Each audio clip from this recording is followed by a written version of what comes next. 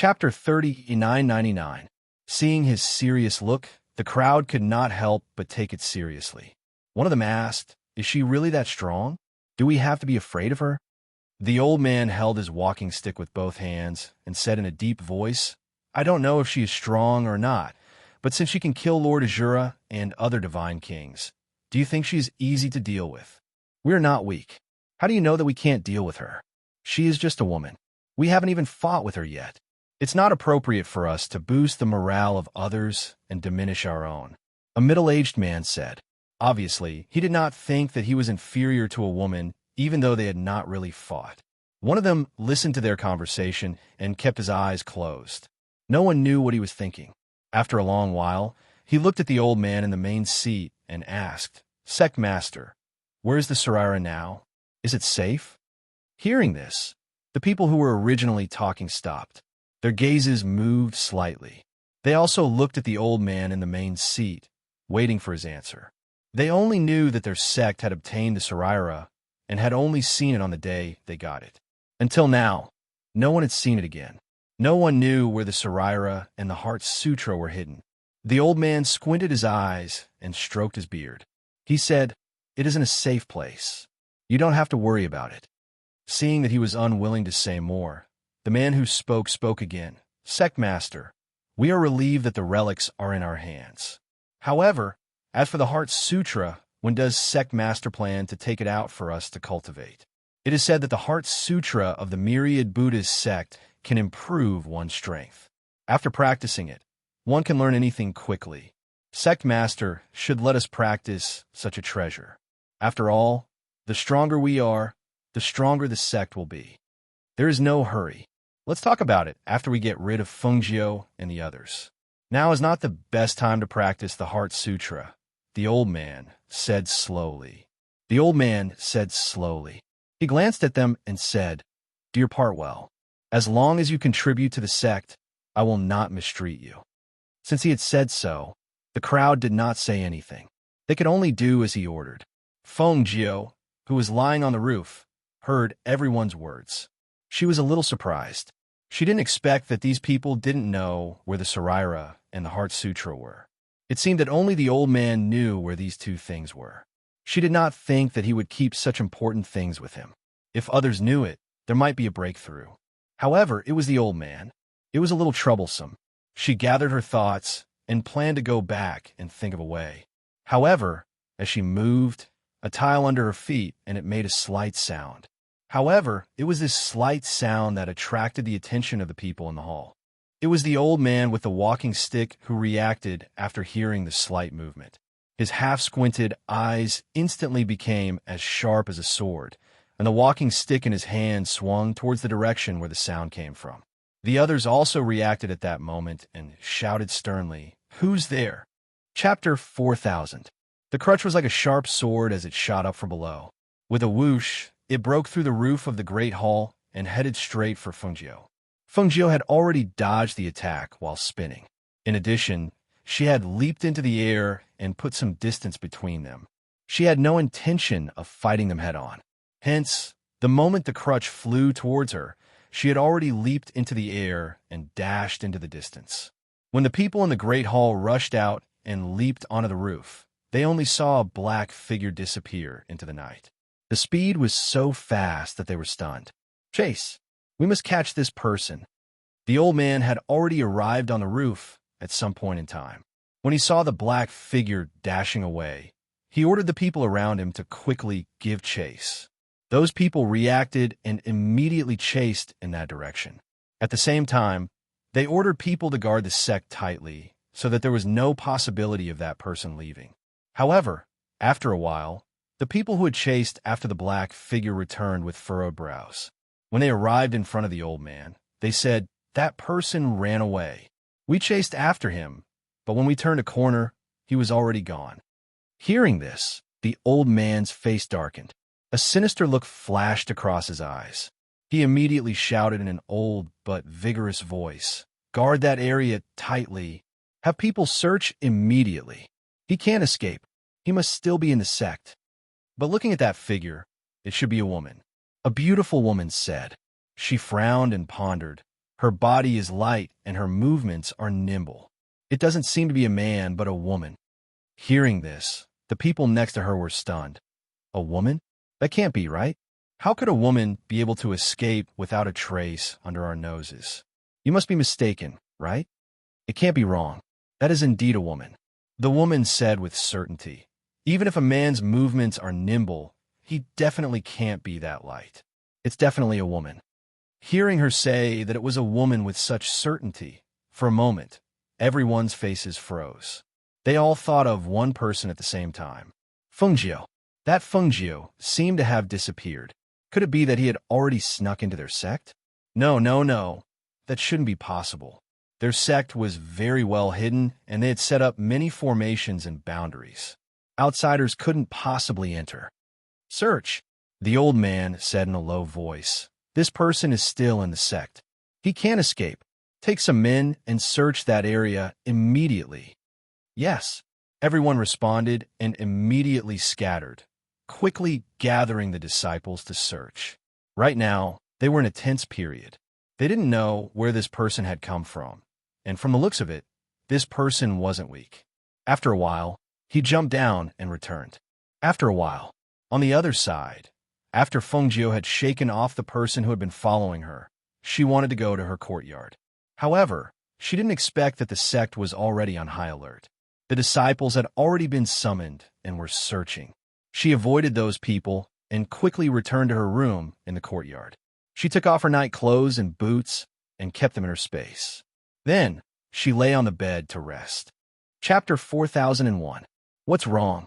Did something happen? On the other side of the courtyard, the man with the surname, he walked out after hearing the knocking on the door. When he saw a group of people barging in with torches in their hands and murderous looks on their faces, he couldn't help but be dumbfounded.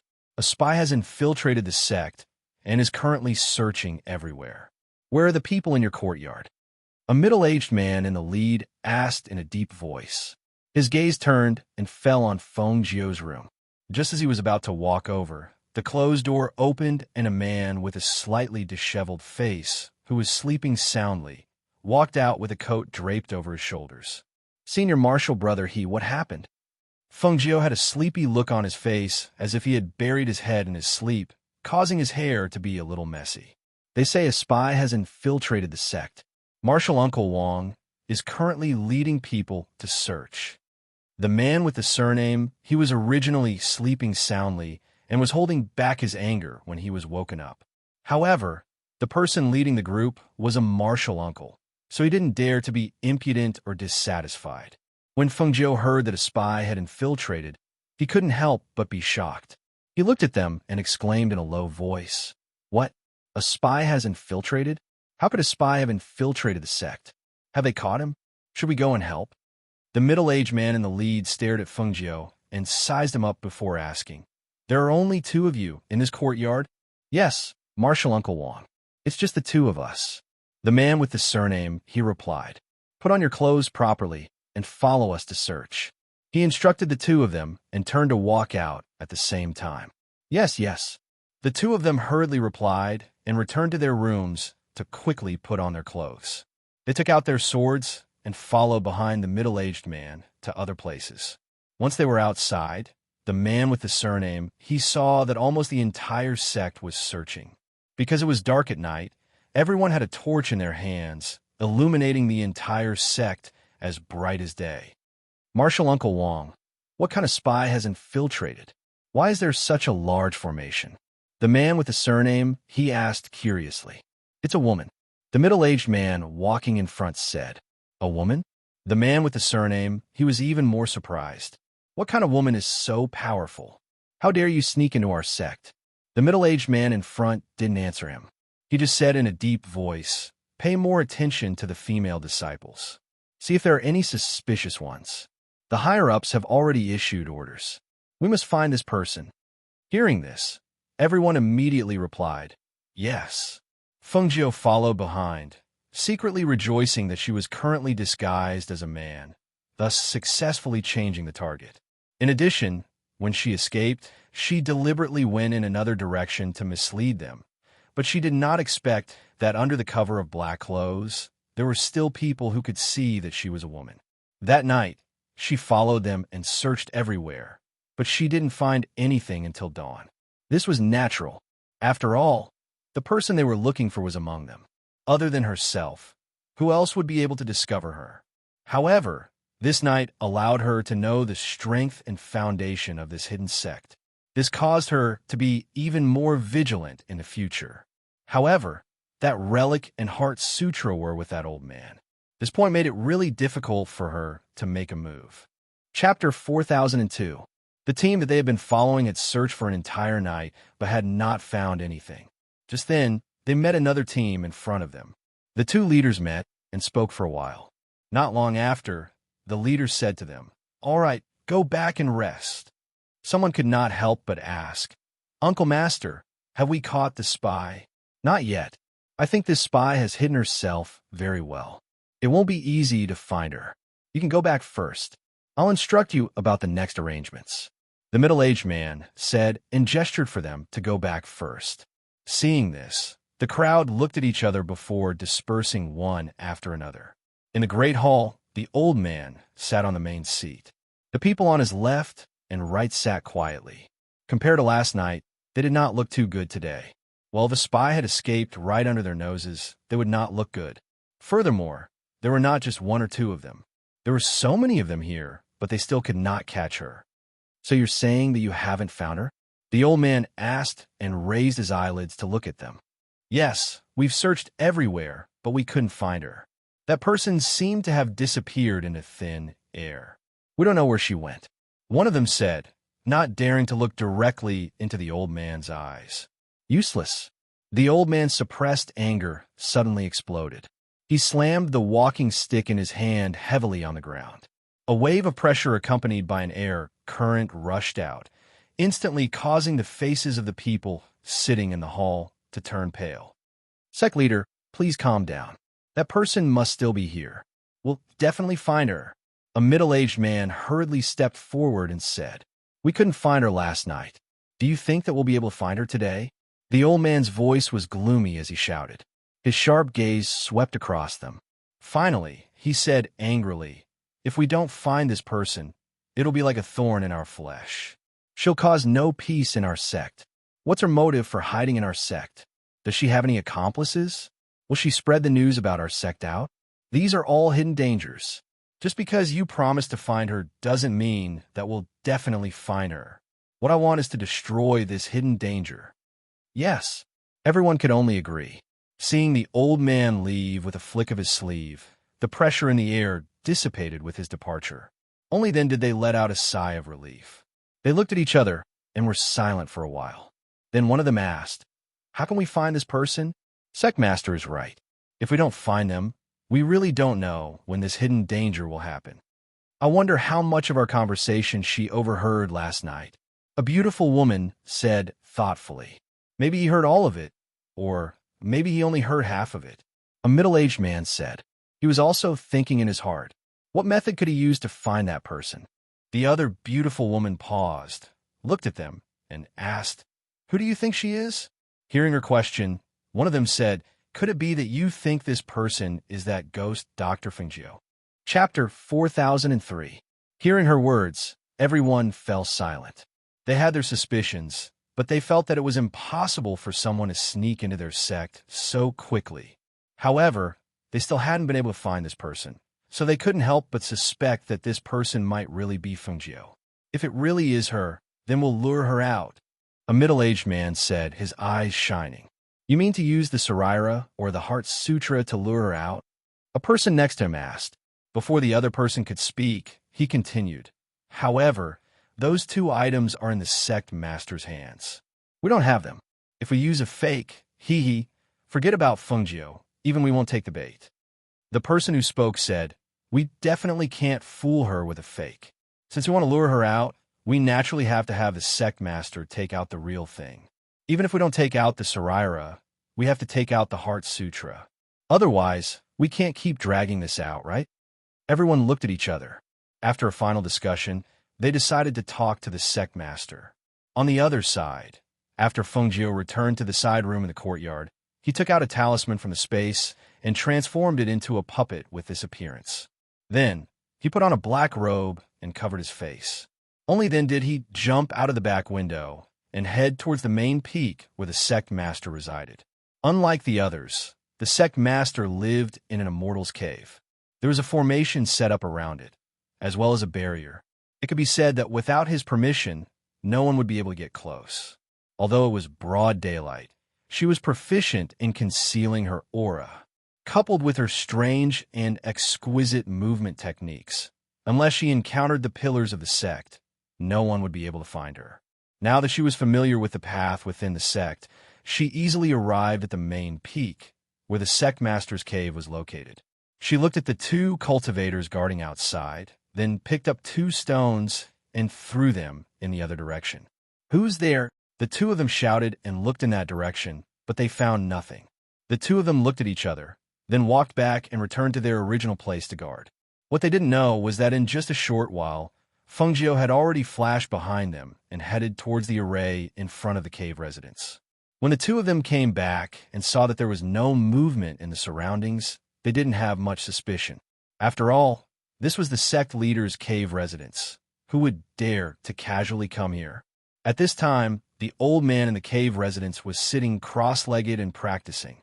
He did not allow others to practice the Heart Sutra of the Myriad Buddha's sect, but he was already practicing it himself. However, the Heart Sutra was in Sanskrit. He was not proficient in Sanskrit, so he could only translate it bit by bit. So far, he had only translated the first level of the Heart Sutra, but it was enough for him to practice first. He, who was concentrating on practicing the Heart Sutra, did not know that a figure had quietly come to his cave residence. Fengjiu looked inside the cave residence from outside. She had a certain understanding of the cautious nature of the sect master of this reclusive sect. In this sect, in addition to people guarding outside his cave residence, there were also formations and barriers. She knew that the Saraira and the Heart Sutra must be hidden in this cave residence. The other party's strength was extremely strong, so she could not release her divine awareness to investigate. However, just as she was about to go inside to investigate, she heard voices coming from outside. Chapter 4004. The 2 cultivators standing guard outside dared not delay. After replying, one of them walked inside, his figure disappearing into the magic array. The other person remained in his original position. They were the sect master's trusted aides, and only they could enter the array formation behind them. However, even they did not have the qualifications to enter the cave. Even if they wanted to report, they could only do so outside the cave. The middle-aged man who came watched the cultivator go in and disappear. His eyes lit up. Even people like them didn't have the chance to explore this cave. They really didn't know what it was like inside. Although they were curious, no one dared to explore because the sect master had given a death order. Anyone who trespassed would die. Because of this, even if they were curious, they could only suppress their curiosity. After Fengjiu heard the sound from outside, his figure flashed, and he instantly disappeared into the void. "Sect master, the head elder is here. He said he has something to discuss with the sect master." The cultivator spoke from outside the cave. His voice carried a trace of spirit power, which allowed his voice to pass through the cave's stone door and into the cave. The sect leader cultivated for a while, but because the person hiding in the sect had not been caught, he could not calm down. He tried a few times, but still could not enter the state. Thus, he could only exhale and stand up. At this moment, he heard a voice coming from outside. When he heard the words outside, he frowned. "Got it. Tell him to wait." After his voice came out, he didn't immediately go outside.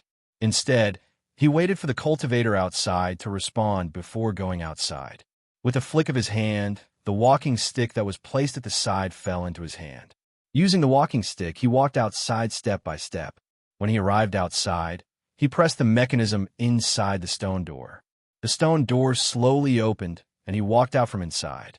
Seeing that the cultivators waiting outside had already left, he reached out and pressed the secret compartment on the wall outside. The stone door closed once more.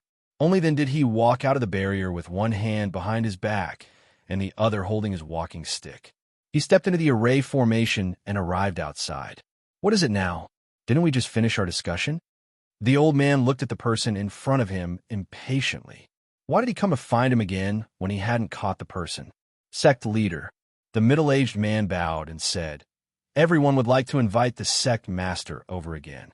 We have an idea to lure out the person hiding in the dark, so." Hearing this, the old man's face was still gloomy, but he did not say anything. He only said, "Let's go. It's best if this method can really solve the problem." The middle-aged man didn't dare to say more and followed behind him. After they left, Fengjiu came out of the space and walked towards the stone door. Her mind was thinking about the secret compartment that the old man pressed on the wall. She searched for it for a while, but couldn't find it. She searched carefully again and finally opened the stone door slowly. Seeing the stone door open, she restrained her aura and walked in. However, just as she stepped on the ground, arrows shot out from the walls on her left and right. She immediately rushed forward, and her figure moved forward, avoiding the arrows that were shot from the left and right. After a few breaths, the arrows stopped, and the wall returned to normal, as if the mechanism had never appeared. Chapter 4005. There was no nervousness in her eyes when she encountered danger, only excitement and anticipation. As long as she got the item, she could go back, and it was obvious that the item she was looking for was inside. Her clear eyes were filled with joy, and her gaze swept past the small arrow holes that had instantly recovered on the wall. Under the circumstances where the arrows did not hit anyone, they all shot into the other party's arrow holes, and the small arrow holes on the wall were also restored to their original state. However, she stood there and did not move. Instead, she vigilantly stared at the ground and her surroundings. There was a mechanism in the passageway that led to the cave dwelling, so there must be another mechanism waiting inside.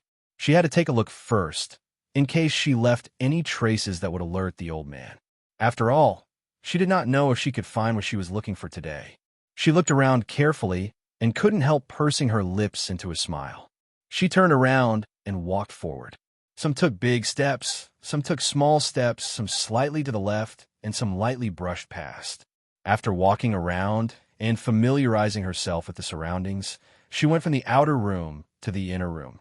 When she entered, she realized that there was a completely different world inside the cave dwelling. There was a door on the left side of the cave dwelling, and behind that door was a cliff. When she saw the cliff outside the door, her eyes flashed with a glimmer of light. Why did this old man open a door here? This place was located at a high place, and once the door was opened, there was a cliff, so it was not possible to go out for a walk. The only reasonable thing was that it could be used for running. Perhaps this old man did not usually leave through the main door, but through the back door? She stretched her head slightly to look down the cliff, and could faintly hear the sound of water coming from below the cliff. Retracting her gaze, she turned her attention back to the cave dwelling, and after sweeping her gaze around, she began to search. Because she could not be found out that someone had entered, her movements were relatively small, and she tried her best not to mess up the furnishings and not leave any traces of her searching. However, after searching for 2 rounds, she did not find what she was looking for. Where did this old man hide it? She muttered softly. She crossed her arms and stared at the walls around her. She had searched and knocked on the walls, but she didn't find anything. Where could the thing be hidden in such a small place? It cannot be on him, right? On the other side, in Fengjiu's courtyard. After Elder he came back. He lay down for a while and tossed and turned, but he was unable to fall asleep. He immediately jumped up and sat cross-legged on the bed for a while, thinking about what kind of person had infiltrated their sect. Since no one was talking, he got up and put on his clothes before going to the courtyard outside. Junior Brother Wan? Junior Brother Wan, are you asleep? No one in Fengjiu's room responded, as if there was no one there. The man surnamed, he called out for a while, but didn't hear a response. He couldn't help but walk over to the door of the room. He reached out and knocked on the door. Junior Wan? Junior Wan? I'm here. A weak voice came from the room. The man with the surname He, who was leaning against the door, was startled. He forcefully pushed the door open and walked in. When he came in, he saw a person lying behind the bed curtains. The person was wrapped up in a blanket, only revealing his head. Junior Juan, what happened to you? The man surnamed, he asked as he stared at the person on the bed. I've been feeling unwell ever since I came back. Is something the matter, senior brother he? The person on the bed asked. Chapter 4006. It's fine if you're weaker than others, but I didn't expect your physique to be so weak as well. All right, if you're not feeling well, then go back to sleep, he said disdainfully. He did not even ask if they should send someone to take a look at her. Instead, he turned around and walked out. The puppet on the bed did not move. It only glanced at him once. After he left, it closed its eyes and went back to sleep. In the great hall, when the old man heard their so-called idea, his already dark expression turned even darker. He swept his cold gaze across the crowd and said, "This idea won't work. Use the Heart Sutra to lure that person out? Even if that person really is Fungio, I can't possibly use the real Heart Sutra as bait." Hearing this, the crowd sighed and looked at each other. One of them said, "But Sect Master, that person hasn't made a single move. If we don't do anything, are we just going to let her continue to lie in wait?" A bloodthirsty and cold murderous intent flashed across the old man's eyes. He said gloomily, "As long as she's still in the sect, she'll definitely make a move. I don't believe that she'll be able to endure this forever. Furthermore, if that person really is Fungio, then she can't possibly continue to lie in wait and not make a move." Hearing this, the crowd looked at him and asked, "What do you plan to do, Sect Master?" The old man paused for a moment, then said, "Doesn't that Fungio have a son and a daughter? If we can't find her, won't we make a move on the people around her?" The crowd was startled and looked at each other. Actually, it wasn't that they hadn't thought of this. However, with their cultivation, if they were to leave this place, they would be the overlords of a region. They really couldn't be bothered to make a move on a new disciple. That was why they didn't mention this idea. They didn't expect that the first person to say it would be their sect master. "What? My idea isn't good?" The old man's malicious gaze swept across the crowd. "Sect master, we'll go back and make the arrangements." The crowd hurriedly stood up and said, "Wait." The old man looked at them and said, "If Fungio is still hiding here, then we have to be careful not to let her escape. The people we send out to carry out this mission must be carefully selected. Don't send out any random disciples. Those who go out must be at least venerable ones in the sect." Above the venerable realm, everyone was stunned and exclaimed in a low voice. It should be known that in their sect master's office, venerables were allowed to accept disciples. In the sect, there were a total of 43 venerables. These people could be said to be the people who often walked around the sect master. Those who were sitting here were venerables and above. Usually, they wouldn't appear in the sect at all because they were the main figures in the sect. But now, the people who were sent out were venerables and above. Didn't this mean that perhaps some of them would also have to go out and carry out this mission? That's right. Don't send any disciples out. If you want to go, you have to be above the venerable realm. Pick 15 venerables, and 3 to 5 of you will go." The old man said in a deep voice. He looked at them and said, "That Fungio's people are all extremely strong. If you go out, you might be able to fight against them." Hearing this, the crowd didn't say anything. They were a little hesitant to go. They all knew that Fungio's husband was the Azure Dragon Sovereign. Apart from that, there were also Fungio's strong subordinates. If they went, they might not be able to return. Chapter 4007. The old man glanced at them. Seeing that none of them spoke, he said, "Then let's draw lots to decide. This is the fairest way. Pick 3 of you to lead the team, and you can pick the venerables below." He stood up with his walking stick and glanced at them. "If there's nothing important, don't disturb me." With that, he walked out. When the crowd saw this, they could only do as he said. In the end, 3 people were selected by drawing lots. The 3 people who received the paper with the words "Go" on its side inwardly. They looked at each other helplessly and could only leave to make arrangements. While Fungio was still searching around the cave, she heard movement outside. With a thought, she immediately entered the space. Since she couldn't find it, she could only hide in the space and see where the old man hid it. Otherwise, she didn't know when she would find any clues. The old man opened the stone door and walked in. As soon as he entered, he felt the wind in the immortal's cave. He stopped and a dark light flashed in his cold eyes. He looked around, but he didn't find anything. His gaze calmly swept through the other places in the cave, including some subtle places. He frowned slightly and spoke with a voice that contained spirit force. "What are you waiting for?" Lu Ming asked with a frown. "Did anyone come by just now?" The two cultivators guarding outside were startled. They quickly turned around and bowed in the direction of the cave. "Sect Master, no one came." Hearing this, the old man's frown didn't loosen. He continued to ask, "After I left, was there any movement in the surroundings?" "No," the two cultivators said in unison. In the space, Fengjiu's eyes flickered as she listened to the sound outside. Since he left, there was naturally no movement in the surroundings outside. This was because long before he left, she was already lurking around the cave. However, she was so careful, but the old man was still able to sense that someone had come in. This keen sense really made her not dare to let down her guard. In the space, she could only release a tiny wisp of her divine sense to explore everything outside. Now, the old man was inside the cave, so the situation was different from when she was outside the cave. Therefore, she could only quietly withdraw that wisp of divine sense. After withdrawing that strand of divine sense, she was no longer aware of anything outside. She exhaled softly. Only then did she realize that she had been tense all this time. At this moment, she relaxed and felt that this matter was even more troublesome. With the old man's cultivation, if she kept releasing her divine sense to stare at him, she would definitely be discovered. However, if she didn't release her divine sense, she wouldn't know anything. What's more, she couldn't find those two things after searching for so long in the cave. She really didn't know where he hid them. In the cave, the old man opened the door and stood at the edge of the cliff. He looked at the sky outside with his hands behind his back. No one knew what he was thinking. After a while, he took a deep breath and walked down the cliff. Chapter 4008. In the space, Fengjiu's eyes moved slightly. She saw that after the old man sat down, he took out a book from his sleeve.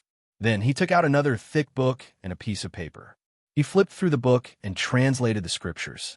She quietly withdrew her divine sense and suddenly said, "So the old man hid the things under the cliff?" She patted her head and was a little annoyed. "Why didn't I go down and look for it? Maybe both of them are under the cliff." "Master, should we go out and snatch it?" Lao Bai came over and circled around her. Fengjiu glanced at it and said, "Rob, we haven't seen the Saraira yet. If we go out now, we will only alert the enemy. There is no benefit at all. What's more, the old man is very powerful." "Master, you're also very powerful. You don't have to be afraid of him. What's more, you have us," White said disapprovingly. Fengjiu shook her head and said, "My strength has not recovered yet. His strength is even stronger than that of Lord Azura and the others. From the momentum that he inadvertently exudes, we can know that this man is not easy to deal with." "Master, didn't you say that there is no Lord of heaven and earth in this area? Didn't you say that there are not many experts in this area? If there is an expert at the Divine King realm, why did they leave this area alone?" Tun Yun, who was lying on the side, asked. Hearing this, a thoughtful look appeared on Feng Jiu's face. "Yes, it's really strange. When we first arrived, we didn't meet any experts, let alone the existence of a Divine King realm expert. However, when we came to this area, we accidentally met Lord Azura and the master behind the auction. Both of them are at the Divine King realm, but they are not at the peak." She paused and said, "It's one thing for the people in the Myriad Buddha's sect to not fight for the Saraira, but the master of this hidden sect is obviously very powerful. Why is he willing to live in seclusion? Since he is living in seclusion, why does he try so hard to rob the Saraira and Heart Sutra of the Myriad Buddha's sect? What is he trying to do?" After a while, she once again released a strand of divine sense. Perhaps it was because the other party was focused on the translation, or perhaps he was confident that it was impossible for anyone to remain undetected right under his nose. Therefore, when Fengjiu released that strand of divine sense, the other party did not detect it. She stayed there until midnight. Only then did the old man who was focused on translating put away the item, opened the door, and walked out. This made her even more certain that the Heart Sutra was hidden below. However, the other party did not go out after coming back. For 2 days in a row, he did not come out, which made her a little anxious. The puppet in her room could only last for 7 days. If she did not return after 7 days, it would be troublesome. In the space, she had found out the whereabouts of the Heart Sutra, but she had never seen the old man take out the Saraira. On the other side, in the courtyard, the man surnamed he walked out of the room and could not help but look at the room opposite. The door had been closed for several days. Was the man surnamed Juan dead or still lying in bed? Thinking of this, he went forward and knocked on the door. Junior brother Juan, how are you? Have you recovered? Chapter 4009. Senior fellow apprentice he. The man surnamed he was startled. After taking a closer look, it seemed that there was no big problem, so he waved his hand and said, "It's good that you're fine. Anyway, I've taken 3 elixirs from you. If anything happens to you, I'll have to take care of you." "Thank you, senior fellow apprentice he. I'm much better now, and I'm going to cultivate in seclusion." Hearing this, the man surnamed he glanced at him and said, Okay, I know. Go." Then he turned around and left. After he left, the door closed again. His eyes, which were still full of vigor, became dull. After locking the door, he condensed a bounded domain to protect the place with his hands. Then he walked back to the bed and sat down. In the space, Fengjiu was sitting cross-legged at this time. A mark disappeared between her hands, and a thin layer of sweat oozed out of her forehead. She exhaled softly and slowly opened her eyes. She only hoped that she could hold on for a few more days like this. On this day, the old man finally walked out of the cave after hearing the news from outside. Fengjiu didn't know what he was going to do, but after he left, she quickly came out of the space and went to the cliff behind, looking down.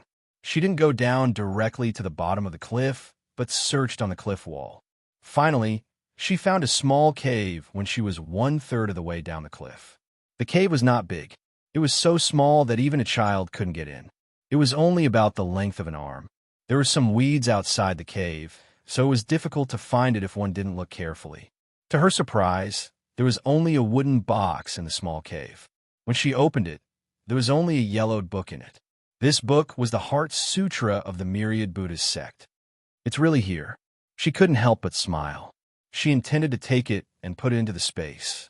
However, her hand holding the Heart Sutra paused. She thought that the old man would take out the Heart Sutra to translate in 2 or 3 days. In an instant, several thoughts flashed through her mind. A sly light flashed in her clear eyes.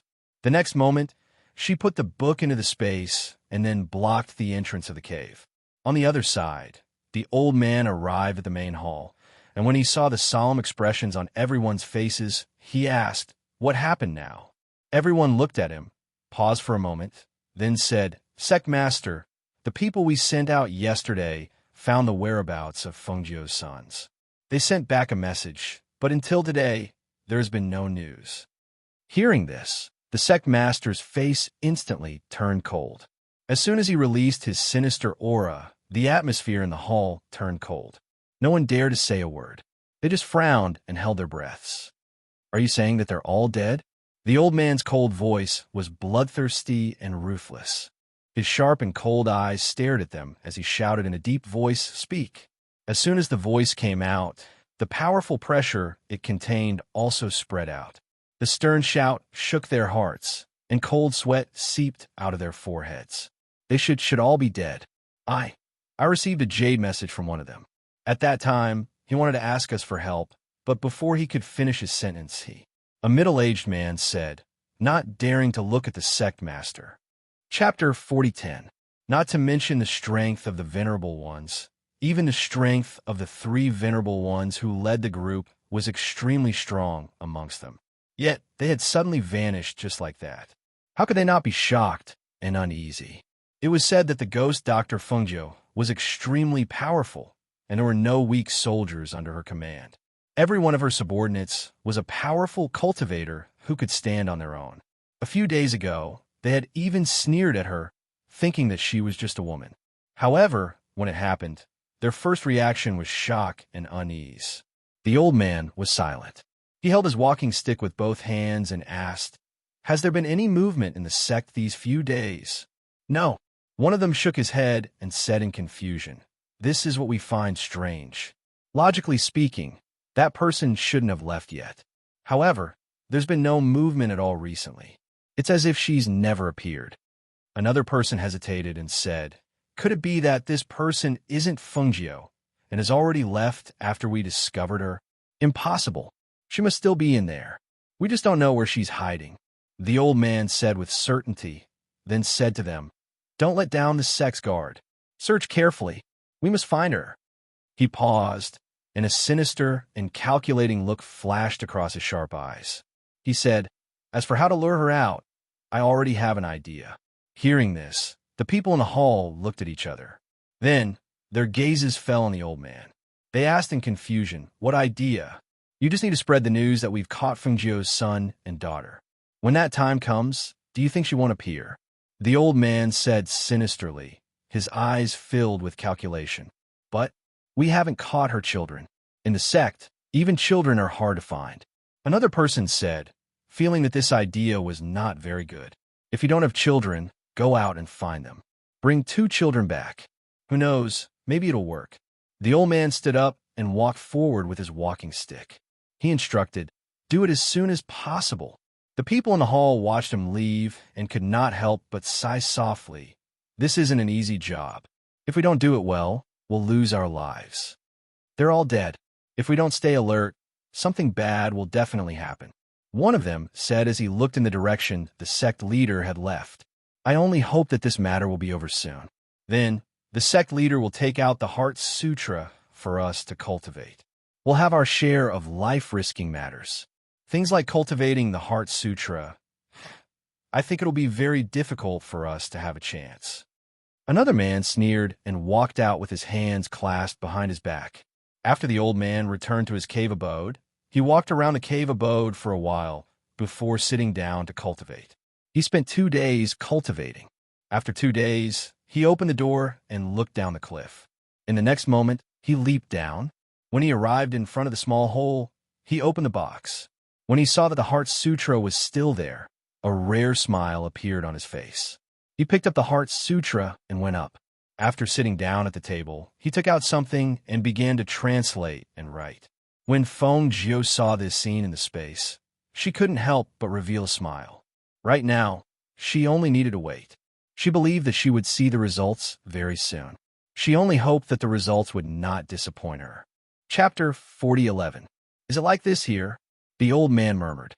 He looked at the Sanskrit on the Heart Sutra and then looked at the translated words. After confirming it repeatedly, he wrote down the translated words. In the space, Fungio smiled slightly. Perhaps Sanskrit needed to be specially learned and translated for them. But for her, who came from the 21st century and was knowledgeable, it was not difficult for her to understand Sanskrit. Therefore, she could easily change the words without leaving any trace. She withdrew that small wisp of divine awareness and sat down in the space. She took out the Heart Sutra beside her, and her eyes moved slightly. It was not that she wanted to learn it secretly, but she had memorized all the words in the fake Heart Sutra. After all, even if she wanted to make a fake one, she could not really replace all the contents. She could only mix up the contents. As for the content behind the Heart Sutra, she believed that the old man could not translate it in a short time. Now, the Heart Sutra was in her hand, but where would the Saraira be hidden? After staying here for so long, she only saw the old man take out the Heart Sutra, but she did not see him take out the Saraira. At present, she could not leave for a while, so she closed her eyes and began to practice in the space. Perhaps because she had read the Heart Sutra, the contents of the Heart Sutra naturally jumped in her mind when she was practicing, and her breathing also changed with the contents of the Heart Sutra. She frowned slightly and slowly opened her eyes. She had just read it once, but when she was practicing, her breath and cultivation method also followed the surging of her Heart Sutra. It seemed that there was no change, but only she knew that when she was practicing, the Heart Sutra of the Myriad Buddhas sect seemed to naturally replace the Heart Sutra that she was practicing, which also made her practice speed increase rapidly. However, she felt that something was wrong. Her eyes fell on the Heart Sutra beside her. She frowned slightly, and a touch of deep thought flashed across her clear eyes. Normally, the Heart Sutra of the Buddhist sect should be a tranquil and peaceful existence, and it would not have the kind of overbearing reaction that overpowered other Heart Sutras. However, when she was practicing, even if she did not think about the Heart Sutra in her mind, the Heart Sutra would silently induce her to practice. "Master, what's wrong?" Seeing her like this, the ordinary swallow cloud came over to ask. Fengjiu glanced at it and said, "It's nothing. I just feel that there's something wrong with this Buddhist mantra." When Lao Bai heard her speak, he came over and looked at the Heart Sutra. He asked, "What's wrong? Is it fake?" As it said that, it seemed to have thought of something and asked curiously, "Master, will the old man outside find out that the book you burned is fake?" "I won't." Fengjiu smiled and said, "Other than the content, everything else about that book is the same. You won't be able to tell." She picked up the Heart Sutra and casually flipped through it. In her mind, she was wondering why this Heart Sutra was so strange. "Master, what is so strange about this Heart Sutra?" Tun Yin asked. Fengjiu lifted the heart and said thoughtfully, "I don't know if it's my misconception, but this Buddhist Heart Sutra has a demonic nature. As long as you read this Heart Sutra, you will be influenced by it and will involuntarily practice its Heart Sutra." Chapter 40:12. This thing is strange. Is it really a Buddhist Heart Sutra? She softly muttered and put the Heart Sutra to the side. She felt that she shouldn't look at it too much and think about it too much. Otherwise, sooner or later, there would be problems. That's right. She felt that there was a problem with this Heart Sutra. The problem wasn't that this Heart Sutra was fake, but that there was a problem with this Heart Sutra itself. Another 2 days passed here. Fengjiu, who was in the space, didn't know what was happening outside. In these 2 days, she finally managed to ignore the disturbance of the Buddhist Heart Sutra and calmed her heart to cultivate. At the same time, she was also waiting for the old man to leave the cave. On this day, early in the morning, in a house in the city, Xianyuan Mose was reading a book in the courtyard. At the same time, he was looking at the pair of children who were dancing on the small bed. Every time his cold gaze fell on the 2 children, it would involuntarily turn gentle and doting. When he saw his daughter pulling his son's clenched fist and stuffing it into her mouth, he laughed softly and shook his head. He put down the book in his hand and went forward to carry his daughter out. Are you hungry?" As if afraid of scaring his daughter, he asked in a soft voice. "Ah." The little one opened her mouth and laughed without teeth.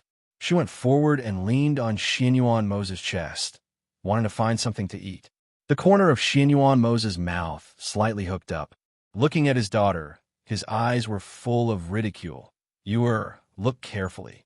I'm daddy, not mommy." The little one giggled, and her saliva stained Xianyuan Mose's lapel. Looking at the saliva on his lapel, Xianyuan Mose's heart was very subtle. With his purity, he didn't seem to resist his daughter's saliva. No, it should be said that he didn't dislike it, because this was his son's saliva and not someone else's. "Qingsheng, go prepare some food." Xianyuan Mose looked at Bai Qingsheng, who was waiting at the side, and ordered. "Yes." Bai Qingsheng responded and walked out. Leng Hua and Du Fan walked in from outside. After glancing at Hui Lang, Ying Yi, and Leng Shuang, they bowed to Xianyuan Mose. "Yama Lord, how is it?" Xianyuan Mose asked as he held his daughter's hand. "I've investigated thoroughly. Those people are from that hidden sect. However, after this incident, they didn't send anyone else. I don't know what they're up to." Du Fan said as his gaze fell on Xianyuan Mose. Xianyuan Mose looked up at them and asked, "Did your master send you any news?" "No." The two shook their heads. After a pause, Leng Hua said, "Yama Lord, should we go and help our master?" According to what we've heard in the past 2 days, the strength of the master of this hidden sect is unfathomable. I'm afraid that with our master's current strength, it'll be difficult for her to resist. If something really happens, she'll be alone outside without anyone to help her. Xianyuan Mose's gaze fell on his daughter in his arms, and his eyes flashed. It wasn't that he didn't want to help her, but he knew that she valued her own safety more than the safety of her two children. If he went and handed the children over to them, not to mention her, even he wouldn't be at ease. After remaining silent for a long time, he said, "This area is filled with all sorts of people, and there are many experts that are unknown to the world. Since that's the case, let's borrow their strength and wipe out this hidden sect." Chapter 40:13. Xin Yuan Mose raised his eyes and looked ahead.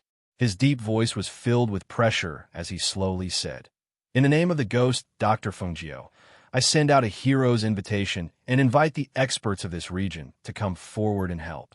Their hearts trembled as they recalled the scene of their master using the name of the phoenix Dr. Fengjiu to invite experts from all over the world to help during the great battle back then. However, the situation today could not be compared to that time. If they sent out a hero's invitation, wouldn't it be too? Thinking of this, Lung Hua and Du Fan looked at each other. Then, Du Fan opened his mouth and asked, "Ya my lord, compared to the battle back then, this hidden sect today can only be said to pale in comparison. It's not worth mentioning. In fact, with our strength, we could destroy this hidden sect on our own. If we use the name of the ghost Dr. Fengjiu to summon experts from all over the world, wouldn't we be thinking too highly of this hidden sect?" No. After he placed his daughter back on the small bed, he stood with his hands behind his back and looked at them. "I'm not doing this just to destroy that hidden sect. I'm taking advantage of the situation and paving the way for Agio." He walked as he said, "This region is not under anyone's control yet. Since that's the case, if she accepts it, it will only be beneficial for her. And right now, there is such an opportunity." Hearing this, they finally understood. So this was his plan. However, if we send out a hero's invitation, the news will spread to those hidden sect experts. It will probably take a lot of time, and they won't be able to help Master at all. As Lung Hua spoke, he looked at Xin Yuan Mose and said, "There's one more thing. I'm afraid that these people will come with ill intentions and fish in troubled waters." Xin Yuan Mose nodded and said, "So you have to arrange and keep an eye on these things. We need to use them when the time comes to wipe out the reclusive sect. You have to know that 2 fists are no match for 4 hands. We don't have many people with us, while the other side is only 1 sect. They may have the help of other sects that are on good terms with them. This is what we need to guard against. As for Agio, I'm still a little worried, even though Devouring Cloud and the others are with her. I sent the Fire Phoenix to check on the situation the day the people from the hidden sect sent people to deal with us." Hearing this, everyone was stunned. No wonder they hadn't seen the Fire Phoenix for the past 2 days. So it had gone to the hidden sect? That was good too. It could transform into a small bird and wouldn't attract attention. It was also strong. If it went to the sect and found its master, it would definitely be able to protect her. "That monk has been staying in the house all this while?" Xin Yuan Mose asked as he looked at the 2 of them. "I've been here the whole time." "I didn't go out," Lung Hua said. "You 2 go and arrange this matter. Also go and invite him over. Tell him that I want to play a few games of chess with him." Xin Yuan Mose said and motioned for the 2 of them to leave. "Yes." The 2 of them answered and left. Bai Qingsheng brought the food over. Huilang quickly stepped forward and said with a smile, "Master, if you play chess with that monk, I'll help feed the little masters." Looking at the 2 little masters' white and tender adorable appearance, he was extremely fond of them. However, these 2 little fellows did not like him very much. When they were carried by him, they would either cry or make a fuss. Otherwise, they would pee all over him. In fact, he was also very helpless. Xin Yuan Mose glanced at him and said, "Go. After you're full, coax them to sleep." Chapter 40:14. Not long after, the monk walked in slowly. He put his palms together and bowed to Xin Yuan Mose. "Greetings, benefactor." "Master, please take a seat." Xin Yuan Mose gestured. He had already set up the chessboard. Lung Shuang served 2 cups of hot tea and then retreated to the side. The monk slowly walked forward and sat down. When he heard the 2 children's giggling, he looked sideways. He saw that the 2 chubby children were being fed in their arms. There was a smile on their delicate faces. There was only joy and carefree in their pure eyes, as well as curiosity about the world. Seeing this, he sighed softly in his heart. He shook his head secretly and withdrew his gaze. He murmured Ba in his heart. Xinyuan Mo's gaze fell on him. He saw that after he sat down, he looked at the two children. When a trace of pity and pity flashed in his peaceful eyes, a deep light flashed in his eyes. His deep black eyes glanced at the pair of children and then fell on the monk. There was a trace of thoughtfulness on his face. The monk looked at the two children with a strange gaze. That feeling made him a little unhappy and a little uneasy. His and Aju's children were dragons and phoenixes among men from the moment they were born. From the moment they were born, their starting point was far higher than many people in the world. When they were born, they were blessed by experts from all over the world. In addition, the two children were also cute and had their own characteristics. But why was the monk looking at them with pity and pity in his eyes? He retracted his gaze and hid the expression in his eyes. He picked up the tea beside him and took a sip. Then he asked casually, "Master, you've been living with us for a while now. What do you think of our son and daughter?" Hearing this, the others in the courtyard were a little confused. What about their little master? He was naturally a proud son of God, a dragon and phoenix among men. Why did he need to ask the monk? When the monk heard Xinyuan Mo's words, he only glanced at him. Then he put his palms together and murmured, Ba, the children of the emperor and Feng Xing are naturally blessed. Ordinary people can't compare to them. Xinyuan Mo's played with the teacup and didn't look at him. He only said slowly, "Oh, is that so? But why do I see a trace of pity and pity in the master's eyes when he looks at them?" As soon as he finished speaking, he looked up at the monk opposite him. The corners of his lips curled up slightly. His eyes were still cold. "Master, can you clear my doubts?" The monk paused and pursed his lips. He didn't say a word for a long time. When Lung Shuang, Gray Wolf, and the others heard this, they could not help but look at each other in surprise. They did not quite understand. What was going on? "What? Is it difficult to speak?" Xinyuan Mo's asked, pressing him step by step. The monk felt the aura in the air become colder. He felt that the cold aura released from his body was very frightening. That kind of pressure spread out. Even he couldn't help but feel as if a huge rock was pressing on his chest, making it difficult for him to breathe. Ba, benefactor, it's not that I don't want to speak, but the secrets of heaven can't be revealed." He shook his head and sighed with a helpless expression. Chapter 40:15. The monk sighed softly and said, "Benefactor, this poor monk has already said that heaven's secrets cannot be revealed. Even if you say it, it's useless. What will come will come. If it's a blessing, it's not a disaster. If it's a disaster, it can't be avoided." Ba. He stood up and said, "Sure, Xion's temperament is not stable. Let's play chess another day. This poor monk will return to the courtyard first." He bowed and left without waiting for him to speak. Seeing him leave, the people in the courtyard looked at each other. Because of his words, their mood became a little heavy. This monk only said half of it and didn't say half. It really made people feel uneasy. Huilang saw his master's ugly expression and said, "Master, you don't have to take this monk's words too seriously. The two little masters have master and madam's protection. They will definitely grow up safely. In this world, there is no one who can hurt them under master and madam's eyes." Xinyuan Mo's didn't say anything. He just held the teacup in his hand and remained silent. Although he didn't want to believe it, he had to be careful when it came to the two children. But what was it that made that monk always put on an expression that said heaven's secrets couldn't be revealed? Suppressing the thoughts in his heart, he decided to take Feng Jio and his son and daughter back after dealing with the matters here. As long as Feng Jio became the master of this world and opened a path to immortality in this heaven realm, it would be able to lead to the world where they originally lived. This way, it would be much more convenient for them to travel back and forth in the future. At this time, Feng Jio, who was in the sex space, didn't know what was happening outside. She was in the middle of cultivation. Today, after she restrained her spiritual aura, she slowly exhaled and opened her eyes. Ever since she was injured that year, her strength had regressed and increased again. Because she didn't use pills to increase her strength, every step of cultivation was more difficult than before. This was because her opponent this time was the sect master of the hidden sect. That old man's strength was somewhat unfathomable. She hoped that her strength could increase a little more so that she would not be at a disadvantage when the time came.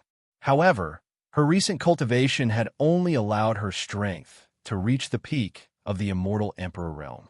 She was still unable to reach the heavenly God realm. If it was anyone else, perhaps she would not be too worried. However, her opponent was the old man. She was a little uncertain. Faintly, she felt that if the monk had said that she would face a bloody calamity on this trip, it should have happened in this sect. Even so, she had to get the Saraira, return it to the Myriad Buddha's sect, and put an end to this matter, even if she had to risk a bloody disaster. After suppressing her thoughts, she released a strand of her divine sense to check outside. She saw that the old man was still sitting cross-legged in the cave and cultivating. She sighed in her heart. If the old man didn't go out, it wouldn't be good for her to go out either. And that Saraira, where did he hide it? She had been keeping an eye on the cave for the past few days. It could be said that there were no hidden compartments in the cave residence. The Saraira could not be placed outside the cliff behind the stone door. Then where could it be? She calmed down and thought. If it was her, where would she hide the relic? Chapter 40:16. However, if she couldn't keep it on her body and couldn't hide it in the cave, then she could only keep it under her nose, a place that could make her feel at ease. As soon as this thought flashed through her mind, her heart moved. Under her nose, a place that could make her feel at ease? There weren't many places like this, and the scope of her search had been reduced by a lot. Her gaze followed the strand of divine sense and looked outside. Her gaze fell on the old man, who was cultivating. After sweeping a circle around him, she looked at a place 1 meter away from him. When her gaze swept past him, she saw that there were very ordinary things around her. There was no place to hide anything. Just as she was feeling puzzled, she suddenly saw the old man open his eyes. He seemed to have noticed something and glanced around. At that moment, she immediately stopped her divine sense and watched quietly without moving at all. The old man frowned and looked around. He pursed his lips and stood up. He brushed his robe and walked out. With a move of his hand, he used his spirit force to draw the walking stick from the side of the wall into his palm. Then he supported himself with the walking stick and walked out step by step. Looking at this scene, Fengjiu's eyes narrowed. The thing that she had been ignoring clearly leaped into her eyes at this moment. Yes, why didn't she think of the walking stick in the old man's hand? That was something that never left his hand, and that walking stick itself was an immortal tool. Could the relic be hidden in that walking stick? The more she thought about it, the more she felt that it was possible. Besides the walking stick that never left his hand, there seemed to be no other place that could make him feel more at ease to put away the relic. Sensing that the old man had gone outside, she waited for a while before releasing her divine sense. After detecting that he was no longer outside the cave, she walked out of the space in a flash. Her gaze swept around the cave, paused for a moment, and then quietly walked out. However, just as she walked out of the cave, a fierce wind blade formed into a stream of air and suddenly attacked her from the side. The monstrous, murderous aura contained in it was extremely terrifying. Almost at that moment, all the hair on her body stood up. Her body reacted instinctively and quickly retreated. At the same time, her palm condensed a stream of air and attacked it. Oh, bang! The fierce airflow made a whistling sound, and the powerful airflow pressure in the air was released at that moment. The collision of the two forces was like two thunderbolts striking each other, making a loud bang. The spiritual chi airflow visible to the naked eye was like water ripples in the air, spreading outwards. The fog in front of the cave was swept away by this stream of air. The two people outside were faintly seen being sent flying by the powerful stream of air. They let out miserable cries and fell to the ground for a long time without any movement. Ghost, Dr. Fengjiu's good. No wonder I've always felt that someone's his eyes. You've been hiding in my cave for a long time. You're really bold. His sinister voice was filled with murderous intent. The pressure of an expert had already been released the moment they exchanged blows. Now, it filled the air, forming a powerful airflow that prevented people with lower strength from getting close at all. Chapter 4017. Your vigilance is not bad. I've been hiding for so long, yet you were still able to discover me. You were able to determine my identity with a single sentence. You're definitely not simple. As Fengjiu spoke, her gloomy gaze fell upon the old man. When she thought of the sudden attack, a cold light flashed across her eyes. If she had not dodged quickly, she would have been lying on the ground and waiting to be slaughtered. This old man was the only person in the entire hidden sect that she was wary of. She never thought that the two of them would meet under such circumstances. The other party's cheek-concealing technique had been cultivated to the point of perfection. Even she had not been able to detect him hiding outside. He was truly not simple. The old man's eyes were gloomy as he stared coldly at Fengjiu, whose face was covered by a black cloth. That cave dwelling is only so big. It's impossible for anyone to hide inside. So, where did you come from? The corners of Fengjiu's lips curled up. With a move of her hand, a green sword appeared in her hand with a whoosh. The sharp sword, which was suffused with a green light, surged with spiritual energy, and the sword's sword chi whistled out. Her clear and cold voice sounded from her mouth. This you don't need to know. As soon as her voice fell, her body technique swept out like a ghost.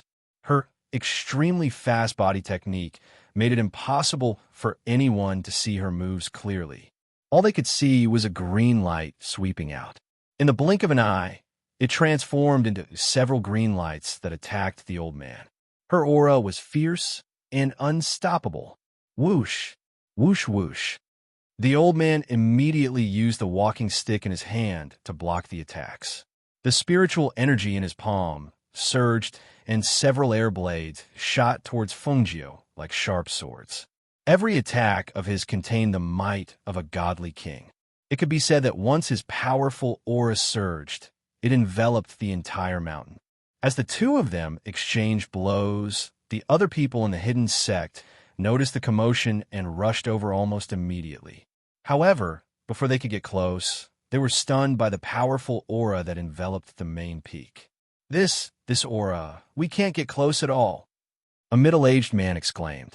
His face was filled with shock. Even if they wanted to see what was going on, they could not get close at all. This is the pressure of a God King expert, as well as an ancient pressure. An old man frowned and said. He looked at the scene on the main peak in the distance and sighed. Fengjiu is really here. The other person's expression changed slightly as he said, but she appeared before the sect leader even asked us to do what we were told to do. Wouldn't the two children who were already sent to the sect be of no use? A beautiful woman with a lock of hair said with a cold smile on her beautiful face. That's hard to say. The people next to her heard her words and couldn't help but look at her. They asked in confusion, "What's wrong? Do you have any good ideas?" The beautiful woman sneered as she watched the battle on the main peak. Because they were quite far away, they could only see the two streams of air fighting, but could not see the figures of the other party. Therefore, she said, "Let's wait for a while." Based on the sect leader's strength, she shouldn't have lost to Fengjiu. Moreover, didn't they say that her strength had fallen greatly? As he spoke, a loud rumbling sound spread out from the main peak, and then countless astral swords collided with the airflow, causing the surroundings of the main peak to be smashed into pieces, and trees fell one after another. Chapter 4018.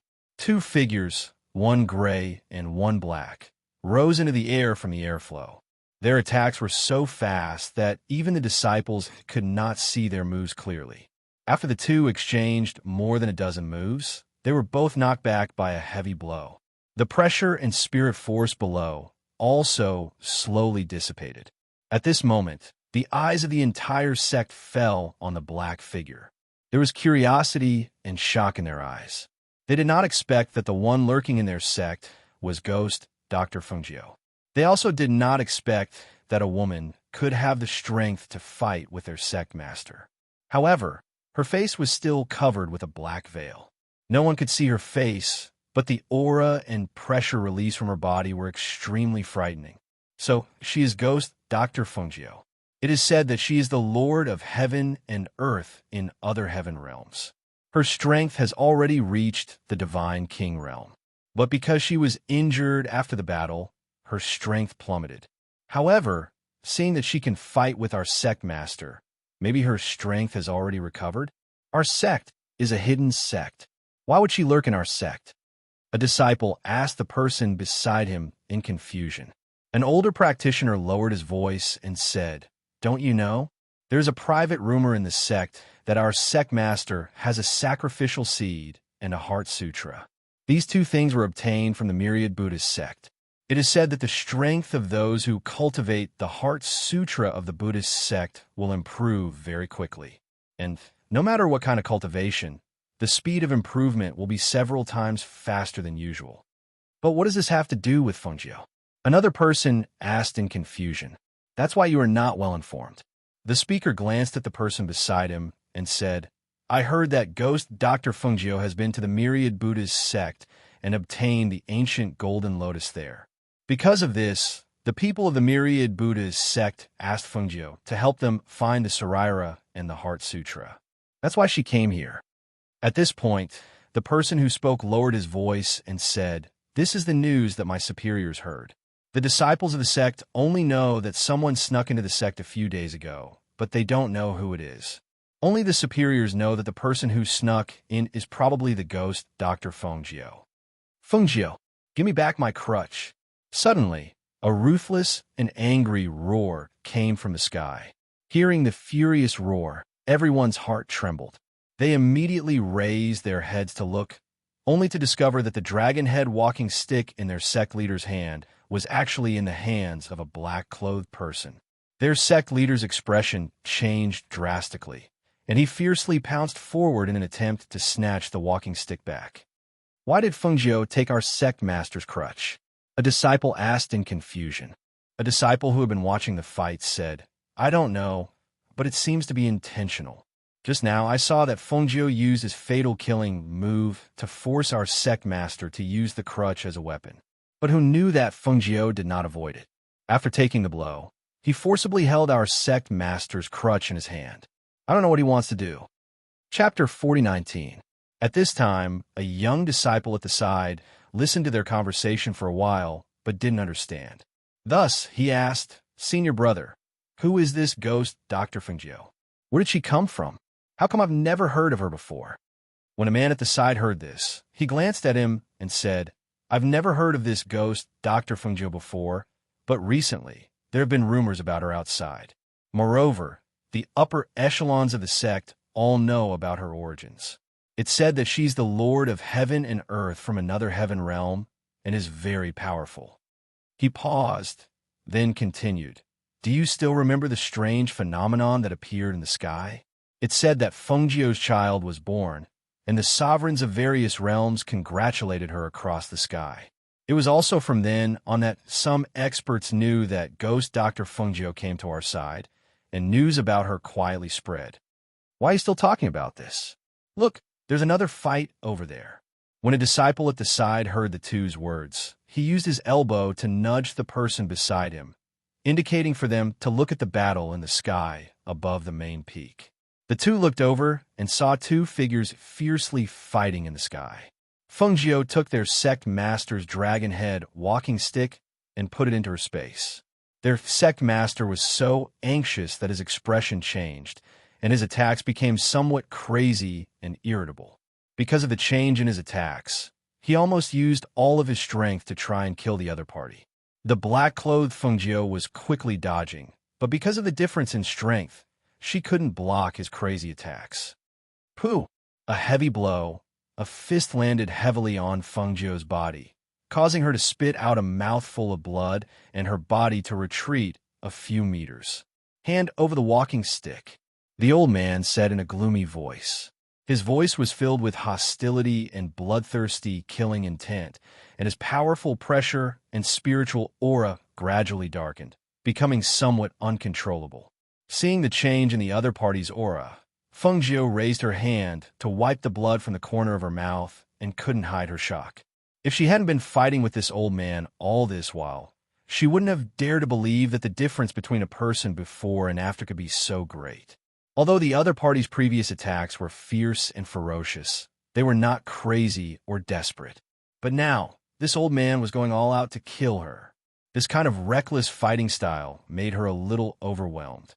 Moreover, her current strength was not enough to support her for a long battle. If he couldn't win after a short battle, then he could only retreat. However, now that she had taken a risk of being seriously injured to snatch the crutch and put it into her space, the old man was also going all out, not giving her the slightest chance to escape. It was really hard to get off the tiger. "Give me back my crutches. Return it to me." The sinister voice contained a powerful pressure and attacked again. The airflow and pressure in the air surged along with his aura, covering the sky. The aura surging from his body gradually turned black.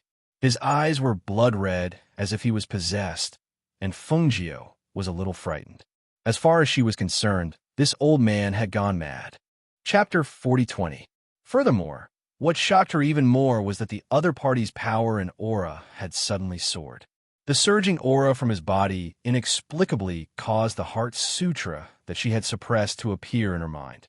Even the aura in her body began to rapidly revolve because of the heart sutra that had suddenly appeared in her mind. Damn it, she cursed under her breath. Her expression was as cold as frost. She did not have time to think too much and could only use all her strength to fight. However, the old man's attacks were as fierce as a storm. The disparity in power caused her to retreat step by step and was at a disadvantage. Her body was also riddled with wounds from the other party's fierce attacks. Fresh blood soaked through her black robes. The attacks were like icy blades as they slashed across her body. Seeing that the situation was becoming increasingly disadvantageous for her, her eyes flashed and a cold glint flashed across her eyes. With a flip of her hand, a pill appeared in her palm, and she quickly swallowed it. In the blink of an eye, the green lotus chi in her body circulated and healed her wounds. At the same time, she used her spiritual energy and aura to activate the pill that she had swallowed. In the next moment, the spiritual energy and aura on her body rose sharply. Under the impact of the powerful airflow, her black robes, along with the black cloth covering her face, were instantly torn apart and scattered in the air, revealing her peerless beauty in dazzling red robes. At that moment, it was as if the entire sky had become bright and dazzling. The people from the sect watched from afar and could not help but widen their eyes. Their eyes were filled with amazement and shock. Was this the true face of the legendary ghost, Dr. Fengjiu? It was so dazzling that no one could take their eyes off her.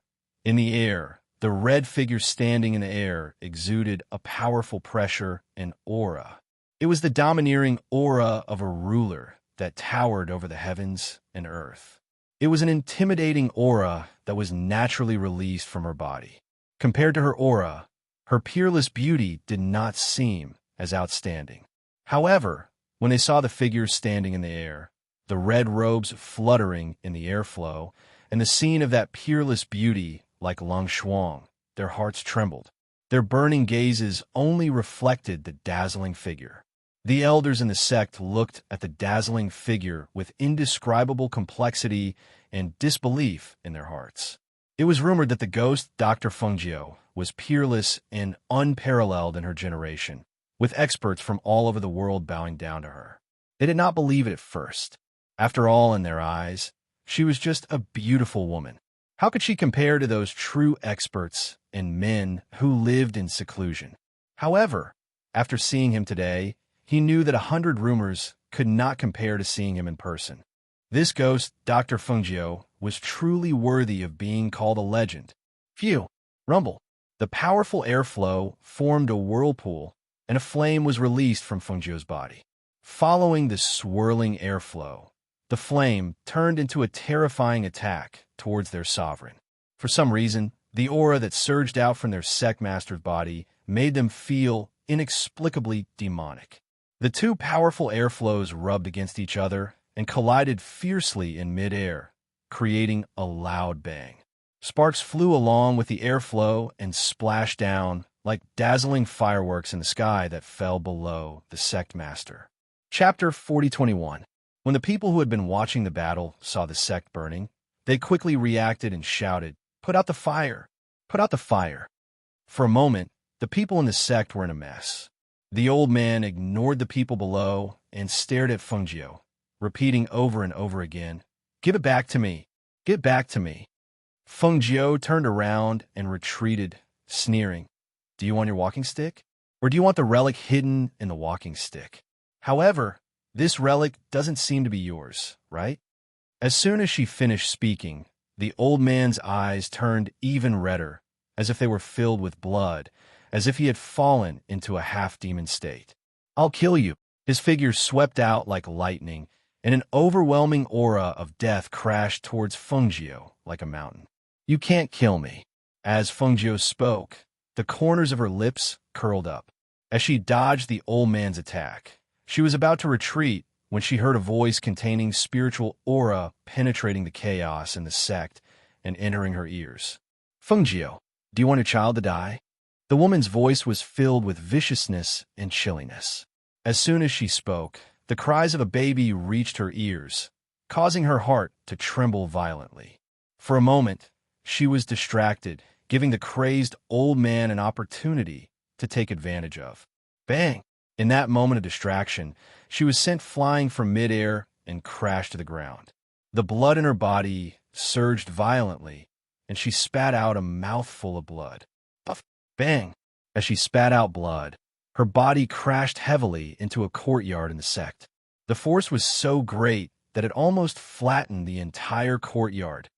Boom! With a loud bang, smoke and dust filled the air. The courtyard collapsed, and rocks rolled down on her body, causing her to be covered in bruises. She lay on the pile of rocks and hissed. She felt as if all the bones in her body had been broken, and the slightest movement would cause intense pain all over her body. The most serious injury was the internal injury. She knew that this injury had damaged her internal organs, and she could not move. "Hand over your life." The old man in the air gathered a powerful chi in his palm and blasted it towards the pile of rocks below, intending to kill Fengjiu. However, right at this moment, the cry of a phoenix resounded from the sky. The sharp and shrill cry of the phoenix contained a powerful ancient pressure that pierced into everyone's ears, causing everyone in the sect to cover their ears and howl in pain. They looked up into the sky, only to see a huge fire phoenix covered in flames descending from the sky.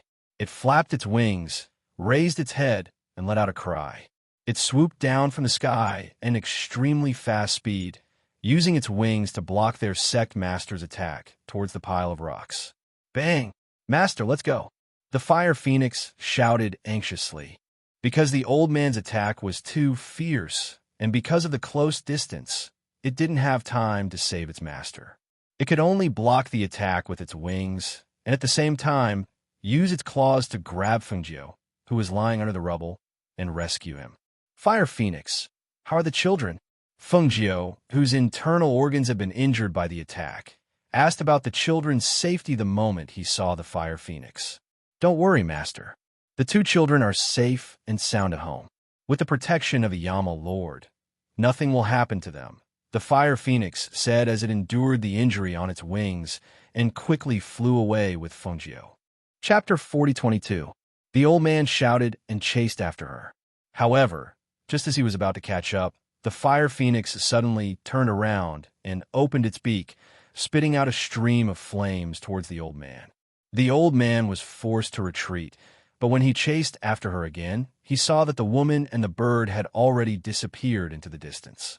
They were so far away that it was as if they would disappear from his sight in the next moment.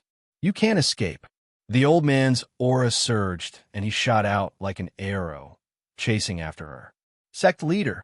The elders saw this and couldn't help but shout. However, the figure had already disappeared into the distance in the blink of an eye.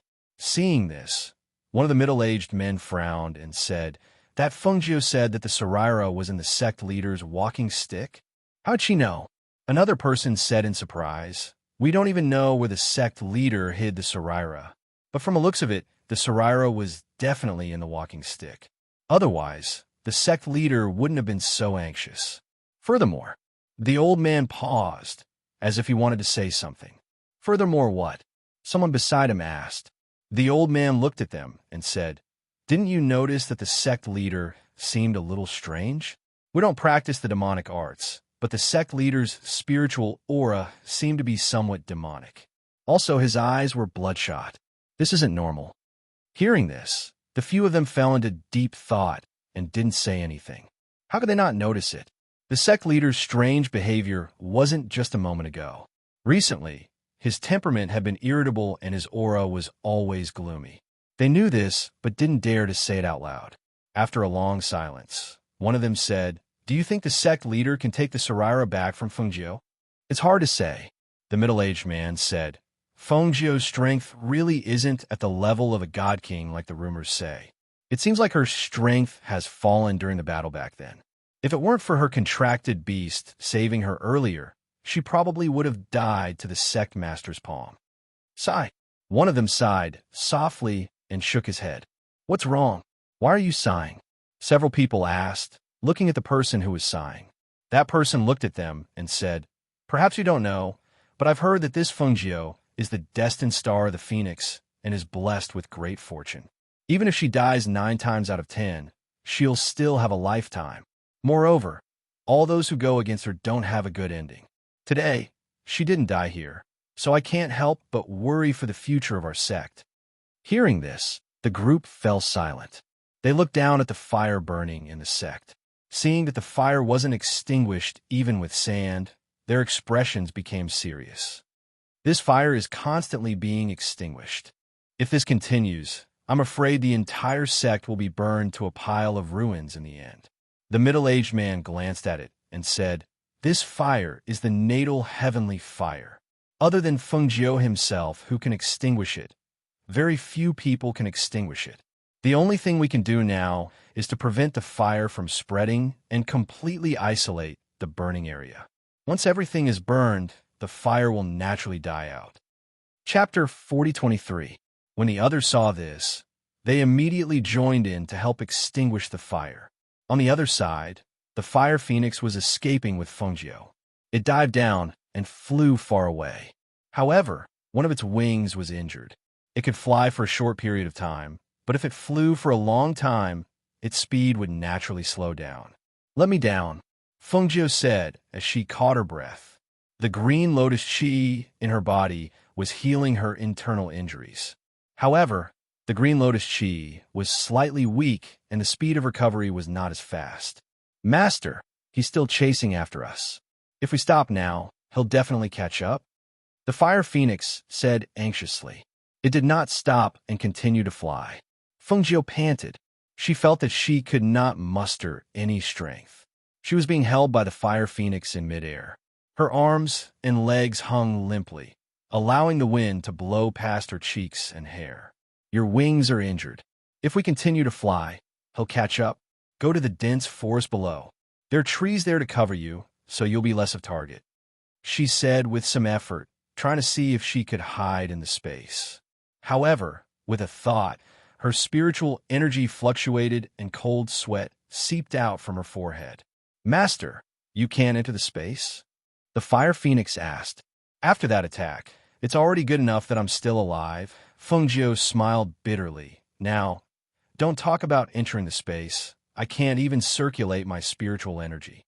The fire phoenix heard this and asked anxiously, "Then what do we do? If we can't hide in the space, he'll find us sooner or later, even if we go down." "Don't worry, I'll be fine. As long as I rest for a while, the green lotus chi in my body will automatically heal my injuries. As long as I can recover, I'll be able to hide in the space with you." She was panting slightly. As she spoke, her injuries were aggravated and her face became paler. Hearing this, the fire phoenix brought her down to the dense forest. When they reached the bottom, the fire phoenix said, "Master, you rest here. I'll lure him away." "Wait." Fengjiu pulled its leg and said, "Don't go. Let Devouring Cloud and the others go. Its wings were injured. If it went, it might not be able to escape." The fire phoenix paused for a moment, glanced at her injured wing, and said, "It's fine, Master. I'll go. Ask Devourer Cloud and Senior White to guard you. That person will only chase after me if I lure him away. Only then will I be able to buy more time from Master." Your injury won't do. That person is coming. There's no time. As the fire phoenix spoke, it pushed away Fengjiu's hand that was grabbing onto it. Then, it skimmed through the dense forest for a while, moving further away from Fengjiu before flying into the air to attract the attention of the sect leader. Fire Phoenix! Fengjiu shouted. In her panic, she spat out a mouthful of blood. She leaned against the tree and panted, calling for Tun Yun, Lao Bai, and the others. Master! The three contracted beasts came out. Other than Tun Yun, the mother beast that had been cultivating all this time also came out. Lao Bai came to Fengjiu and paced around anxiously. Master! How are you? Are you all right? Master! The two Tun Yun beasts called out. Seeing how pale Fengjiu's face was, they were also very anxious. Chapter 4024. Hearing this, the cloud-swallowing beasts looked at each other and looked at her worriedly. But master, you. Lao Bai, just stay here and guard me. You guys go. Don't fight with that person directly. Help the fire phoenix escape and leave immediately. Don't linger. Fengjiu instructed them to quickly help the fire phoenix out of danger. Seeing this, the cloud-swallowing beast nodded. We understand, master. As they spoke, they looked at Lao Bai and instructed, protect master well. I know, you guys go quickly. Lao Bai replied and stood guard beside Fengjiu. After they left, Fengjiu took a deep breath and said to Lao Bai, crouch down. I'll leave this place. If the old man found out that it was a trick to lure the tiger away from the mountain, he would definitely come back to look for her. After all, that thing was with her. He wouldn't let her go and chase after the fire phoenix and the others. Right now, she could only leave this place quickly. Okay, Lao Bai replied and crouched down, turning his head halfway to look at her. Master, can you get up? Fengjiu gritted her teeth and used all her strength to lie down on Lao Bai's back. Because of this movement, she felt a mouthful of blood flowing from her throat into her mouth. She swallowed it down forcefully. Go that way. She raised her hand and pointed in a different direction. Yes, seeing that she was pointing in a different direction, Lao Bai didn't question her and followed her instructions. On the other side, the fire phoenix led the old man in pursuit. When he saw the fire phoenix in front of them from afar, the old man behind them shouted angrily, Fengjiu, you can't escape. As he shouted, a stream of air shot out from his hand and rushed forward. The fire phoenix didn't even turn her head. However, because she was speeding up, the injury on her wings became more serious and her speed gradually decreased. When she felt a murderous aura coming from behind her, the fire phoenix immediately tilted her body and avoided the attack. Roar! At this moment, a roar of a beast came from the forest below. When the phoenix heard the roar, it immediately dived down and headed for the forest below. When the old man saw it, he quickly chased after it. He flipped his palm and attacked again. Whoosh! Whoosh whoosh! Over here! The cloud-swallowing beast shouted and ran through the dense forest. The fire phoenix flashed and turned into a small bird and landed on the back of the cloud-swallowing beast, allowing it to run away. The old man descended from midair and saw the fire phoenix instantly shrink and landed on the back of the cloud-swallowing beast while Fengjiu was nowhere to be found. The old man descended from the sky and saw the fire phoenixes while the fire phoenix had fire beast. Fengjiu was nowhere was Fengjiu. How dare you lie to me? He roared angrily and waved his sleeve. A powerful stream of air shot out towards the direction in which the cloud-swallowing beast had fled. The powerful stream of air surged like waves and destroyed the trees in the dense forest one by one. The old man's murderous aura churned as he stared darkly at the direction in which the cloud-swallowing beast and the fire phoenix had fled. However, he didn't chase after them. Instead, he turned around to look for them. Unexpectedly, just as he stopped in his tracks and turned around, a ferocious cloud-swallowing beast pounced out from the dense forest and bit towards the old man's shoulder with its bloodthirsty and vicious fangs. Roar! Scram! A vicious aura burst out from the old man's body as he sent a palm strike at the female beast. The female beast's reaction was extremely fast as well. It leaped over a dozen meters away and quickly retreated into the dense forest, not wanting to continue the fight. Chapter 40:25. He rose into the air and stood in mid-air, scanning the dense forest. He released his powerful divine sense to search for Fengjiu's figure. However, standing in mid-air, he only saw the two cloud-swallowing divine beasts running in two different directions, but he did not see Fengjiu's figure. "You can't escape. You must still be here," the old man said in a gloomy voice. He wanted to follow the contracted beasts to search for Fengjiu's figure, but the two contracted beasts also disappeared in front of his eyes. Even the aura of the sacred beast disappeared without a trace at that moment. On the other side, Fengjiu was being carried away by Lao Bai.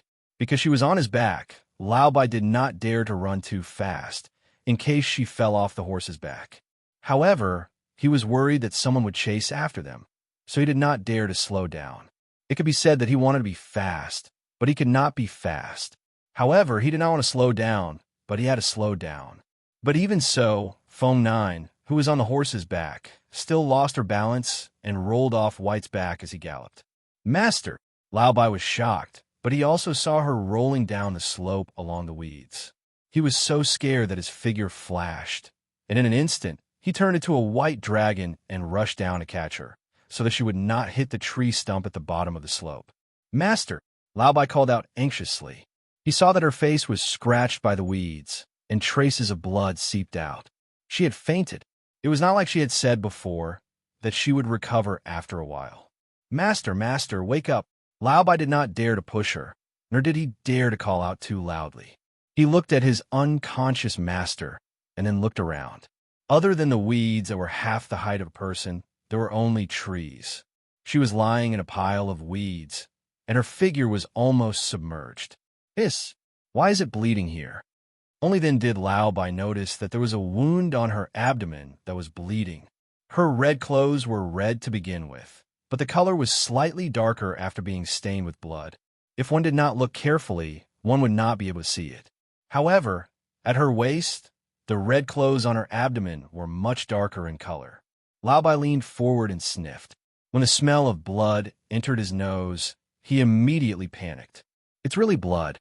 Furthermore, he was injured to this extent. What should he do? What should we do? White said anxiously as he paced back and forth on the spot. Her master hadn't woken up yet, and she hadn't tried to treat such a wound before, so she was a little confused for a moment. "Right, medicine. We need to apply medicine to stop the bleeding," Lao Bai muttered. After he came to his senses, he opened the chinkun bag on her waist and took out some medicine to stop the bleeding.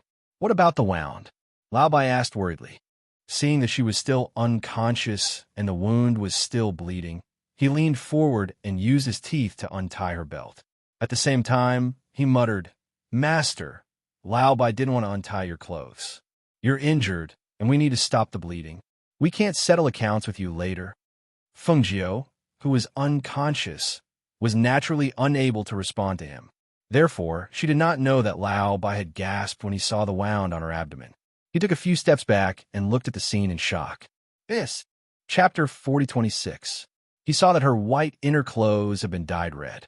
What shocked him the most was that he could faintly see a sharp stone blade piercing into her abdomen. Blood was seeping out from there. When did you get hurt? Why didn't you say anything?" "Master? Master?" Lao Bai called out in a trembling voice, but he did not dare to call out too loudly for fear of attracting that person. He could only open the hemostatic bottle with his trembling teeth and sprinkle the medicine inside on her wound. "This won't do. She'll die if this goes on. That stone has to be removed, but I can't." He anxiously circled Fengjiu, unable to think of a way. "What should I do? What should I do?" He walked around anxiously. There was no one here, and his master was unconscious. What should he do? If this dragged on, even if she was not killed, she would definitely bleed to death. However, he could not bring her away now. He was afraid that pulling her would worsen her wound. He exhaled 2 breaths of air from his nostrils in annoyance. Finally, he thought for a while and went to Fengjiu's side, shouting, "Little tiger, come out. Come out quickly." In the space, the white tiger turned into a ray of light and flashed out. It rarely came out. When it saw Fengjiu unconscious and covered in blood, its eyes immediately shone with a fierce light. How did Master get hurt like this? Don't talk about it. Let me tell you, Master's injury is very serious. There's a sharp stone blade piercing into her abdomen. You stay here and guard. I'll go and see if there's anyone nearby. It's more important to get that thing out of Master's wound first. As Lao Bai spoke, he looked around. In the next moment, a ray of light flashed and rolled around not far away. He brought back a pile of weeds to cover Fengjiu. He instructed the white tiger to guard its master and then quickly scurried away. The little white tiger from back then had now grown into a majestic figure. It shrunk its body and guarded Fengjiu's side. It stared at everything around it vigilantly, waiting for its companions to return. This place was at the bottom of a hill in the dense forest and was covered by weeds. It was a good place to hide, and, for the time being, this place was considered safe. Some distance away, a figure dressed in a manservant's clothes was squatting by the stream and washing her hands. After washing her hands, she took out a water bag from her space and filled it with water. She seemed to be in a good mood and sat down on a rock by the stream while humming a tune. She took out the herbs she picked from the space and cleaned them. Counting them one by one, she murmured, "This should be enough for a long time." After putting away the items, she rested her chin on one hand and stared at the stream. She thought to herself, "After walking for so many days, I wonder if he's searching the entire city again. Should he go back or not?" Thinking of this, she frowned, and there was a struggle in her eyes. Just as she was about to stand up, suddenly, a gust of wind came from behind her. Then, something seemed to hit the back of her head. She only felt a pain in her head, and then her vision turned black and she fainted. Lao Bai glanced at the unconscious human with some disdain. He knew at a glance that it was a woman, but she was dressed in a manservant's clothes. Her face was so dark that he couldn't see her face clearly. He didn't know who she was, but he had no other choice. Chapter 4027. Lao Bai tossed the person onto the ground and said, "Master is injured, and there's something on the wound that needs to be removed. I'll capture this human and let her treat Master's wound." When it heard this, the white tiger still stared vigilantly at the unconscious human and asked, "What if this human takes advantage of this opportunity to harm Master?" Lao Bai glanced at the unconscious human and said, "With the two of us here to keep an eye on her, she wouldn't dare to harm Master, even if she had 10 times the courage." As it spoke, it transformed from the white dragon into its horse form and used its hoof to push the unconscious human. "Wake up! Hurry up and wake up!" When she felt someone pushing her, the woman on the ground gradually regained consciousness and opened her eyes. However, she didn't expect to see a strange horse face pressed against her face as soon as she opened her eyes. She was so frightened that she instinctively wanted to scream. "If you dare to make a sound, I'll bite you to death." The white tiger's threatening voice resounded from the side, and the woman was so frightened that she instinctively covered her mouth with both hands and swallowed her scream. When she turned around and saw a majestic white tiger lying behind her and staring at her ferociously, she only felt cold sweat seeping out of her forehead, and her face instantly turned pale. A tiger. A ferocious beast. No, this was a divine beast. All right, don't scare her to death. If she's scared to death, I'll have to find another one. Lao Bai said from the side and used its hoof to push her. "Hey, I need you to do something now. If you do it well, you can keep your little life. If you don't do it well, it'll tear you apart." A strange horse. A strange horse that could talk. The woman, who was Yi Fei Fei, stared at the two beasts in front of her with wide eyes. She didn't understand what was going on. She had just snuck out to gather herbs, as usual, but who knew that she would suddenly be knocked unconscious and brought here? Just as she was in a daze, the white tiger looked at Lao Bai and said, "Why am I the one who will tear her apart?" Lao Bai grinned and revealed a mouthful of white teeth. "Because I'm a vegetarian." The white tiger helplessly rolled its eyes and didn't argue with Lao Bai about this. Instead, it looked at the human and fiercely threatened. "Did you hear that? It's a vegetarian, but I'm not." Lao Bai lifted the weeds at the side, revealing the Fengjiu underneath. However, because her wounds were not treated properly, and she was unconscious. Her face was as pale as a sheet of paper. The two beasts' hearts tightened when they saw this. Cough. Senior White coughed lightly, looked at the woman, and said in a gentle tone, "Miss, this is my mistress. She's injured, and there's something in her wound that hasn't been removed yet, and it's been bleeding. We're unable to clean her wound, so we'll have to trouble you." When Yi Fei saw the Fengjiu lying there, he couldn't help but suck in a breath of cold air. Oh my God, how'd she get hurt like this? She couldn't care about anything else. When she saw that the other party was a woman and was injured to such an extent, she had no reason to leave her in the lurch. She immediately stepped forward and said, "She's lost so much blood. If this continues, she'll definitely die." She checked the Fengjiu's wound, and her face was full of solemnity. "The thing in this wound is very deep. If we pull out, I'm afraid that the blood won't be stopped even if we stop it." At that time, Lao Bai and the white tiger looked at each other. Then Lao Bai asked, "Can't we put some medicine on the wound to stop the bleeding after pulling it out?" Chapter 4028. Yi Fei looked at the unconscious person and felt that this person was really beautiful. Even though she was unconscious and her face was as pale as paper, she was still breathtakingly beautiful. She wanted to save her, but she was afraid that she was powerless. "I have medicine. As long as you take out the thing in the wound and sprinkle this medicine on it, the blood will stop flowing." As White spoke, he opened his mouth and spat out a medicine bottle. Yi Fei was stunned. She picked it up and opened it. There was hesitation in her eyes. Will this medicine really work? What if it can't stop the bleeding? What will happen if you don't take the thing out and let the wound keep bleeding? White asked. Hearing this, Yi Fei gritted her teeth and said, "Okay, then I'll help her clean the wound.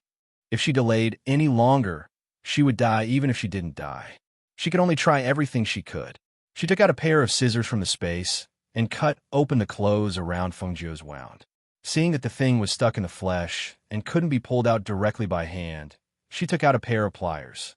White and White Tiger watched nervously from the side. Although they let this person treat the wound, they couldn't hide their nervousness and worry, especially when they saw that the wound was pierced into the flesh after the clothes were cut open. Their hearts tightened, and they wished that they could bear the pain on behalf of their master. That bastard, sooner or later, will settle the score with him. White gnashed his teeth and said. At this time, Yi Fei used the pliers to clamp the thing pierced into Fengjiu's waist and abdomen. She swallowed her saliva and said to the two beasts beside her, I'll pull it out. Pull it out." As White spoke, his eyes were fixed on Fengjiu's wound. His body was also tense because of nervousness. Yi Fei took a deep breath and gritted her teeth. She exerted force in her hand and pulled back. With a swoosh, that thing was pulled out by her hand. Following that, a column of blood spurted out and splashed all over her body. "Medicine! Medicine! Quickly sprinkle the medicine." White Tiger hurriedly shouted, itching to go forward and help. Yi Fei didn't dare to delay. He quickly poured all the medicine in the medicine bottle on the wound. He took a cloth from the side and covered her wound. He didn't dare to move. Yes. After a while, a light snort came from Fengjiu's mouth. When they heard her snort, the two beasts hurriedly rushed forward. Master, wake up. Don't sleep anymore." Fengjiu felt that her head was heavy and her vision was pitch black. She tried her best to open her eyes, but her eyelids were very heavy and she had no strength in her body. She could only hear Lao Bai and the White Tiger shouting anxiously in her ears. The pain in her abdomen gradually brought her back to her senses. Even though she did not open her eyes, she knew that she was in a bad situation.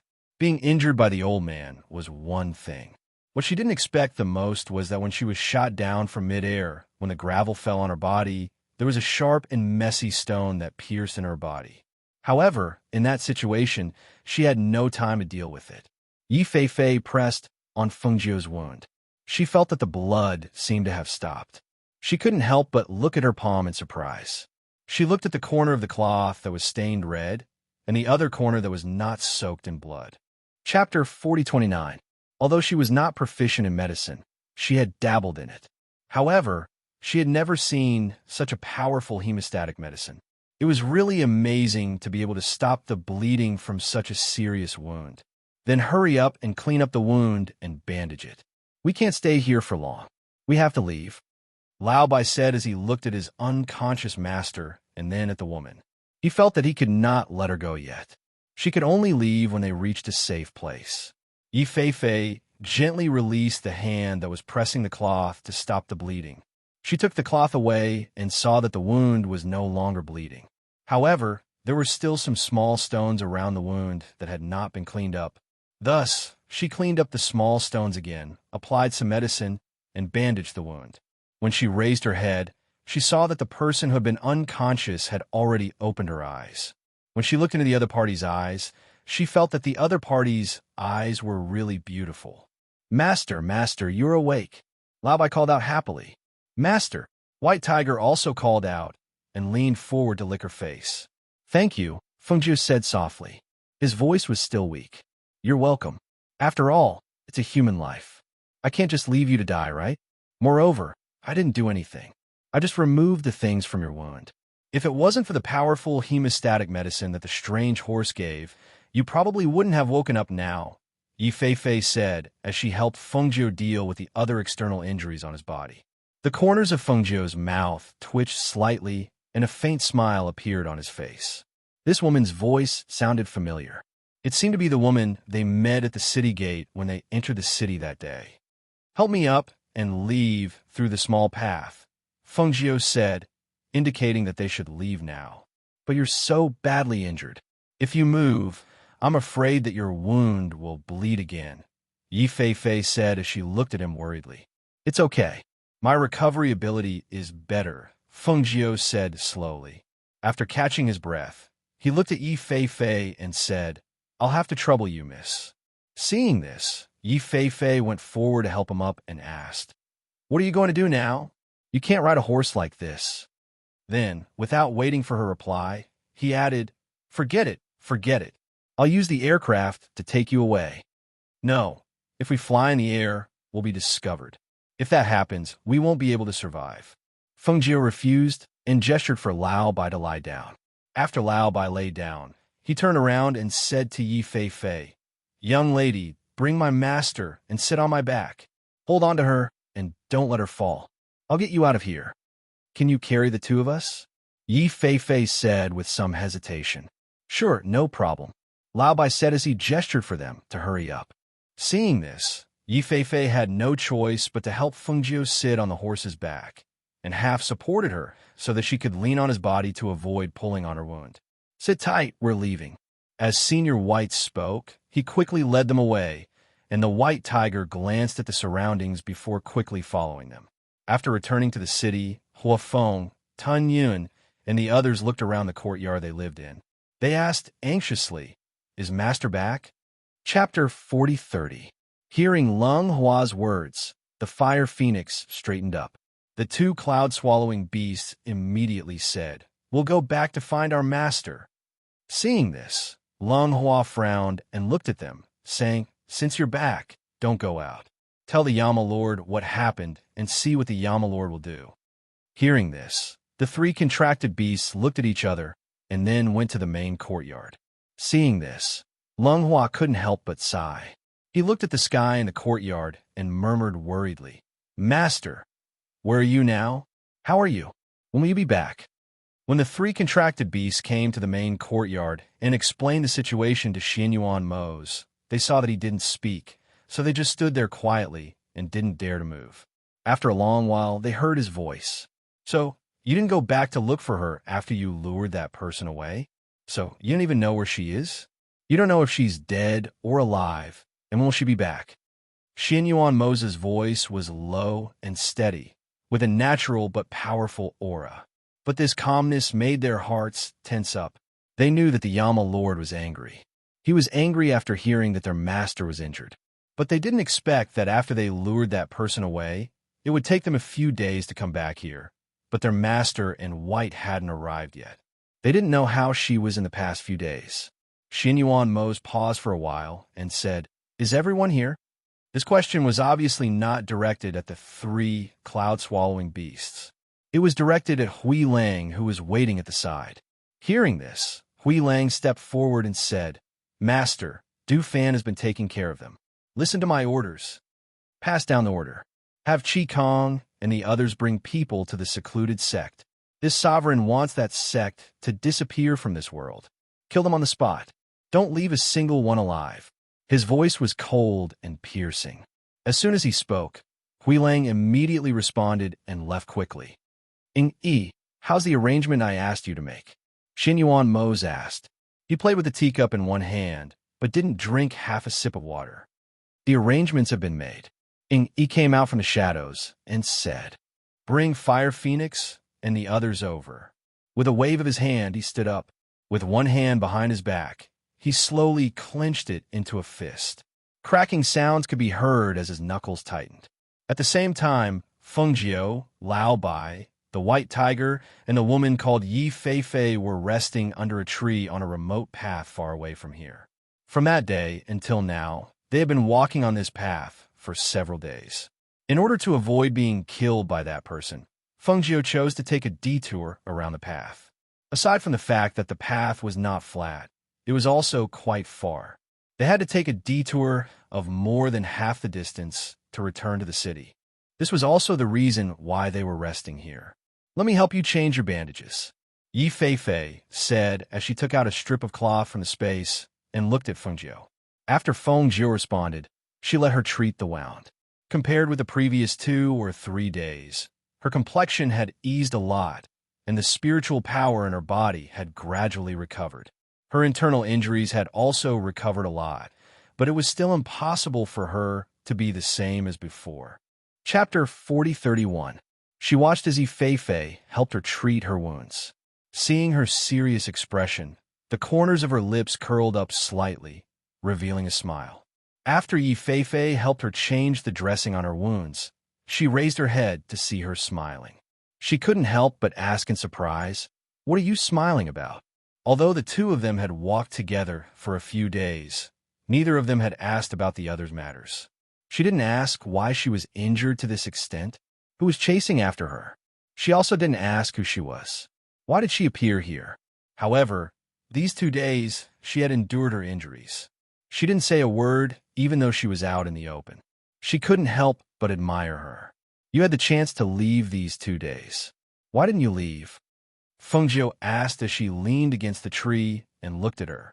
"Where can I go in this wilderness? Moreover, you won't do anything to me," Yi Feifei said as she walked to the side and sat down. She looked at her with her clear eyes and said, "However, your body's recovery ability is really good. You didn't take care of your injuries, and you actually recovered so quickly." Feng Jiao smiled faintly. That was natural. Although the green lotus qi in her body was small, it was constantly healing her body. Not only the wounds on her waist and abdomen, even the injuries on her body were gradually recovering. "Naturally, it's because my pills are not ordinary." She smiled and took out a few spirit fruits from her space and handed them to her. "Fill your stomach." Seeing her take out this kind of spirit fruit again, Yi Feifei's eyes couldn't help but move slightly as she said, "This kind of spirit fruit is very precious. Why do you always take it out for me to eat? It's just a few spirit fruits. What's so precious about it?" She smiled and shook her head, saying, "This kind of fruit, other than having a good taste, can also replenish spiritual energy and recover physical strength. We're currently on the run and can't start a fire in case we attract pursuers. Just take this fruit to fill your stomach." Hearing this, Yi Feifei didn't say anything else. She only took the spirit fruit and thanked her before eating it in small bites. Her family background was not bad, but it was impossible for her to eat this kind of spirit fruit for fun. Firstly, the spirit fruit was expensive, and secondly, even if she wanted to buy it, it might not be sold in the city. She leaned against the wall and rested. Because she was in good spirits, Feng Jiao asked with a smile, "Why did a girl like you run to such a faraway place? That place is a few days away from the nearest town, and you're still alone. Aren't you afraid that your family will be worried? Didn't you also run to such a faraway place? You even got injured all over." Yi Feifei glanced at her and said, "Although I'm alone, at least I won't be pursued." "We're different." Feng Jiu chuckled. "How is it different?" Yi Feifei looked at the two contract beasts on the side and curled his lips. "You have two more contract beasts than me. However, these two contract beasts are useless to you. In a critical moment, you still need me to treat your wounds. You're being disliked." Feng Jiu glanced at Lao Bai and White Tiger and chuckled. Senior White snorted twice. After glancing at Yi Feifei, he grinned, revealing a row of white teeth, and said, "Master, this little girl is useless. Why don't we let little Tiger eat her?" Chapter 4032. Lao Bai snorted softly and ignored her. White Tiger, who was lying on the side, opened its mouth and stretched. Then it stood up and looked at Feng Jiu. "Master, let's continue our journey. It's safe to return home." In its opinion, even if its master's body had recovered a little, it was still not out of danger. If that person caught up with them, it would be troublesome. However, it would be different if they returned home. With the Yama Lord around, even if something happened, the Yama Lord would protect its master. Moreover, the Yama Lord was stronger than its master. Even if the old man chased them home, he would not be a match for the Yama Lord. "Okay, let's go. If we can't return, our family will be worried." As soon as Feng Jiu finished speaking, Yi Feifei, who was sitting at the side, saw that she was about to stand up and quickly went forward to help her. Seeing this, Feng Jiu smiled and thanked her. He helped her stand up and sat on Lao Bai's back. Yi Feifei flew on her own aircraft and followed them. Feng Jiu sat on Lao Bai's back and touched the communication jade tablet in his sleeve. After recovering for 2 days, she only sent a message back to Xianyuan Mose that she was fine. She did not want him to worry about other things, so she did not say much. As for where she was, they would not be able to find her even if she told them. She only told them that she would return home safely. "Little Tiger, you go back to the space first. We'll speed up and go back," Feng Jiu said. He waved his sleeve and put White Tiger into the space. Although Xianyuan Mose didn't say anything at the time and only told her to be careful and pay attention to her safety, she knew that he would definitely do something. So, she thought that would be better to hurry home and take a look to be at ease. "Okay, Master, sit tight," Lao Bai said. With a flash of light, he turned from a horse into a white dragon and soared into the sky. Yi Feifei, who was following them on her aircraft, could not help but be startled when she saw the horse turn into a dragon. She sped up and said, "Why can it change? Isn't it from Malaysia?" When Lao Bai heard this, he raised his head proudly and wagged his tail slightly. Feng Jiu smiled and said, "Old White is a mutated draconic horse. He can change between a dragon and a horse. I didn't expect it to be so powerful." Yi Feifei's eyes lit up as he looked curiously at Lao Bai in his dragon form. His eyes were filled with envy. She didn't have a contract beast because most people could only have one contract beast, so they wanted to find a stronger one. But it wasn't easy to find a strong contract beast. Feng Jiu, who was in a hurry to return to the city, did not know what was happening at the secluded sect under Xianyuan Mose's arrangement.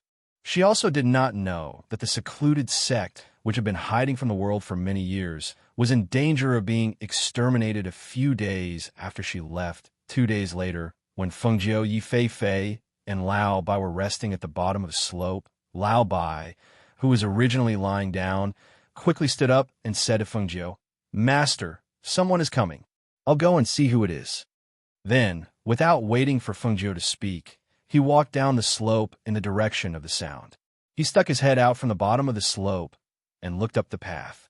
When he saw it, he could not help but be startled. Then, his eyes shone with surprise. Chapter 4033. When Du Fan and Lung Shuang heard the sound and looked in that direction, they saw Lao Bai rushing out. When they saw him, they looked at each other and smiled.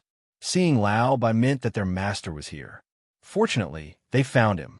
"Lao Bai, where's our master? How is she? Is she okay?" Du Fan asked, and quickly walked to his side with Lung Shuang. "Our master is injured. She's over there. It's good that you're here. I can rest assured now," Lao Bai said happily. When he saw their expressions change, he hurriedly said, "Don't worry. Our master's injury is much better now. Come with me. Our master is over there." As he spoke, Lao Bai led them to where Fengjiu was. Fengjiu, who was sitting and resting, faintly heard their conversation. She did not move. She just sat and rested, waiting for them to come over. When Yi Feifei saw this, she said, "Your people are here. Then I'll go first." Just as she was about to leave, Fengjiu grabbed her hand. "What's the hurry? Didn't you say you were going back to the city?" "We're going back to the city too." Fengjiu smiled and looked up. She saw Du Fan and Lung Shuang following Lao Bai and walking quickly towards them. "Let me introduce you to these two people." When she saw Du Fan, the smile on Fengjiu's face deepened. Although she did not lift the curtain to see when they entered the city, she more or less knew what happened on that day. When she saw Du Fan and Lung Shuang, she could not help but be curious. What happened next?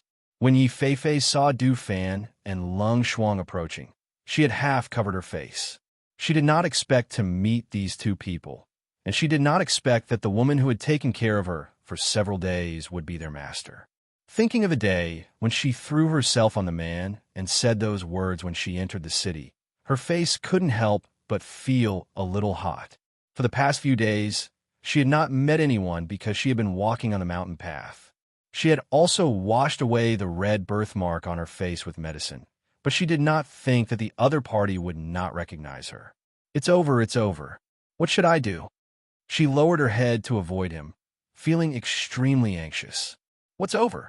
Fengjiu asked with a smile. "Master."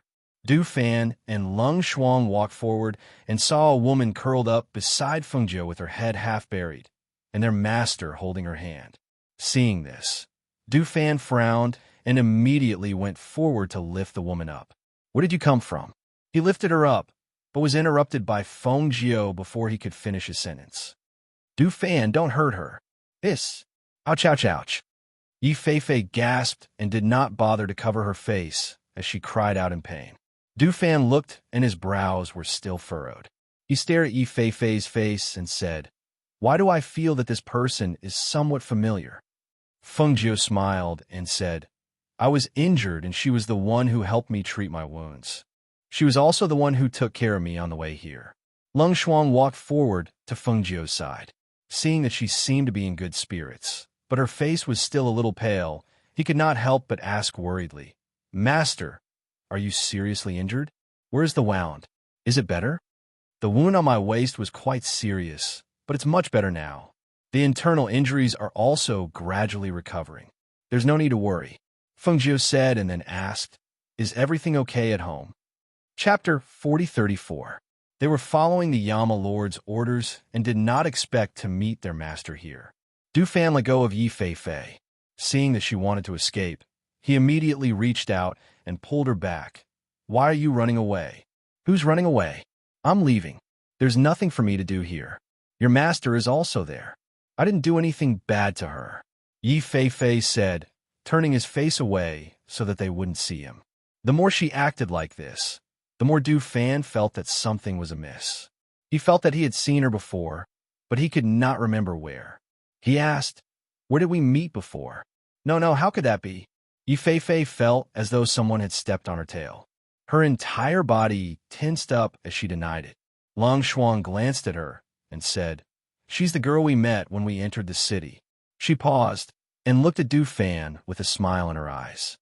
"She was the girl who threw herself at you and said she wanted to give her body to you." Hearing this, Du Fan stared at her face suspiciously. Now that Lung Shuang mentioned it, his mind was reminded of the obvious red birthmark on one side of her face, as well as the other side of her face that was exceptionally delicate. Instantly, he loosened his grip and hurriedly let go of her. He even involuntarily took a step back. "It's you. It's not me." As soon as Du Fan's voice fell, Yi Feifei quickly denied it. However, after her voice fell, the air fell silent. Then, Du Fan opened the fan in his hand with a swish and looked at her with a smile on his face. "So it really is you. No wonder I couldn't recognize you. The red birthmark on your face is gone today. You look like a different person. If Lung Shuang did not mention it, I wouldn't have remembered you." He paused and the smile on his face gradually disappeared. He stared at her coldly. "But how did you coincidentally save my master?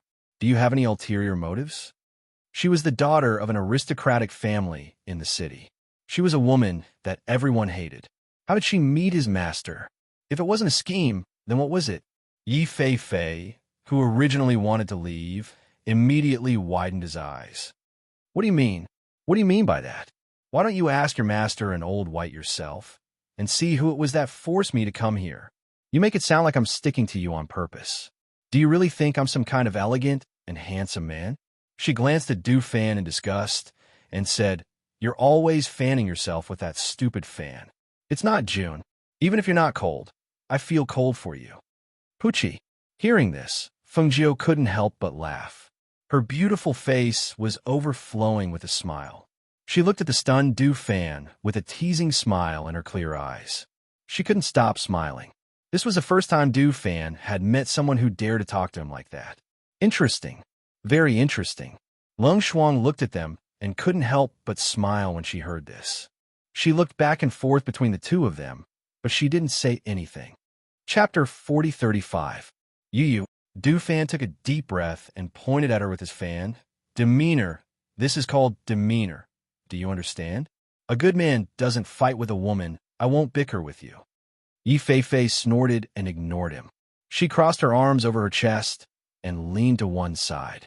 Master, the Yama Lord has made a decision these days, Du Fan walked up to Fengjiu and squatted down, telling her about Xianyuan Mo's recent arrangements and movements.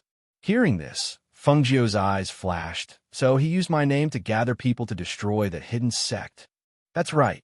Calculating the time, it should have been cleaned up by now, except for by Qin Sheng, Qin Xen, Lung Hua, and Ying Yi who are at home. The others have followed Qi Kong to that hidden sect. As long as they don't encounter the sect leader, it should be more than enough to deal with the people in that sect. That sect leader is definitely not in the sect. I think he might have gone back to his home. Fengjiu said slowly, a dark light flashing through her clear eyes. The thing he is looking for is with me. He definitely won't leave in the sect for others to find. It is very likely that he went back to his home from the other side when he couldn't find me. Therefore, I'm a little worried about the safety of my home, especially with the two children there. Du Fan knew that she was worried about the two children at home, so he said, Master, don't worry. With the Yama Lord there, the two children will be fine. I hope so. Fengjiu sighed softly, stood up, and said, Since you are here, let's go back together. No matter what, I still feel that I have to see it with my own eyes to be at ease. Okay, then I will take Master with me, Du Fan said, looking at Lung Shuang. I will take her, Lung Shuang said, looking at Yi Fei. If you want to go back, just go back. Why bring me along? Yi Fei said. He didn't want to go with them. Fengjiu smiled, looked at her, and said, You saved me. I still owe you a life. Since you're alone outside, why don't you come back with us? If there's anything you need our help with, we're all here to help. Hearing this, Yi Fei glanced at Fengjiu and muttered, You can't even protect yourself. What can you do for me? Fengjiu smiled and said slowly, That depends on what you need me to do for you. She glanced at Senior White, and then with a command of her divine sense, she flicked her sleeve and put Senior White into her space. Du Fan did not fly on his sword. Instead, he tossed the fan in his hand into the air. The fan instantly expanded and landed in front of them like a spaceship. Master, sit down and rest, Du Fan said, jumped onto the fan with her, and helped her sit down. Yi Fei looked at the fan with some surprise. She didn't expect the fan to be a magic weapon, and it didn't look like an ordinary magic weapon. Missy, let's go, Lung Shuang said, summoned his flying sword, and brought her along. He followed Fengjiu and Du Fan back. Their figures flitted through the air at an extremely fast speed, as if they were passing through the wind. After a while, they disappeared into the clouds, just as Fengjiu expected. When the suzerain of the hidden sect couldn't find Fengjiu, he changed his target. He set his sights on Xianyuan Mo's and their child who lived in the city. Chapter 4036. Perhaps it was due to his confidence in his own abilities, but he did not think that he would be a match for the Yama Lord, Xianyuan Mo's. After entering the city, he looked no different from an ordinary old man in his gray robes. His hair was white, and he was dressed in simple gray robes. His appearance was inconspicuous, and the pressure and aura he exuded made him look ordinary and inconspicuous. His gaze swept around the surroundings, then he strode forward. According to the news from his sect, the Fengjiu's man and child were staying in this city. As long as he could find the location of her child, he did not believe that she would not hand over the item. When he thought of the item that was taken away, the anger in his heart surged, but he suppressed it. In a house in the city, Xianyuan Mose was drinking tea and playing chess with a monk in the courtyard. After the monk placed a chess piece, he picked up a black chess piece with 2 fingers and played with it for a while. Then, he slowly placed the black chess piece down. The monk glanced at it, then picked up a white chess piece and placed it down. Just as his white chess piece was placed down, the black chess piece followed suit and surrounded the white chess piece, putting him into a dead end. "Almsgiver, your chess style today is very aggressive," the monk said slowly. "Master, are you admitting defeat?" Xianyuan Mose looked at him and asked. He was still playing with the black chess piece in his hand. "This poor monk's chess skills are no match for Almsgiver. We have been playing for an entire morning, but I have not won a single game against Almsgiver. I am ashamed," he said slowly with his palms together. Xianyuan Mose's lips curled up slightly, revealing a faint smile. "It is normal for the master to not win against me." He looked outside the courtyard, as if waiting for something. This poor monk sees that Almsgiver seems to be waiting for someone. The monk looked at him calmly. Xianyuan Mose's deep black eyes flashed with a dark light. He said slowly in a low voice, "I am waiting for someone who is seeking death." As soon as he finished speaking, he looked at the monk and revealed a mysterious smile. "Master, you can stay and take a look. Perhaps it is someone you know." The monk looked at him and didn't say anything. He only lowered his gaze slightly. Yi, who came out of nowhere, stepped forward and changed a cup of hot tea for the 2 of them. Then, he quietly retreated to a dark corner and quietly guarded them. Suddenly, Xianyuan Mose's eyes flashed as he played with the chess piece. A cold light flashed in his eyes as he stood up in an instant. With a wave of his black robe, he disappeared from the courtyard in the blink of an eye. When the monk saw this, he looked up and hesitated for a moment. Then he stood up and walked out. At the same time, at the back door, the sect leader of the hidden sect was quietly entering the back door. However, as soon as he stepped into the back door, he felt a wave of energy flow. He immediately withdrew his foot, but it was too late. Swish! A sharp air current streaked across the air and attacked the old man. It was so fast, and its aura was so sharp that it made one's heart skip a beat. When the old man sensed the incoming airflow, he instinctively raised his sleeves, and a powerful force shot out from his sleeves, dispersing the airflow in front of him. Swish! Chapter 40:37. The old man narrowed his eyes and looked back. He saw a handsome man in a black robe standing not far away. The other party had one hand behind his back and the other in front of his abdomen. His figure was as straight as a pine tree. His restrained aura revealed a powerful aura. Just by standing there, he gave people an indescribable sense of shock. "You are the Yama Lord Xianyuan Mose." The old voice was filled with hostility. It was not a question, but an affirmation. At first glance, the old man's eyes were filled with dread. This person's aura was very strong. In an instant, the information about the Yama Lord Xianyuan Mose flashed through his mind. "I've been waiting for you here for a long time." As Xianyuan Mose spoke, his hand moved, and the Xianyuan sword appeared in his hand. He turned his palm and pointed the tip of the sword diagonally to the ground. The spiritual aura in his palm surged, causing the Xianyuan sword to also surge with spiritual aura, bursting out a powerful sword aura. As soon as his voice fell, his black figure rushed out like lightning. He waved the Xianyuan sword in his hand and attacked the old man at a speed that was too fast for the ears to cover. The old man was shocked. He immediately leaped into the air and jumped more than 10 meters away from the ground. He stood in the air and avoided the attack. Whoosh! Bang! The sharp sword aura slashed the ground, cutting a mark on the ground. With a bang, dust flew up, and the spiritual aura surged. At that moment, all the forces in the city were alarmed. What's going on? What do they start fighting again? In a family, a middle-aged man who heard the commotion hurriedly jumped into the air and jumped onto the roof of his house to look in the direction of the sound. When he reached the roof, it turned out that he was not the only one. The people around who heard the sound had also jumped onto the roof to check the news. From afar, they could only see two figures fighting in midair. In the air where the two of them were fighting, a powerful pressure formed a visible airflow that surrounded them, as if the two of them were trapped inside. It's there. Is it the person called Yama Lord? It seems so. My men found out that he lives in that area. The incident a few days ago caused quite a stir. I didn't expect him to still be there. On the rooftop, the patriarchs of several neighboring families were chatting as they stared in the direction of the battle. I just received news that the hidden sect has been completely wiped out. Didn't you say that Fengjiu came to our place? It is said that the woman is a legendary figure. She is the Lord of heaven and earth as a woman.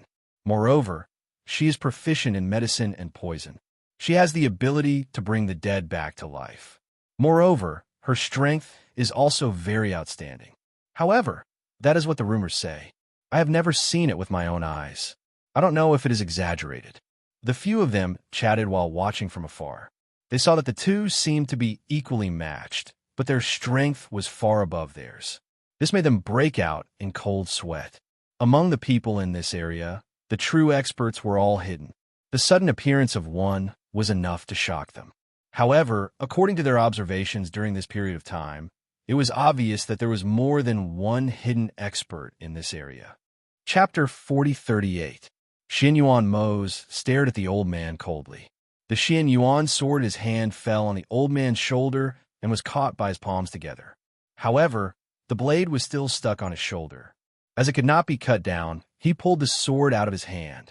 The moment he pulled the Xin Yuan sword back, the old man cried out in pain.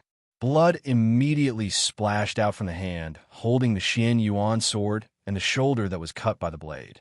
He did not give the old man a chance to breathe. The moment he pulled the Xin Yuan sword back, the blade in his hand attacked again, quickly and fiercely toward the old man's fatal spot. Seeing this, the old man gritted his teeth. His body suddenly fell from mid-air into the courtyard below. He pushed with both hands, and a powerful force hit the things in the courtyard with a whoosh. The things in the courtyard were scattered in all directions, making a rumbling sound that echoed throughout the house. He listened carefully, hoping to hear the cries of the children. However, no matter how much noise he made, he couldn't hear the cries of the children in the house. Therefore, he couldn't find out which courtyard the two children were hidden in. You want to find my children? Xin Yuan Mo sneered. He raised the Xin Yuan sword in his hand and pointed the tip of the sword at the old man. Perhaps you still don't know? Your sect has been reduced to ruins. As for my children, you are not qualified to see them. As soon as his voice fell, Xin Yuan Mo's figure flashed. The blade instantly split into three and attacked the old man below. In a corner of the house, the monk looked at the two people fighting. His gaze swept past Xin Yuan Mo's and landed on the old man. He said, "This person is the master of the hidden sect, right?" And he stood not far behind and watched. When he heard the monk's words, he did not answer. He just watched the old man's expression gradually change. The aura on his body gradually changed, and his eyes gradually turned blood red.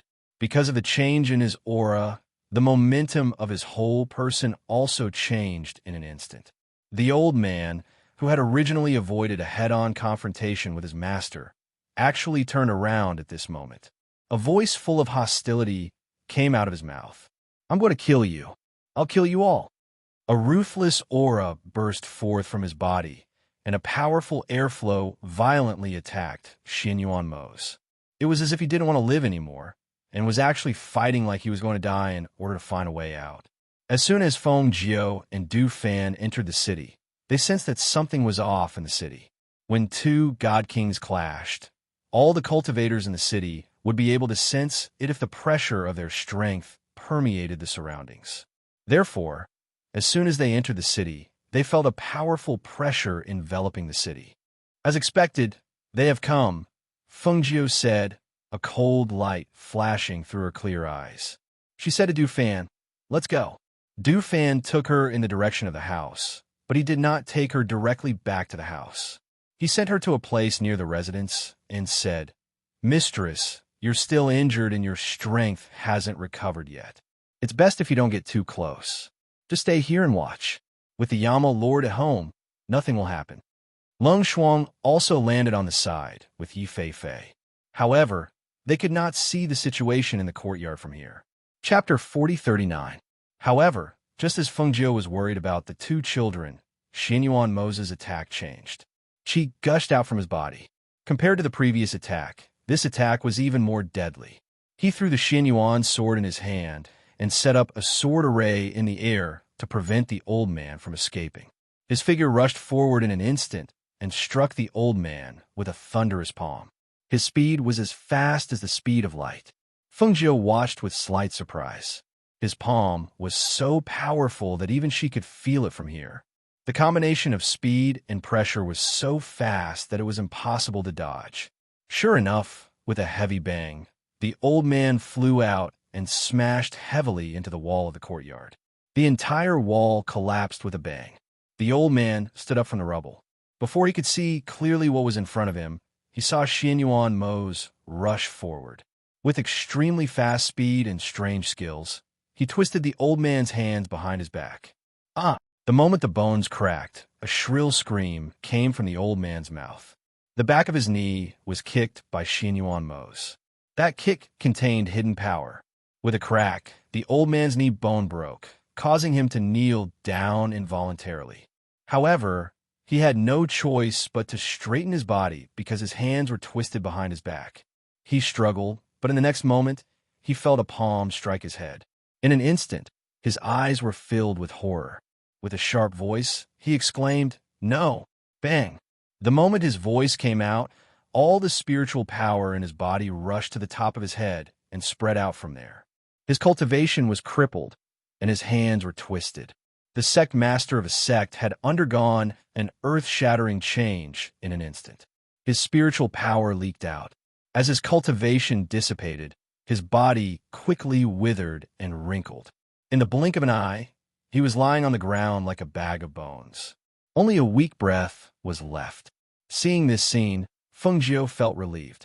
Her eyes flashed, and a proud smile appeared on her face. Her man wasn't just a little powerful. Xianyuan Mo's looked at the old man who was lying on the ground. He stood with his hands behind his back, and the sword array around him had not been released. He stared at the old man who was panting on the ground and spoke in a low and cold voice. "You dare to come here after injuring this monarch's woman? You got guts." As soon as he said that, a sword chi from the sword formation above him shot down with a swoosh, piercing into the old man's skinny thigh. Hiss! The old man let out a blood-curdling scream as blood flowed out of his mouth. Because his arms were broken, he could only lie on the ground powerlessly. His face was pressed against the ground as blood dripped down from the corner of his mouth. "Since you've delivered yourself to my doorstep to seek death, I'll naturally grant your wish." As soon as Xianyuan Mo's finished speaking, the second sword chi struck down from above, aiming for the old man's shoulder. The old man let out a muffled groan. His already weakened chi seemed to have been cut off after the second sword chi pierced through him. He lay on the ground, motionless. Chapter 4040. Amitabha. The Buddhist monk walked out and murmured softly when he saw the scene. He then sighed. The sect master of the hidden sect had been in seclusion for many years and had never left the mountain gates. He never thought that he would die here on this trip. He sighed softly as he looked at the dead person on the ground. A cultivator at the peak of the Divine King level had been killed just like that. Life and death. It did not matter if it had happened in an instant. Xianyuan Mo's looked at him and asked in a low and cold voice, "Great Master, do you want to bring this body back to report on your mission?" When Feng Jiu had sent a message back, he knew that she must have been severely injured. Otherwise, her return date would not have been delayed. Based on her cultivation level, she would either not be injured or she was severely injured. Even if she did not say it, he could guess it. Hence, when he found out that she was severely injured, a murderous intent rose in his heart. Not only did he want to kill the sect master of the hidden sect, he wanted to destroy the entire hidden sect as well. Anyone who dared to touch his people, no matter who it was, he would kill them. Mose, I'm back. Feng Jiu's gentle voice sounded with a hint of relaxation and laughter. When Xin Yuan Mose heard her voice, he immediately turned towards the direction of the voice. When the figure entered his sight, his murderous aura and cold aura disappeared without a trace. The black figure raised his chi and swept across the air. In the blink of an eye, he had arrived by Feng Jiu's side. How are you? Are the wounds on your body better? Xin Yuan Mose asked. He held her shoulders with both hands and carefully looked her up and down. Feng Jiu pursed her lips and smiled. She reached out and wrapped her arms around his waist. She buried herself in his arms and said softly, I'm fine. It's just that my injuries still hurt a little. Her gentle voice carried a hint of exhaustion. Xin Yuan Mose's heart clenched when he heard this. He hurriedly asked, Where does it hurt? Have you applied medicine? I've applied medicine, she replied. I'll take you back. As he spoke, he turned his hand and carried her in his arms. He tiptoed and headed towards the house. Seeing Feng Jiu being taken away by Xin Yuan Mose, Yi Feifei elbowed Du Fan and said, Hey, is that man her husband? Du Fan glanced at her, and with a move of his hand, he grabbed her by the collar and dragged her towards the residence. Hey, why are you grabbing my clothes? Let me go. Yi Feifei's hands tightly pulled the collar that was strangling her neck. The feeling of being carried away was very bad. She wanted to kick him with her feet, but he avoided her. Lung Shuang was watching from behind. Seeing the two of them like this, he smiled and followed them. When they reached the courtyard, Du Fan let go of Yi Feifei's collar and said to her, You can stay here for now. Before he could finish his words, he was hit hard between his legs. It was so painful that he clamped his legs together. He wanted to cover it with his hands, but he couldn't reach them. He could only bend his knees and waist. His face was red as he twisted there. It was as if he couldn't breathe. His face was red. Who told you to grab my collar? Are you trying to strangle me? Do you think I'm easy to bully? Chapter 4041. Ing Yi, who was walking over, saw this scene and couldn't help but look at Du Fan sympathetically. It was true that he wouldn't be crippled, but it was painful. Men were the most vulnerable in this area. If it wasn't painful, Du Fan wouldn't be speechless for a long time. His face was still red. He absolutely believed that his red face wasn't because of shyness, but because of the pain that made his blood rush to his head. TSK. To think that there would be a day when he would fall for her trick. And he looked at him gloatingly, then glanced at the woman. He was puzzled. Who was this woman? Why was she brought here? Feng Jiu had already been carried back to the courtyard by Xin Yuan Mose. The monk also turned and left. Only Du Fan, Ing Yi, Lung Shuang, and Yi Feifei were left. At this time, Lung Shuang looked around, then walked up to Du Fan and asked, Are you okay? Aye. Ouch. Du Fan panted heavily as he glared at Yi Feifei, who was looking at him provocatively. Because he couldn't bring himself to cover his crotch with both hands in front of the two women, he could only clamp his legs together and press his hands against his legs as he gasped for air. Then I'll take her to rest first. I'll come find you later, Lung Shuang said and nodded at Yi. Then he said to Yi Feifei, Come with me. Yi Feifei looked at Du Fan and snorted lightly, then followed Lung Shuang and left with light steps. As soon as they left, Du Fan immediately covered his crotch with both hands. Ouch! This woman is so cruel. So cruel. She wants to cripple my manhood. What kind of hatred and resentment is there? So cruel. Who is this woman? Why did you bring her back? Ingy looked at him and asked. She came back with the master. She saved the master halfway and treated the master's wound, Du Fan said while gasping for air. After a while, he slowly straightened his back. She looks familiar, Ingy said thoughtfully. He vaguely felt that he had seen her somewhere before. She's the love-struck woman when we entered the city, Du Fan said angrily. Hearing this, he was slightly surprised. Really? Yes, it's her. I don't know what she's up to, but the red birthmark on her face is also fake. This woman saved the master halfway. I don't know if it was a coincidence or on purpose. Now that she's back, I have to find some time to investigate her background, Du Fan said. Then he asked, "Why didn't I hear the little master's cry? SSS? That's the... And the fire phoenix and Lung Hua. Is. And so that... Teat." When Du Fan heard that it was actually such an arrangement, he finally relaxed and asked, "Then when will Chi Kong and the others return?" "They're already at Shanwei. They'll be back once they're done. Don't worry about them," Ingyi said. While the two were chatting, Xinyuan Mose brought Fengjiu back to the main courtyard. He carefully placed her on the bed and asked, "Is it an internal injury?" Chapter 4042. Xinyuan Mose looked up at her and said, "I won't do anything. I just want to take a look at your wound." Fengjiu was stunned for a moment. Then he couldn't help but smile. "It's already formed a scar. You just need to rest for a few days and don't pull on the wound. It will heal even faster. I still need to take a look before I can rest assured." As he spoke, he unbuttoned her clothes. Seeing this, Fengjiu felt a little helpless, but seeing the worry in his eyes, he let him be.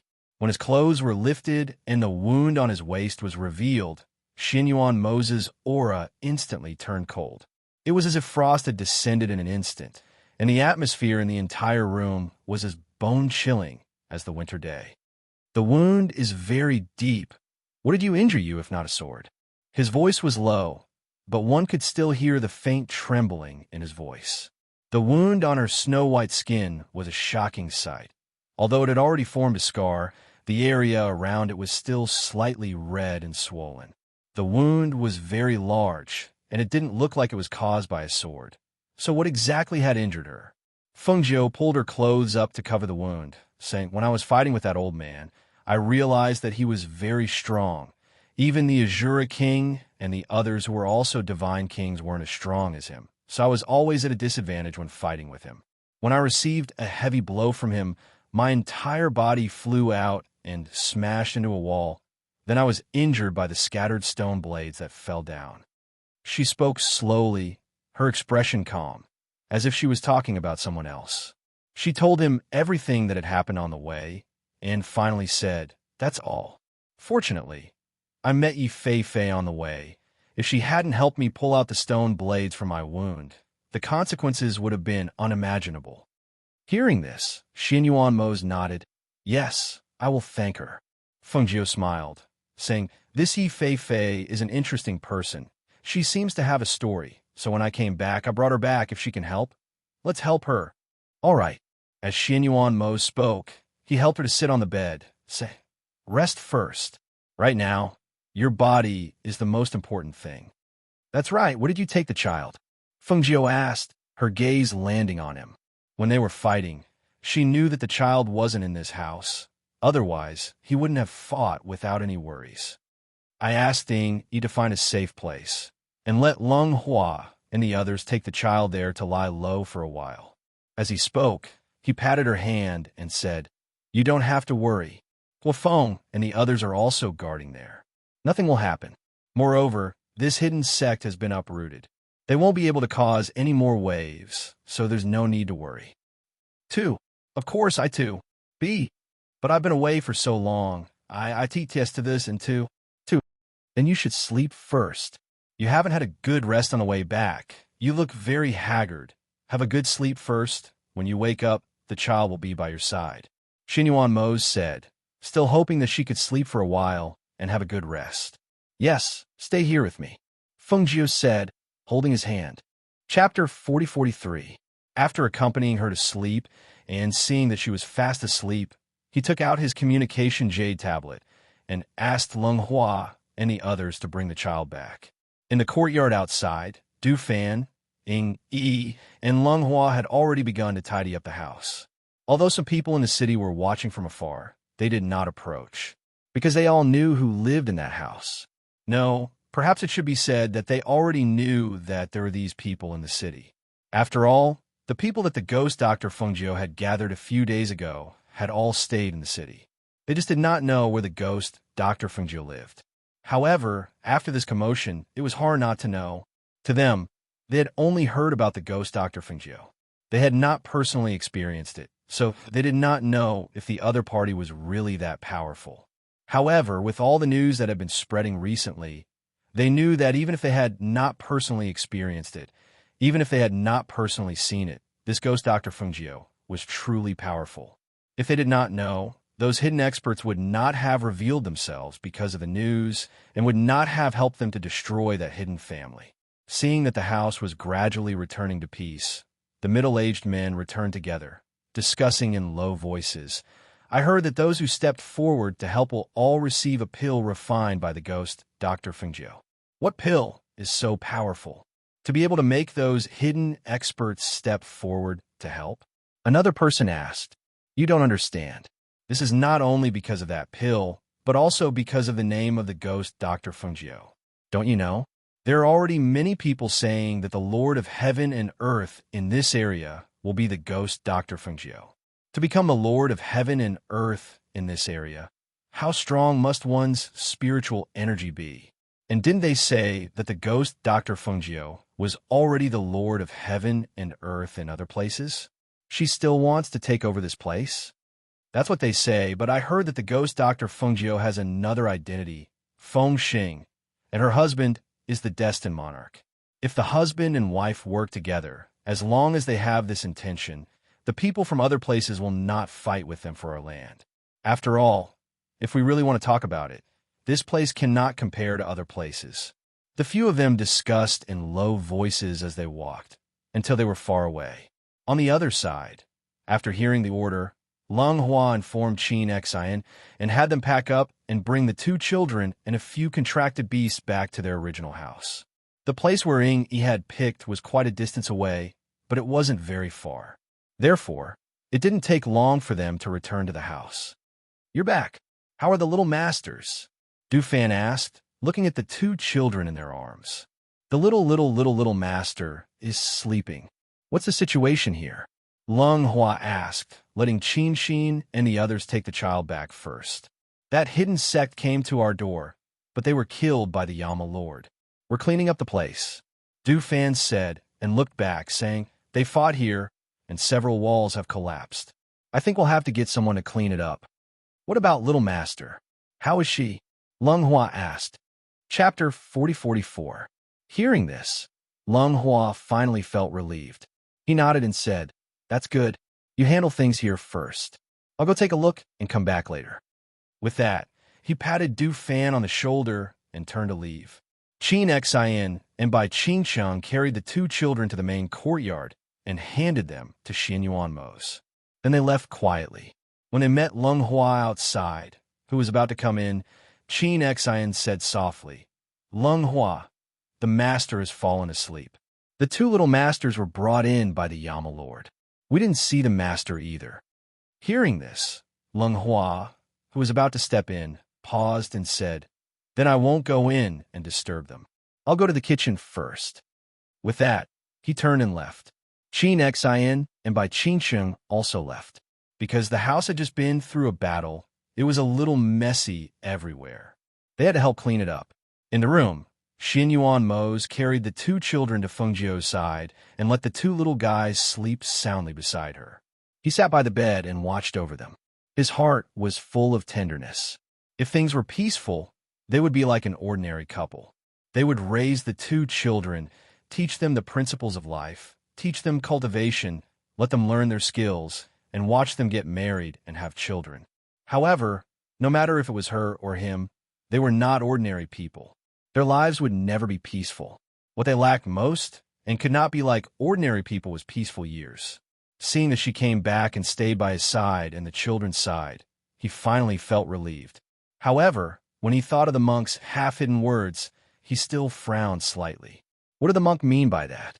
Perhaps because she didn't have a good rest on the way, Fengjiu fell into a deep sleep as soon as she came back. She didn't even know that Xin Yuanmo's put the 2 children beside her to sleep with her. She only woke up when the sky darkened and the 2 children cried when they woke up. Why? Wow. As soon as one of the children started crying, the other one started crying as well. 2 loud cries rang out and could be heard from inside and outside the courtyard. She flipped over and sat up, only to see Xin Yuanmo's carrying a child. "He's probably hungry," Xin Yuanmo said. Seeing her sit up to hold the child, he hurriedly reached out to stop her. "You still have injuries on your body. The wound on your waist and abdomen is like that. It's better not to hold the child, so as not to pull the wound. I'm fine. The wound is already scabbed over, Fengjiu said as she picked up the child.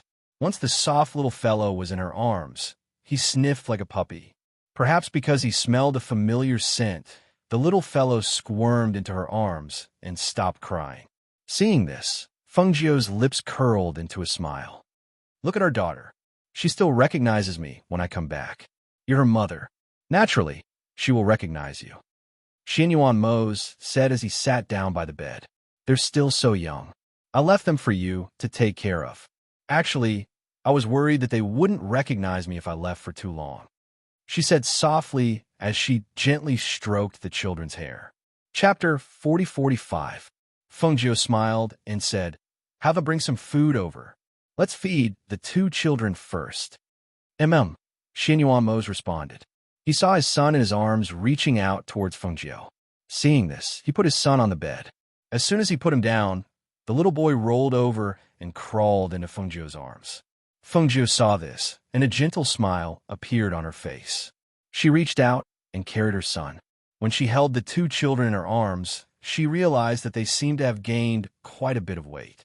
The two little guys stopped crying. They pulled Fengjiu's hands and stuffed them into their mouths. They cried out, but no one knew what they were saying. On the other side, Yi Fei, who had slept in the guest room, also woke up. She only woke up when she heard the children crying.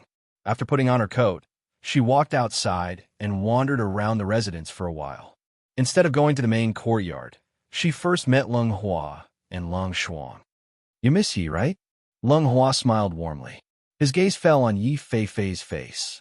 He smiled warmly and said, it's almost time for dinner. My sister will call you over in a while. Yi Fei glanced at Leng Hua, then glanced at Leng Shuang and said, they all told you about me? Do you all know who I am? Yes, Leng Hua replied. Your siblings. Yi Fei looked at the two of them. After a careful examination, she realized that their eyebrows and eyes were somewhat similar. Miss Yi, I'll take you to eat first, Leng Shuang said and walked forward. Yi Fei took a step back and said, wait, I'm not hungry yet. As she spoke, she looked around and said, I heard a child crying just now. Do you have a child here? Yes, our little master. Hearing this, she was slightly surprised. He's your master's child? She already has a child? I couldn't tell. Seeing that the two of them didn't speak, Yi Fei continued, what is your master doing now? I have something to talk to her about. Miss, do you know who my master is? Leng Hua asked with a warm smile. Didn't she say her name was Fengjiu? Yi Fei said, glancing at the two. Isn't her name Fengjiu? It's just a name. How much do you know? Leng Hua asked again. I've never seen her before, so how would I know? Yi Fei said unhappily. I heard from my elder sister that Miss saved my master, and my master agreed to help Miss with something. Since that's the case, why don't we let my elder sister tell Miss about what we can do? What does Miss need us to do? You can tell us directly, Leng Hua said warmly. He glanced at Leng Shuang beside him and nodded slightly. Go ahead and do your work.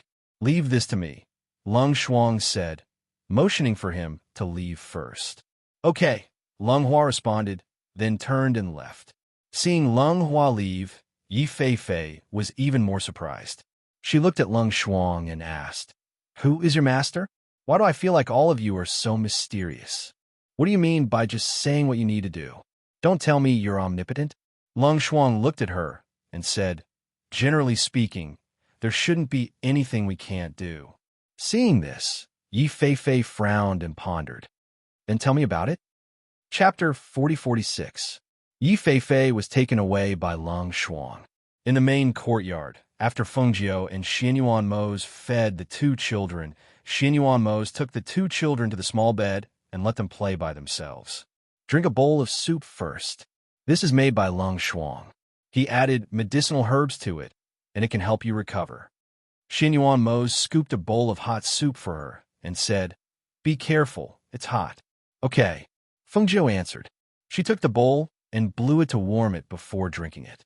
After drinking the soup, she pulled him to sit by the bed and said, I have something to tell you. I think it's a little strange. Go ahead. Xianyuan Mose gestured. It's one of the two things that the Million Buddhas sect asked us to find. She looked at him and said, the Heart Sutra was hidden by the old man. So, when I didn't find the Saraira, I copied some of the Heart Sutra and mixed it into a fake one.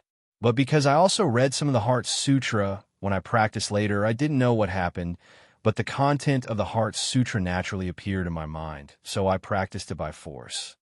She paused and said, there's something wrong with the Heart Sutra. It's not so much a Buddhist Heart Sutra, but a Devil Sutra. I'm very surprised that the people of the Million Buddhas sect have such a thing. Hearing this, Xianyuan Mose pondered for a moment and said, forced to practice it? If that's the case, then the Heart Sutra should have devil nature. Maybe this thing was not originally a Buddhist thing. He pondered, paused, and said, or maybe it's because the people of the Million Buddhas sect know that there's something wrong with the Heart Sutra, so they can't wait to find it. I also thought about this, but I think that if they don't destroy the Heart Sutra after taking it back, something will happen sooner or later. She remembered that the Myriad Buddhist sect had asked her to promise to protect them for 100 years.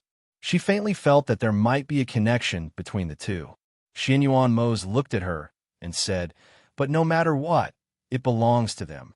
Now that they have it, they should be the ones to destroy it. Yes, I know. She nodded and took out the crutch from the space. This thing belongs to the old man. I didn't have the chance to study it, but I know that the Saraira is hidden in this crutch.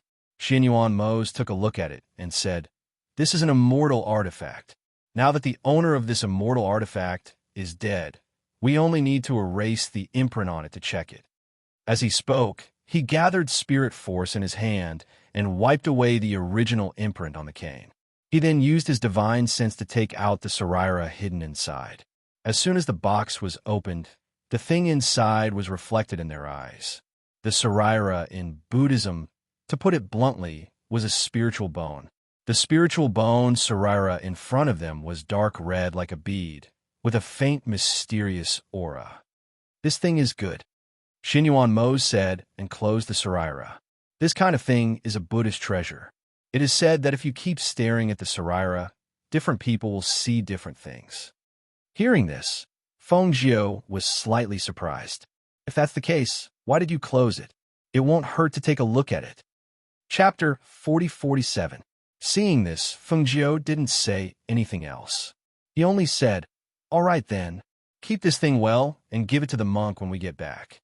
The two of them ate in the room and chatted for a while. Xianyuan Mose told her about the requests of the experts who had come to help in her name. After explaining everything clearly, they asked Lung Hua to call Du Fan and the others to the courtyard to give them some instructions. Because Qi Kong and the others hadn't returned yet, they planned to stay here for the time being and wait for them to finish their work before coming back to meet up with them. In the room, the husband and wife chatted. Xianyuan Mose thought of the monk's strangeness, so he told Feng Jiu his doubts. I think he's hinting at something. However, when I asked him, he wouldn't say anything. He just said that heaven's secrets shouldn't be revealed. Hearing this, Feng Jiu was slightly surprised. Is there such a thing? She thought for a moment, then said, our children are under our protection. Logically speaking, they shouldn't be in any danger.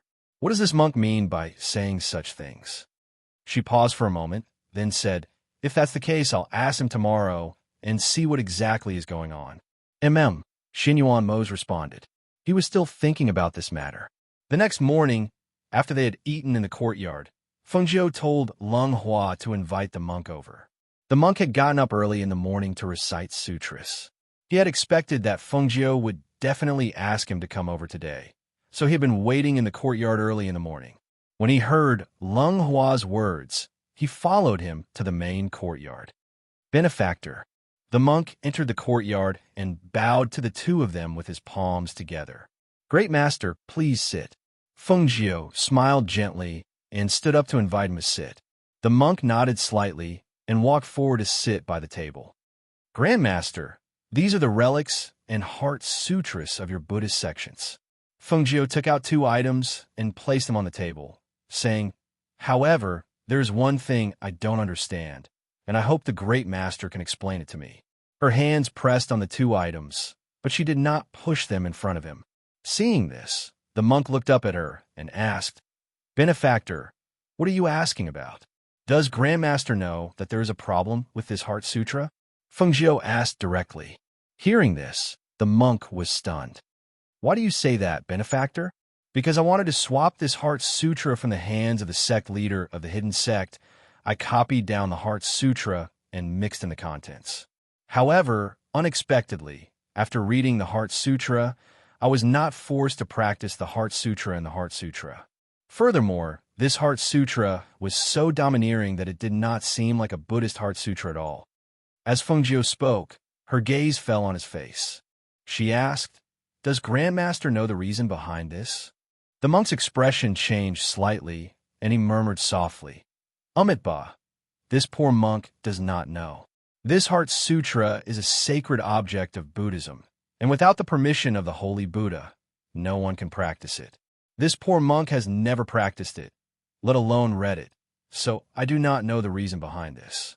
Seeing that he did not seem to be lying, Fengjiu said, "Since this is the case, it is best that Great Master report this matter to your Holy Buddha after you take this Heart Sutra back, in case anything happens in the future." As she spoke, she pushed the 2 boxes forward and said, "Grandmaster, please take a look." The monk took them and opened them to take a look. He closed them and said, "These 2 items are not bad." Chapter 40-48. Fengjiu smiled. She looked at him and said, "Great Master, I still want to ask you something."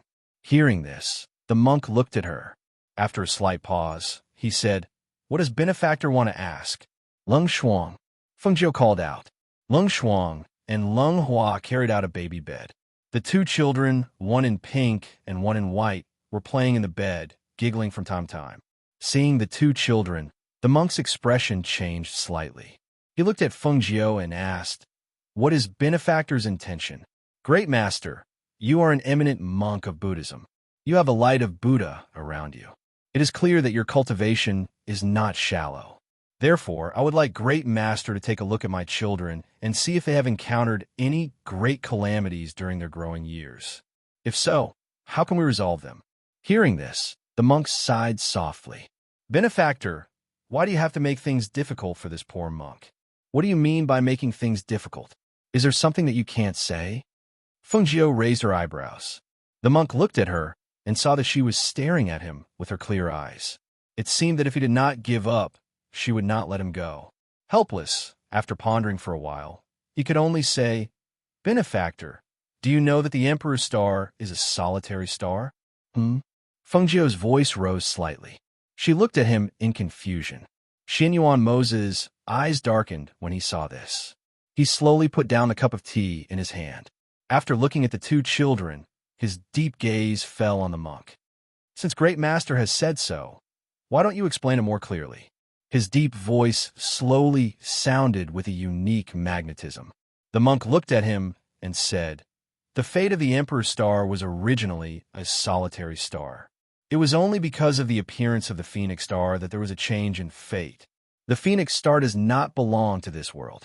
Therefore, although the child born between the 2 of you will be blessed by various cultivators at birth, it is still unknown whether the child will survive." His calm gaze fell on the 2 people's faces. Seeing their expressions become serious because of his words, he sighed softly and said, "This is a heavenly secret that cannot be revealed. Moreover, even if this poor monk tells you, this tribulation cannot be avoided. If you know, it will only increase your worries. It is better to follow the will of the heavens and let nature take its course." Fengjiu's heart sank when she heard the monk's words. If he had said something else, she might not have taken it to heart. But he said that she did not belong to this world, but she was a person who did not belong to this world. Hearing this, she felt a moment of panic and fear in her heart. She was afraid that what he said would become true. And now it might come true. No, even if it was true, she would not allow such a thing to happen. Xinyuan Moses' face darkened with seriousness. He tightened his grip on the cup. Because he lost control of his strength, the cup broke with a crack. The tea splashed out. The broken cup cut his palm. Blood also seeped out and dripped onto the table. Fengjiu saw this and immediately came back to her senses. She grabbed his hand and said, "Let go." Xianyuan Mose glanced at his hand, then slowly let go. Seeing her slightly furrowed brows as she anxiously and worriedly helped him clean up the shards in his palm, he couldn't help but feel guilty and apologetic in that instant. Chapter 4049. Fengjiu took out medicine and cloth from the space. As he helped him apply the medicine to stop the bleeding, he said reproachfully, "You're too much. Don't you know that you'll hurt your hand? You hurt yourself, and I'm still worried." "I'm sorry," Xianyuan Mose said apologetically. He had already calmed down. He watched as Fengjiu bandaged his hand. After Lung Shuang cleaned up the things on the table, he looked at the monk. "If what you said is true, is there a way to solve it?" "There's always a way to solve every tribulation. There's definitely a way." The monk looked at him and was silent for a while. In the end, he shook his head. "I'm powerless. I don't know how to solve this tribulation. After all, what I know is limited." Fengjiu put down Xianyuan Mose's hand. After looking at him, she looked at the monk and said, "Even if what you said is true, you should know that I'm not a person of this world. Since I can come here and become the ruler of this world, what else can we not do?" Her gaze shifted to the side and landed on the two children. Since they're already born, they're already living in this world. Even if they have to go through 81 tribulations, I believe that they'll be like us one day. They'll grow from the tribulation and become strong. Hearing her words, Xianyuan Mose's heart gradually calmed down. Yes, hadn't he and she also walked step by step like this? Although they had the fate of the Emperor and the Star of the Phoenix, the hardships they had experienced over the years were unimaginable to others. They had also broken through the tribulation time and time again. They grew from the tribulation and became strong today. Their children had inherited their powerful bloodline. It was only right for them to do so. After the monk put away the things, he bade farewell to the two of them. "Goodbye, both of you." Fengjiu stood up and said, "I'll see you off, master. Please," she said, and gestured for him to leave. The monk turned around and walked out with Fengjiu. When they reached the entrance, the monk stopped in his tracks and said, "Patron, let's stop here." "Be careful, master," Fengjiu said. "Ba." The monk put his palms together and fixed his gaze on Fengjiu. He said, "Benefactor, you are a blessed person. In your life, you are often helped by benefactors. Benefactors' two children are the same. When they were born, they received blessings from various powerhouses. As long as they can meet their benefactor, they will surely turn misfortune into blessing." "Thank you for your kind words, master," Fengjiu said. The monk nodded slightly before turning around and leaving. Seeing the monk's figure disappear from his sight, Fengjiu retracted his gaze and murmured, "Destined benefactor? Who could it be?" She sighed in her heart and turned to walk inside. When she arrived at the main courtyard, she saw Xianyuan Mose holding his daughter in his arms as he coaxed his son in his small bed with a flute drum. She walked up to him and said, "Don't worry too much. Sometimes man proposes, but God disposes. There are many things that haven't happened yet, and no one knows what will happen." She picked up her son from the small bed and said, "Our children are so smart and cute. Even if they are in trouble, they will surely turn misfortune into blessing." Chapter 4050. On the other side, in the guest room, Yi Feifei was sitting on the bed with her chin in her hand. Since Lung Shuang told her about Fengjiu yesterday, she had been thinking about whether she could borrow his power to help her deal with those matters. If it was up to her, it would be impossible. However, if Fengjiu and the others helped, it would be a piece of cake for them. Of course, the premise was that Fengjiu was as powerful as Lung Shuang said. However, if she told them about her family matters, would Fengjiu and the others believe her? Would they help her? Just as she was struggling, Du Fan walked into the main courtyard. When he saw the two people sitting in the courtyard, he was surprised to see that Xianyuan Mose's hand was bandaged. A trace of surprise flashed through his eyes, but he calmly looked away and fixed his gaze on Fengjiu. "Master!" He bowed and called out. "What is it?" Fengjiu asked and looked at him. "I've investigated Yi Feifei's situation," he said. Because this person was close to his master and had saved his master, he was still living here. Naturally, he had to investigate this person's background and details. However, He didn't expect that this investigation would lead him to discover something fishy. Hearing this, Feng Jiu raised his eyebrows. Oh, is there a problem with her background? To be exact, there's a problem with her family, Du Fan said. At her signal, he continued, I was worried, so I secretly investigated her and her family. Yi Feifei's mother disappeared 3 years ago, and her whereabouts are still unknown. She also started to disguise herself 3 years ago. However, the birthmark on her face has been there since she was young. Her family seems to be attached to a powerful force, but we couldn't find out. Her father's behavior also started to change 3 years ago, but we couldn't find out the reason in such a short time. However, we know that the internal affairs of the Yi family are very complicated. He paused for a moment before continuing. Ever since Yi Feifei left home, the Yi clan has been secretly searching for him. Furthermore, this is not the first time Yi Feifei has left home. Usually, he would be found and brought back not long after he left. This time, the Yi clan is also searching for him. Hearing this, Feng Jiu said, no matter how complicated Yi Feifei's family background is, she won't have a problem. Moreover, I promised her one thing. If she really wants my help, she will come to me after she thinks it through. Saying this, she pursed her lips and smiled. During this time, you should take care of her in the residence. After all, she is my savior. Yes, Du Fan replied. He bowed and left. For him, after finding out the details of the other party, eliminating the danger, and knowing that she didn't approach their master with ulterior motives, he could rest assured that she would stay here. After leaving the courtyard, he saw Lung Hua waiting outside. Du Fan walked over and asked in a low voice, Why is Yama Lord's hand injured? What happened? Lung Hua glanced inside and said in a low voice, The master left and said something about the 2 young masters. When Yama Lord heard this, he crushed the teacup and cut his hand. Master bandaged it. Hearing this, Du Fan nodded. He looked back thoughtfully and said, About the 2 young masters? What could make Yama Lord like this? Chapter 4051. Hearing this, Du Fan's face couldn't help but turn serious.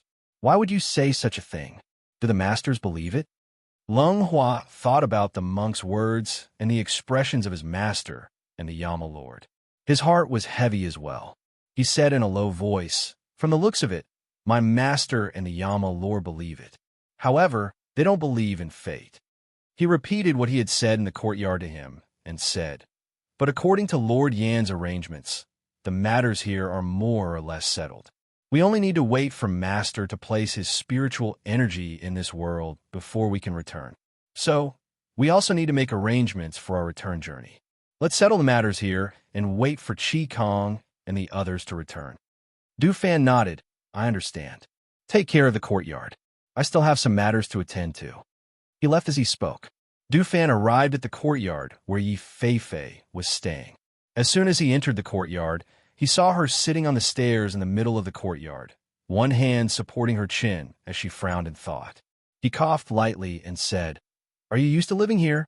Yi Feifei looked at him and asked, What are you doing here? I'm here to tell you that the Yi family is looking for you everywhere. As Du Fan spoke, he was about to open the fan in his hand when he remembered what Yi Feifei had said. He couldn't help but close the fan and place it behind his back. Hearing this, Yi Feifei's expression changed slightly, and Du Fan raised his eyebrows and looked at her. And those people are loitering outside our residence. They probably know you're here.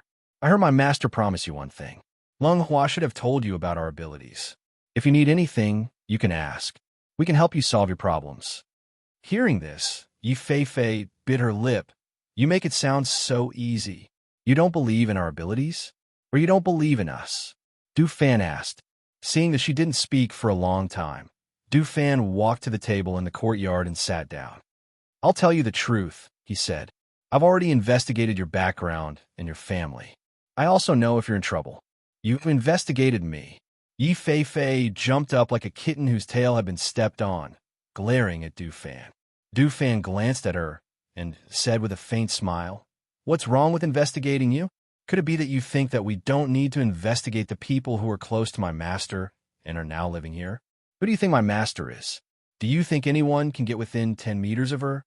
Yi Feifei's lips moved as if he wanted to say something, but in the end, he didn't say anything. He just continued to stare at him. It's just that I didn't expect to find so many things after this investigation. As he spoke, he glanced at her and stared at her with an expression as if he was watching a good show. Hearing him say this, Yi Feifei couldn't help but ask nervously, "What did you find?" As she spoke, she seemed to think of something and said, "Even if you really found something in such a short time, you only know some things that everyone knows." Saying this, she seemed to calm down and sat back down on the stone steps. Chapter 4052. "I don't believe you," Yi Feifei said. Du Fan looked at her. The fan in his hand opened out of habit, and he gently fanned himself in front of his chest. With a smile on his face, he said, "Your mother went missing 3 years ago, and her whereabouts are still unknown. It was also 3 years ago that you began to make yourself detestable. The birthmark on your face was not a natural one, but a disguise made by your mother ever since you were born. As for the reason," he paused, and his lips curled into a smile. "You have a secret, or rather, your mother has a secret, and your mother's disappearance is related to this secret. The power behind your family is also trying to uncover your secret. So, in these 3 years, you have tried countless times to escape, but you were caught again and again. And in your family, your father, who should have protected you, did not protect you as a father should. So, there's a problem with your father." As he spoke, he observed the expression on her face. Seeing her initial calmness and the trace of panic that flashed across her eyes after he finished speaking, he was almost certain that his guess was not wrong. From what he found out, and thinking back to that day when they met at the city gates, the middle-aged man who claimed to be her father did not look at her with love or indulgence. Even if she, as a daughter, had gone overboard and acted recklessly and had a bad reputation, he should not have looked at her with the eyes of an indifferent bystander. It was just that he did not know what the problem was and only wanted to trick her. Although what he had said above was said in such a way, it was as good as not saying anything at all. However, the things that she was hiding in her heart were clearly revealed by him. "So, I even know that my father is a fake?" she muttered to herself, and her eyes were filled with shock. After all, she was only a 16 or 17-year-old girl and did not have much experience in the world. After being tricked by Du Fan, she was the first to say it. Du Fan was like a fox. When he heard this, he was slightly surprised but did not show it on his face. He only nodded and replied, "That's right, I know all about it." Yi Feifei was silent. She closed her eyes and pondered, and her face was slightly pale.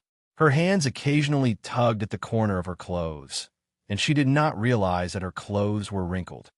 "Actually, you don't have to worry about anything else. My master is the master of heaven and earth. What has she not seen? She can solve any problem. Since you saved her, she wants to repay your kindness. Why don't you take this opportunity to think about what you need us to do for you?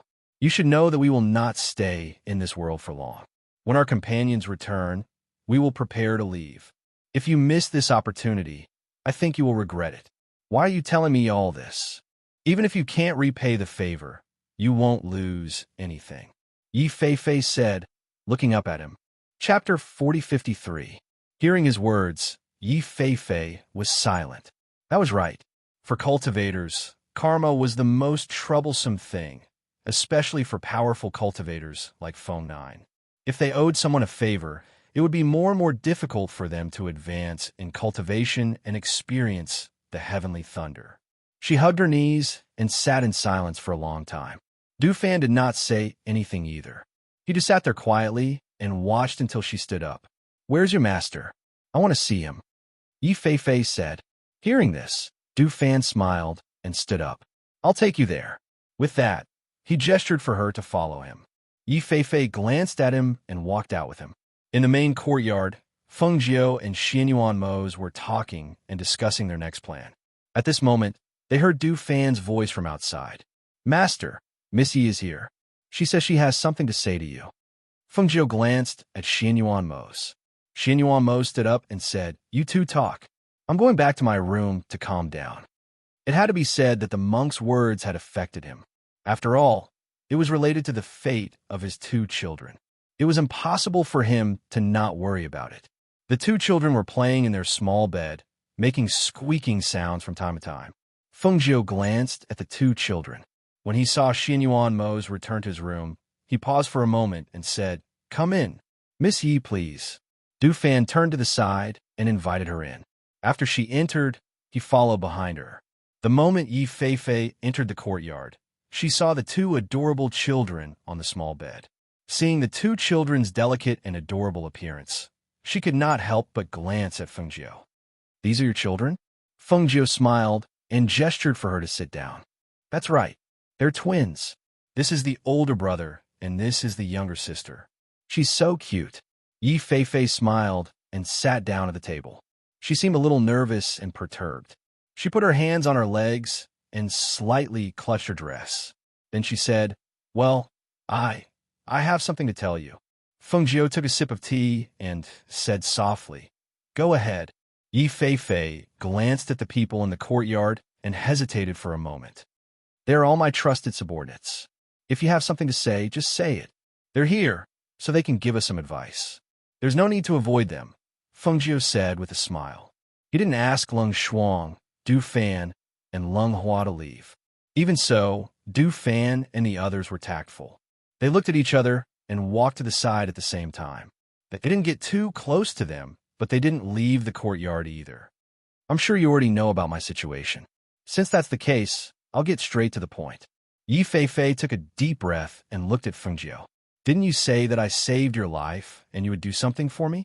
Then I want you to help me uncover the power behind the Yi family and eliminate the power that controls the Yi family." She paused and looked at Feng Jiu with some apprehension. "This is what I want you to help me with." Chapter 4054. Yi Feifei was silent for a moment. She took a deep breath and began. 3 years ago, my father, who had always been in love with my mother, seemed to have changed into a different person. He changed me and my mother greatly. Before I could figure out why, my mother disappeared and her whereabouts are still unknown. On the 3rd day after my mother disappeared, I unexpectedly found out that the father I have now was not my father. When the 3 people in the corner heard this, they could not help but look at each other. A trace of surprise flashed across Du Fan's eyes. He had tricked her by saying that there was something wrong with her father, but he did not know that there was such a problem. Fake. As far as he knew, her father was now the head of the Yi family. How could a fake be the head of the family? Could it be that no one in her family had found out? Or did everyone in her family know that this fake head of the Yi family was a member of the power behind the Yi family? For a moment, countless guesses flashed across his mind. When Yi Feifei said this, her hands were tightly clenched into fists. Her face turned cold, but her voice was still calm, as if she was talking about someone else's affairs. "He tried to get a secret from me. However, I suspected that he had killed my father and mother, so I pretended to be crazy and did ridiculous things to make them lower their guard against me. At the same time, I secretly investigated what had happened." As Feng Jiu listened, he gently played with the teacup in his hand. Hearing her words, he thought of the scene when her identity was stolen. He could not help but feel amused. A smile appeared on his lips as he looked at her and asked, "How did you know that he was a fake?" Yi Feifei reached out and touched her face. She looked at Feng Jiu and said, "The red birthmark on my face was made by a special drug. Only my mother and father knew about this. That person did not know." Hearing this, Feng Jiu was slightly surprised. He looked at her and asked, "I heard from Du Fan that you had the red birthmark on your face when you were young. Why did your parents make such an eyesore red birthmark on your face at such a young age?" "My mother told me that when I was born, I was very cute and looked like my mother. My father said that if his daughter looked good, she would definitely be able to find a man who truly loved me. My mother laughed and said that men were greedy for beauty. A beautiful woman would have fewer chances to meet true love because most of the time, men would only be interested in her appearance." Speaking of this, Yi Feifei laughed. She seemed to recall the expression on her mother's face when she said this to her. "So the 2 of them made you a birthmark, in the hope that you would meet a man who did not care about your appearance?" Feng Jiu added. As soon as his voice fell, he looked at her exquisite and outstanding appearance and nodded. He smiled and said, "That was very thoughtful of you." Yi Fei smiled and said, "My mother was very beautiful. My father loved her not because of her appearance. My mother hoped that I could meet a man like my father. However, she did not expect that something like that would happen 3 years ago." The smile on her face disappeared, and her expression became a little gloomy.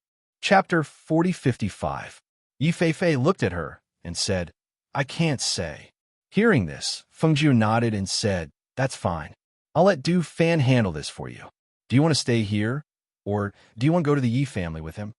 "I'll stay here first." Yi Fei said, "If this matter gets out of hand and things get out of hand, they'll definitely take me away. I think it's safer for you here than for me to stay in the Yi family." Fengjiu smiled and said, "That's true. Most people don't dare to come to my place." She paused and said with a smile, "Since you've said so, then stay here." She looked at Du Fan and said, "You can handle this matter. If there's a problem that you can't solve, let me know."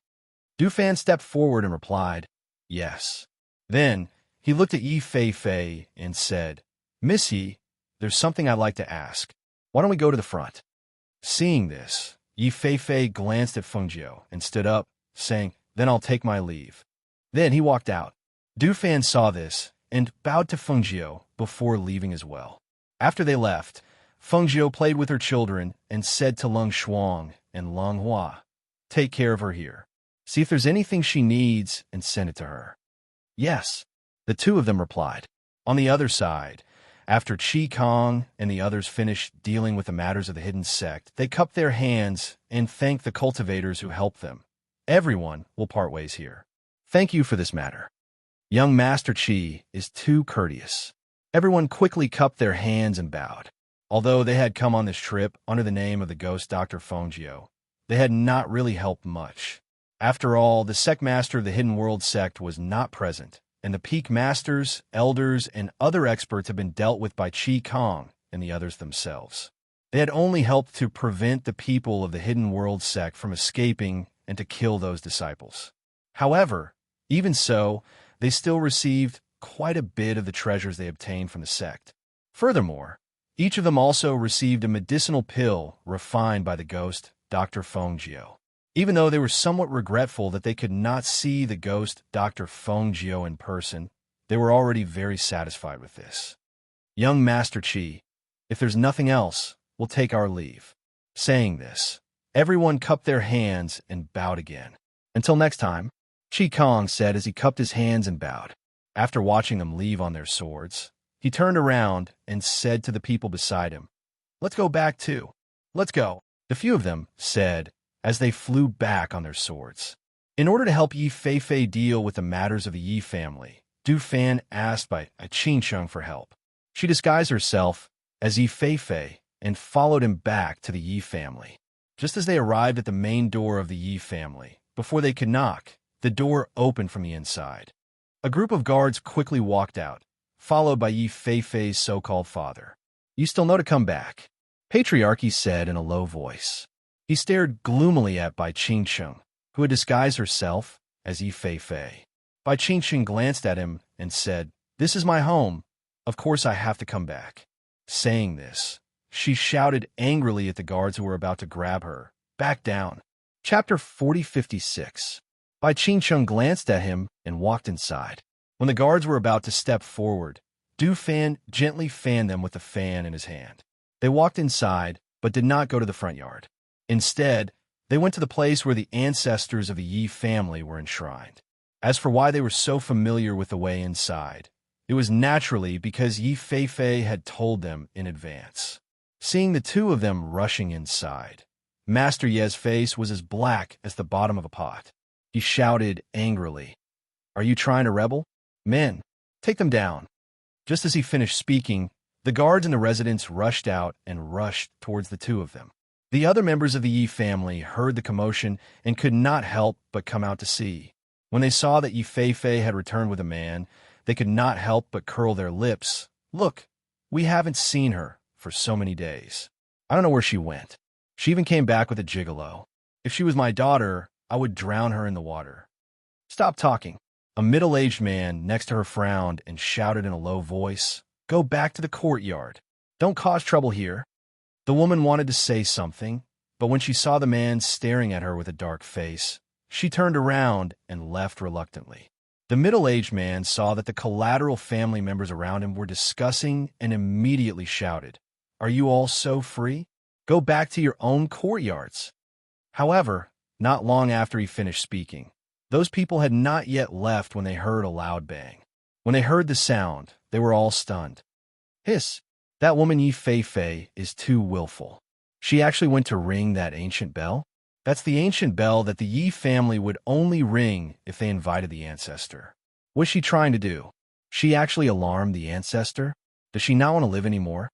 Hearing the gasps of discussion in his ears, the middle-aged man recovered from his shock and quickly walked forward. When he arrived at the courtyard where the ancestral tablets were enshrined, he saw that there were guards both inside and outside the courtyard. His elder brother was currently looking at Yi Fei Fei with an ashen face. The gloomy aura around him made the middle-aged man feel terrified. Big brother, don't be angry. Fei Fei is just a child. He doesn't know any better." He hurriedly went forward and said, while angrily shouting at Yi Fei Fei, "Fei Fei, how can you be like this? Do you know that this will alarm the patriarch? Hurry up and apologize to your father." As he shouted, he signaled with his eyes for her to apologize. Looking at this person, Du Fan and Bai Qingcheng exchanged glances. This middle-aged man should be the second uncle that Yi Fei Fei mentioned. It was said that her second uncle had always been protecting her in this family. Moreover, her second uncle's strength was considered to be at the top of the Yi family, and he had a lot of authority. The fact that those people didn't directly take her away and interrogate her was because of her second uncle. "Second uncle, I have something to say, so I have to ring this ancient bell and ask the patriarch to come out," Bai Qingcheng said. Not only did she look exactly like Yi Fei Fei, even her voice and mannerisms were exactly the same. Coupled with her master's disguise technique, no one in the Yi family would be able to tell that she was not Yi Fei Fei. "Didn't you hear what I said? Arrest her and that gigolo." Patriarch, he shouted in a low voice. His gloomy gaze fell upon the two of them. Chapter 4057. Du Fan.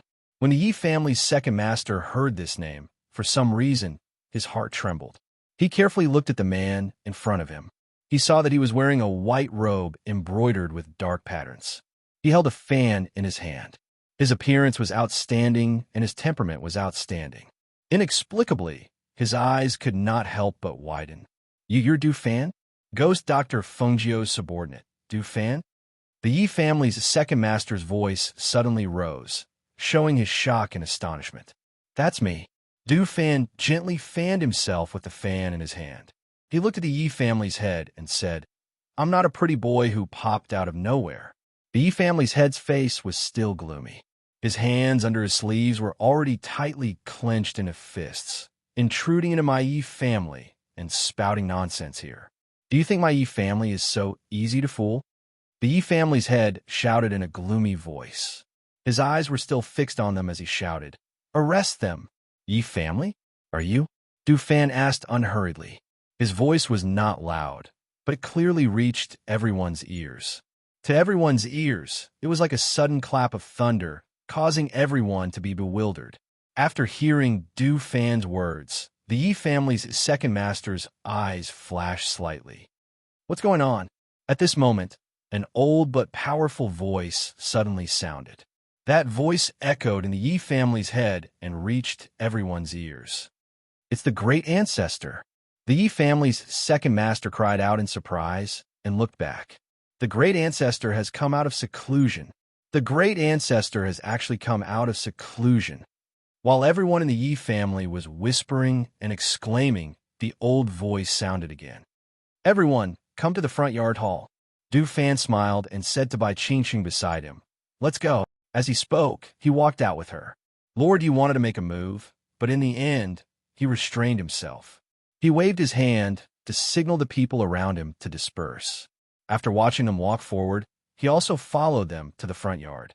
When the group of people arrived at the front yard, the guards inside and outside were guarding vigilantly. The hall in the front yard was already filled with the Yi family's patriarch, elders, and various people in charge. In the middle of the main seat, there was an old man dressed in gray sitting. He was the Yi family's patriarch.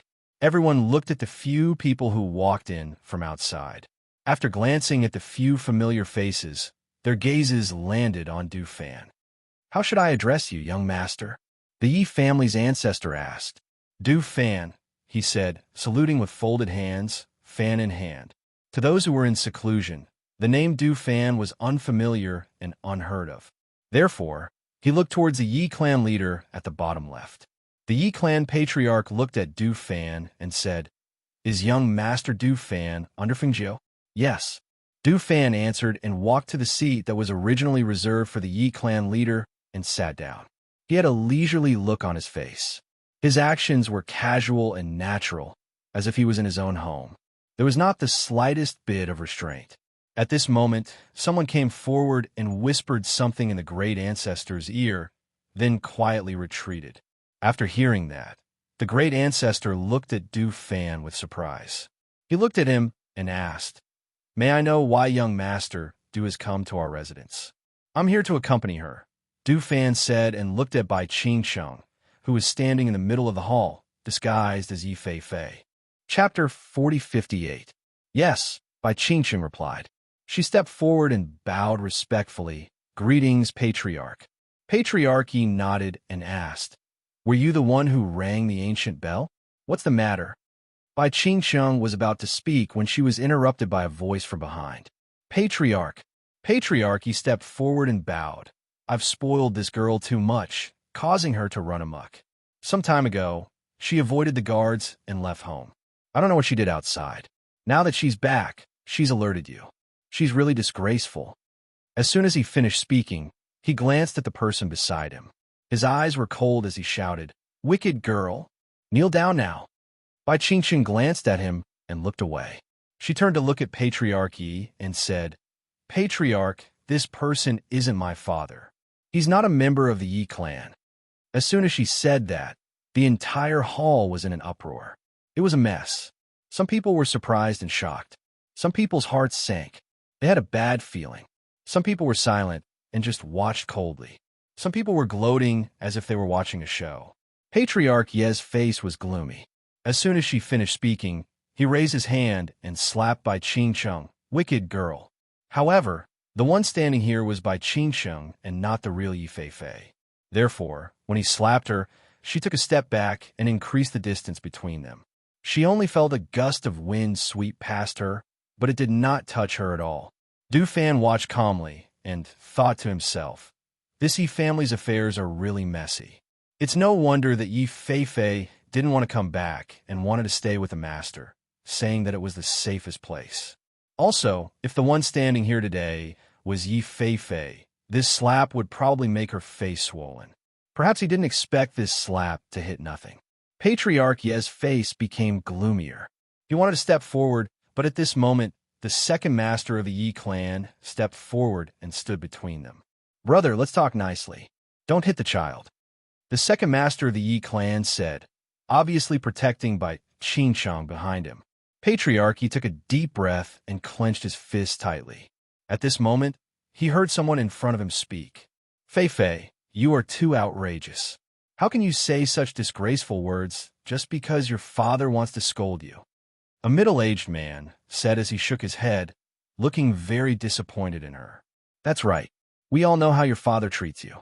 You're just a girl, yet you chase after every man you see outside.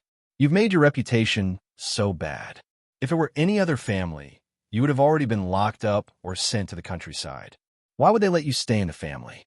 You said that your father isn't your father just to vent your anger. That's too much. There's such a big living person here. If he's fake, how can we not know?" Another person also spoke up, looking at her with a displeased gaze. The old man at the main seat frowned when he heard that. He looked at Bai Qingsheng and asked, "What's going on? Did you really say that just to vent your anger?" Chapter 4059.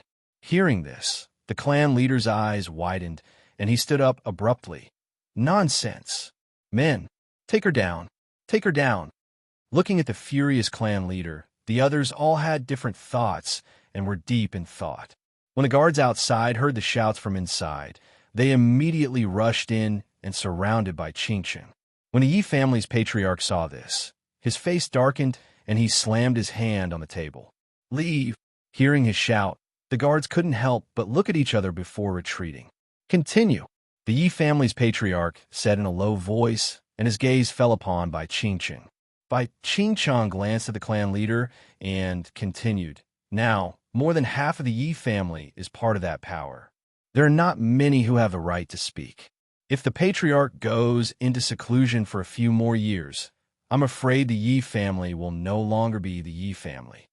Hearing this, the Yi family's patriarch's aura became gloomy and terrifying. He pursed his lips, and his sharp gaze swept across the others in the hall. Finally, his gaze fell upon the Yi family's patriarch, and he said, "Tell me, is what she said true?" "Patriarch, she's talking nonsense," the Yi family's patriarch said, and stepped forward. "Although the Yi family is a century-old family, we can't be compared to the real big families in other places. Moreover, the Yi family has never been in the limelight. What do we have that others can spy on us? Moreover, what she said is ridiculous. What mysterious power is controlling the Yi family? What do you mean by I'm fake? This is ridiculous." As he spoke, he looked at the others in the hall. "Do you believe what she said? Do you? Can you believe such ridiculous words?" Everyone in the hall was silent. Their brows were slightly furrowed, and they were deep in thought. At this moment, Du Fan smiled and gently fanned his chest with the fan in his hand. He looked at the Yi family's patriarch and said, "I have a bottle of potion here. As long as you put a drop on your face, no matter what kind of disguise you use, your original appearance will be revealed." He paused, and with a turn of his hand, a bottle of potion appeared in his hand, and he placed it on the table. "Patriarchy, do you dare to try?" Patriarch Ye's face darkened. Before he could say anything, a middle-aged man stood up and shouted angrily, "Ridiculous! I am the patriarch of the Yi family. How can I let you casually use medicine like this? This is our Yi family's business. Please leave immediately." "Yes, leave." Looking at the few people who spoke, the Yi clan's ancestor's expression changed unpredictably. He pursed his lips and did not speak. After a long while, he raised his hand to signal everyone to be silent. Then he opened his mouth and said, "If that's the case, then give it a try. That way, we can shut the mouths of the masses."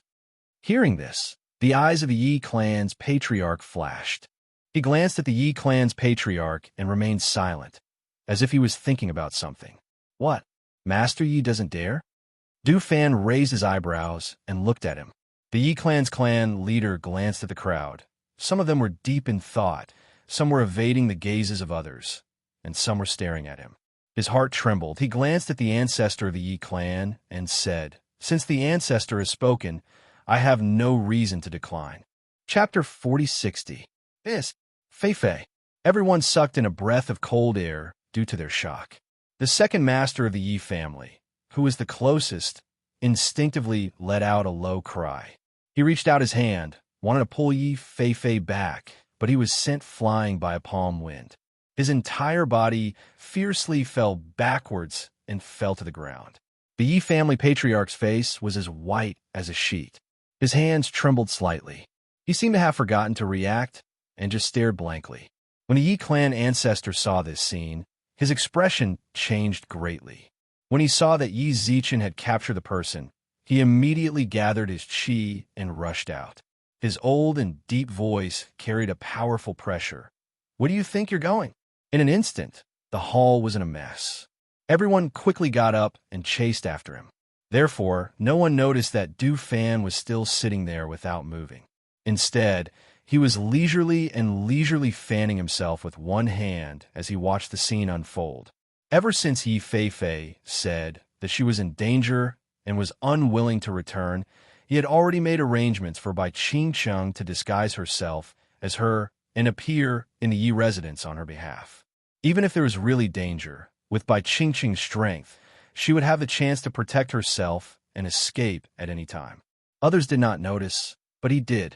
When that person grabbed Bai Qingqing's throat and took her away, She was restraining her instincts to fight back and let him take her away. He stood up and looked at the second master of the Yi family, who was being helped to his feet. Seeing that he was in a hurry to chase after the person, he immediately called out to him, "Second Master Yi." When the second master of the Yi family heard Du Fan's voice, he instinctively stopped and turned around to look at him. "Second Master Yi, rather than chasing after that person, I think it's better for you to deal with the matters in the Yi family first," Du Fan said with a smile, and his gaze fell on the second master of the Yi family. Hearing this, the second master of the Yi family was slightly moved. He asked, "Master Du, you brought Fei Fei back. Now that she's been taken away, why aren't you worried? Aren't you worried that she'll be killed by that person?" "Don't worry, Second Master Yi. She'll be fine," Du Fan said. "Your mansion isn't a mess. Your ancestor won't be able to catch up with that person. Since that's the case, you'd better get rid of those spies in your mansion first."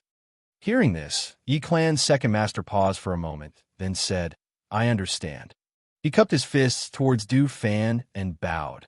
"Thank you for the reminder." As he spoke, he quickly walked out. With a low shout, he had everyone in the residence gather. On the other side, Bai Qingsheng raised her head slightly. She was being held captive and used a teleportation scroll to escape from the Yi clan. Hence, the moment she left the Yi clan's front yard, before the guards could surround her, she only saw a flash of light before her eyes. In the next moment, she had already appeared in a small forest. Due to the various training she had gone through, as well as her ability to adapt to sudden situations, the moment she was grabbed, her body's instinctive reaction was to fight back, but she forcefully restrained it. She really wanted to know where this person would take her. However, what she did not expect was that he seemed to be unable to control himself. After confirming that there were no pursuers behind them, he stopped in his tracks and grabbed her throat tightly with one hand. He said in a sinister voice, "Yi Fei Fei, you've grown quite capable. I really didn't think that you'd been pretending for the past 3 years." Bai Qingsheng did not speak. She only looked at him. "Speak. Where the hell is it?" He tightened his grip and shouted. Chapter 4061. You're still pretending with me? It's no use. I know the thing is with you. If you don't want to suffer, you'd better hand it over. Otherwise, you'll suffer. He growled darkly. Bai Qingsheng looked at him and said, "What's the point of wearing this face all the time? You still don't dare to show your true face?" "Ha ha." He laughed sinisterly and said, "You don't know, do you? This face was peeled off from your father's face. Otherwise, why do you think no one could tell that this face is fake?" Bai Qingqing's heart trembled when she heard this. She clenched her fists tightly. This face was peeled off from Yi Feifei's father's face. Even she felt terrible when she heard such a cruel thing. If Yi Feifei heard it with his own ears, how much of a blow would he be? "What? You don't believe it?" He sneered and said, "That's true. An ignorant person like you naturally wouldn't know that the best way to make a human skin mask is to peel it off from a person's face. However, I still have to tell you a piece of good news. Your father is still alive because we peeled his face off, but he's still alive. Tell me, isn't our technique amazing?" "Perverts." Bai Qingsheng cursed angrily. She was someone who had experienced great changes in her family. Now that she heard such news, and how Yi Feifei's father was treated in such a way, her heart was filled with anger and murderous intent. That was torture, tormenting people alive. She couldn't imagine the pain of having one's face peeled off. She couldn't believe that someone could survive such pain. She thought of Yi Feifei's missing mother and asked, "Is my mother in your hands too?" "Ha, that's right. Your mother is in our hands too. Don't worry, her face is still fine. We didn't peel off her face. This is all thanks to her beauty. Our protector took a liking to her and made her into our protector's human cauldron." Bai Qingsheng trembled when she heard this. Human cauldron? Damn it.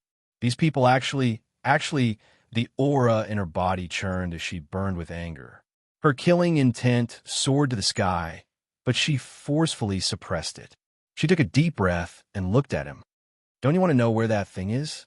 Take me to them." Hearing this, the man's eyes flashed with joy. "Don't worry, even if you don't say it, I will take you back. After all, there is no place safer than our place." As he spoke, he took out a bundle of rope and tied her up before taking her away. When the Yi clan's ancestor couldn't catch up to them, he returned with a gloomy face. He immediately deposed the clan leader and ordered the Yi clan's second master to reorganize the entire Yi clan.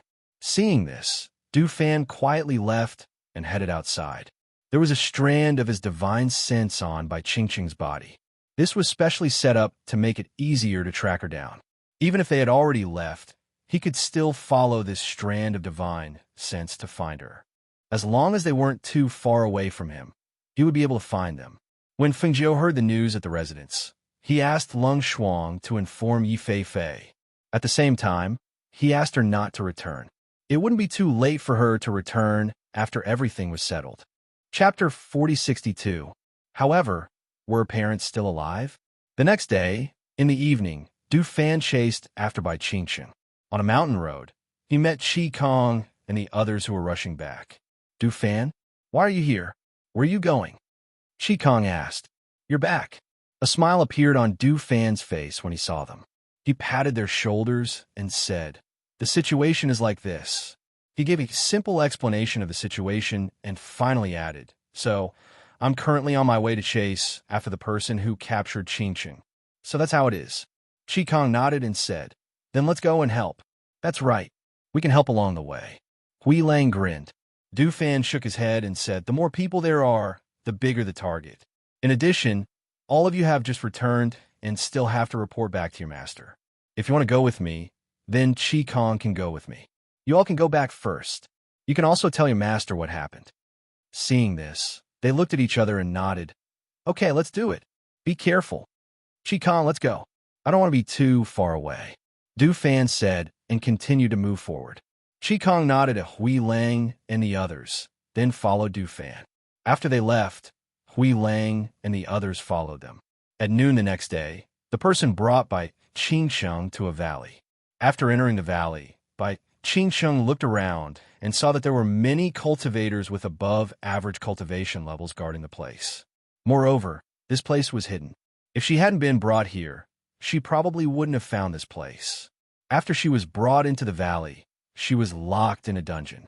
She sat against the corner of the wall. Her hand turned gently behind her back and untied the rope. However, it was still wrapped around her hand, and she didn't throw it away. Her gaze swept across the surroundings and landed on the cell opposite her. She felt an extremely weak aura there, like the flame of an oil lamp that would be extinguished at any time in the wind. The air was filled with the stench of blood. She sat there without moving. She just watched, guessed, and waited. At the same time, in a meeting room in the valley, the person wearing Yi family head's face took off the human skin mask and revealed his original appearance. He was also a middle-aged man, but his face was gloomy and cold. After that brat ran out, she came back with a guy called Du Fan, who was under Fengjiu's command. With him around, she became bold and actually alerted the Yi family's patriarch and exposed the matter. As he spoke, a cold and gloomy look flashed in his eyes. He said, I only then did I know that Brat knew I was an imposter.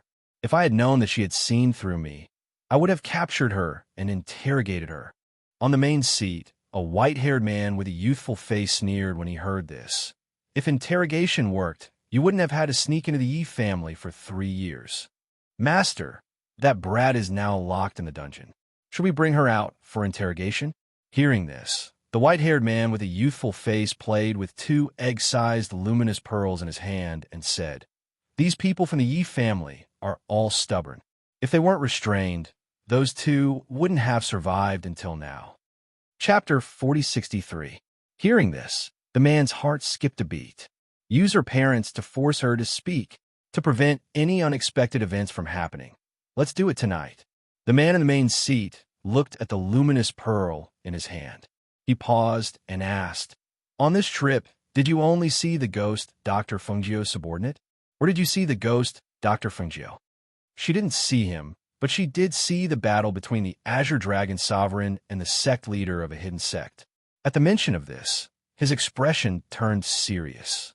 That hidden sect has already been destroyed. Looks like we have to hurry up to avoid any more trouble. The white-haired man said thoughtfully. At the same time, Du Fan and Chi Kong had already quietly arrived at the entrance of the valley. Looking at the array set up here, Du Fan raised his eyebrows and smiled. Looking at the array set up here, it would be difficult for ordinary people to enter. Chi Kong glanced at it and said, "You're familiar with the array. You break it. There's no need to break it. Just follow me. We'll go in quietly and find Qin Sheng first." As Du Fan spoke, he walked in front and let Chi Kong follow closely behind him. The two of them quietly entered the array formation and headed inside. They didn't know if it was because the people in the valley were too confident, but because of the array, there wasn't anyone guarding the array. After they entered, they hid in the shadows and observed their surroundings. Du Fan then pointed to a small path and said, "Let's go through here. Qin Sheng should be over there." At this time, the sky was gradually darkening. In addition, the two of them were concealing their auras as they walked, so no one discovered them. However, when they passed by the small path, they unexpectedly saw a stream of water. Du Fan's heart skipped a beat. He lowered his voice and said, "This might be the source of their drinking water. I'll add some ingredients to it."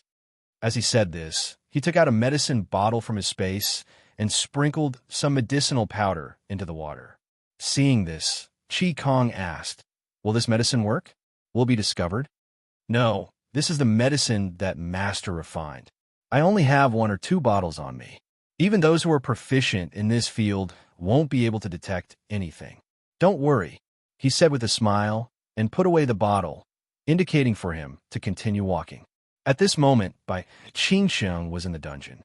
She looked at the dying man in the opposite cell and called out, "Who are you?" It was pitch black in the dungeon. Only a faint ray of light shone through the small window. It was not enough to illuminate the interior of the dungeon. Furthermore, the person was hiding in the corner. No matter how good Bai Qingqing's vision was, she could not tell who the person was. Bai Qingqing paused for a moment before asking, "How long has it been since you were captured?" The other party still did not speak. The air was quiet, and only her voice echoed. At this moment, the iron door outside opened, and 2 cultivators came in check. They shouted at Bai Qingqing, "Stay here.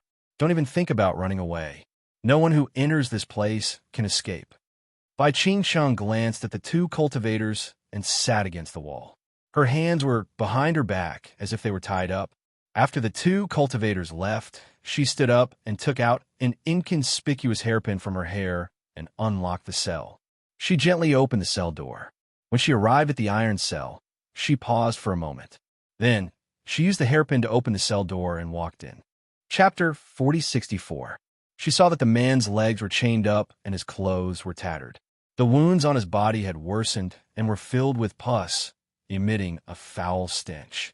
His hair was disheveled, but one could still see that half of his face was badly mutilated. Perhaps it was because she had heard that man say that he had peeled off Yi Feifei's father's face, but when she saw this man, the first thing that popped into Bai Qingqing's mind was Yi Feifei's father. Suppressing the shock and anger in her heart, she asked softly, "Are you Yi Feifei's father?" Perhaps it was because he had heard this name that the man who had remained silent all this while finally reacted. His hand moved slightly, and he opened his eyes to look at Bai Qingqing. He took one look and spoke in a hoarse voice, "Don't waste your time. I don't know anything and I won't say anything." His breathing was very weak, and so was his voice. However, he continued to speak, one word at a time. Other than the slight ripple in his eyes when he saw Bai Qingqing's face, nothing else could be seen from him. "I'm not one of them. My name is Bai Qingqing, and my master is the ghost doctor Fengjiu," Bai Qingqing said. When she saw that he did not respond, she stepped forward and pulled out a pill from her space. "I can see that your wounds are not light. Here's a pill. Take it first. I'll bring you out of here later." As she spoke, she did not mind the rotting stench and the foul stench of blood on his body. Instead, she stuffed the pill into his mouth. When the pill entered his mouth, Father Yi, who had wanted to spit it out, felt a cooling sensation accompanied by a thick spiritual energy filling his mouth. He moved his hand and swallowed the pill. Once the pill had entered his mouth, a cooling sensation spread throughout his body. A warm current flowed from his dantian, warming up his weak body. It was as if his power was slowly gathering. She released the black iron chains that had shackled his legs. Just as she was about to help him up, she sensed an aura approaching from outside. She quickly put away the luminous pearl and returned to her cell to lean against the wall. Ching Chung. Du Fan's familiar voice rang out. Bai Ching Chung, who had been leaning against the wall, immediately rose to her feet. I'm here. Du Fan walked in. When he saw Bai Ching Chung, he smiled and asked, Are you all right? I'm fine, Bai Ching Chung replied. She then said, This should be Fei Fei's father. She walked forward and opened the door of the cell. She took out a luminous pearl and illuminated the cell. Du Fan frowned and asked, Are you sure? I think so, Bai Ching Chung said. Hearing this, Du Fan said, All right, take him out first. As he spoke, he took out a cloak from the space and wrapped it around his body to prevent it from touching his wound. Only then did he help him up. Father Yi was helped out of the dungeon. He looked at the two cultivators who had been killed and then looked at Chi Kong, who was standing guard outside. He then looked at Bai Ching Chung and asked, Who are you people? Why did you save me? My master owes Yi Fei Fei a favor. That's why we're here, Du Fan said. Seeing that he could not walk with Father Yi, he carried him on his back. Let's go over there. We just scouted the area. We can hide there, Chi Kong said and gestured for them to go over there. Chapter 4065. Hearing this, the two were surprised. But then they said, Then I'll go. You guys wait here, Du Fan said, intending to let Chi Kong stay behind a guard. Wait a minute. Father Yi called out to Du Fan and asked, How's Fei Fei? Is she all right? She's fine and safe. Don't worry, Du Fan said. Hearing this, he finally felt relieved. He looked at Du Fan and said, It's been 3 years.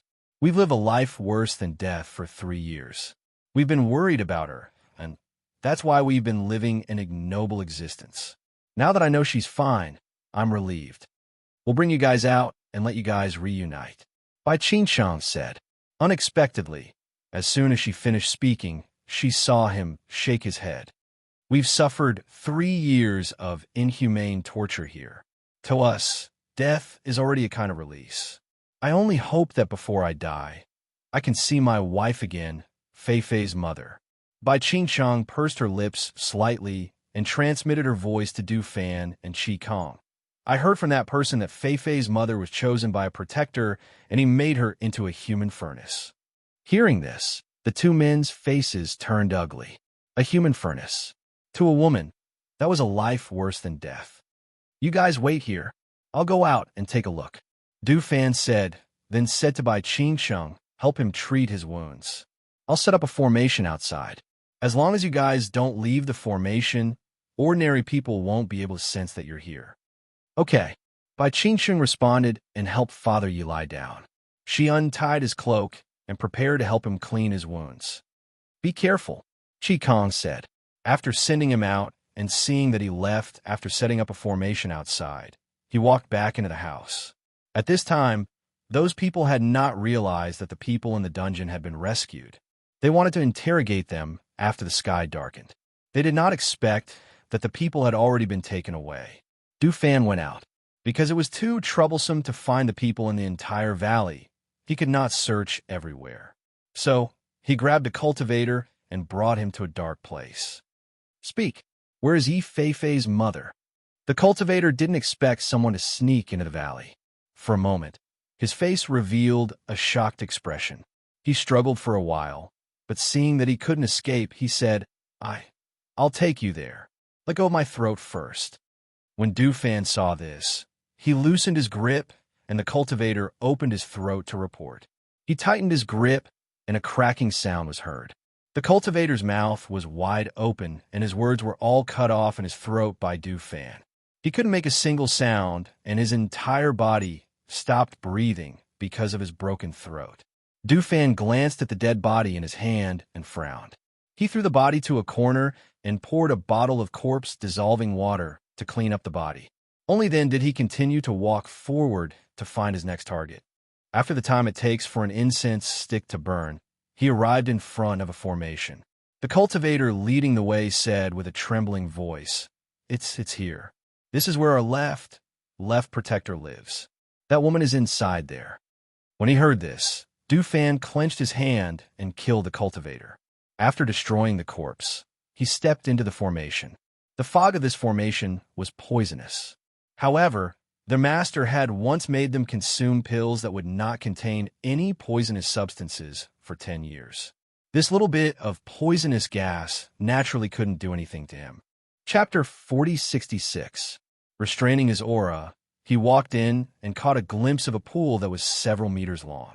Several naked women were playing in the water, and the person sitting in the middle of the pool was a man who looked to be in his 30s. The man had a gloomy aura, and his face was ruddy. His aura was extremely good, and he was drinking wine in the pool.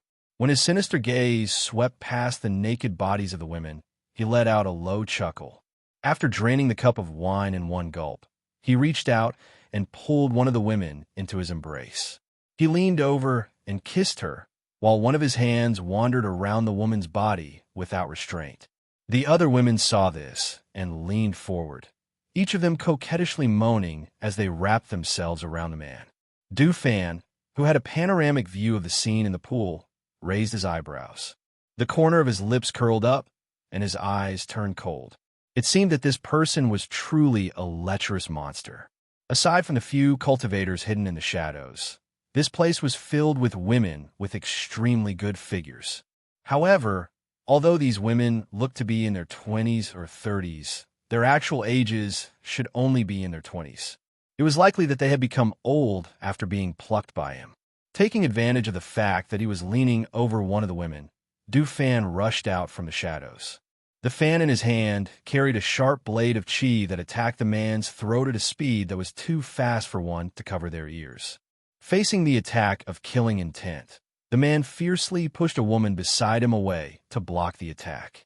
He quickly jumped out of the water, and the wind from his palm swept across the surface of the pool, causing a splash of water to turn into a sharp blade that attacked Du Fan. Xiao xiao xiao.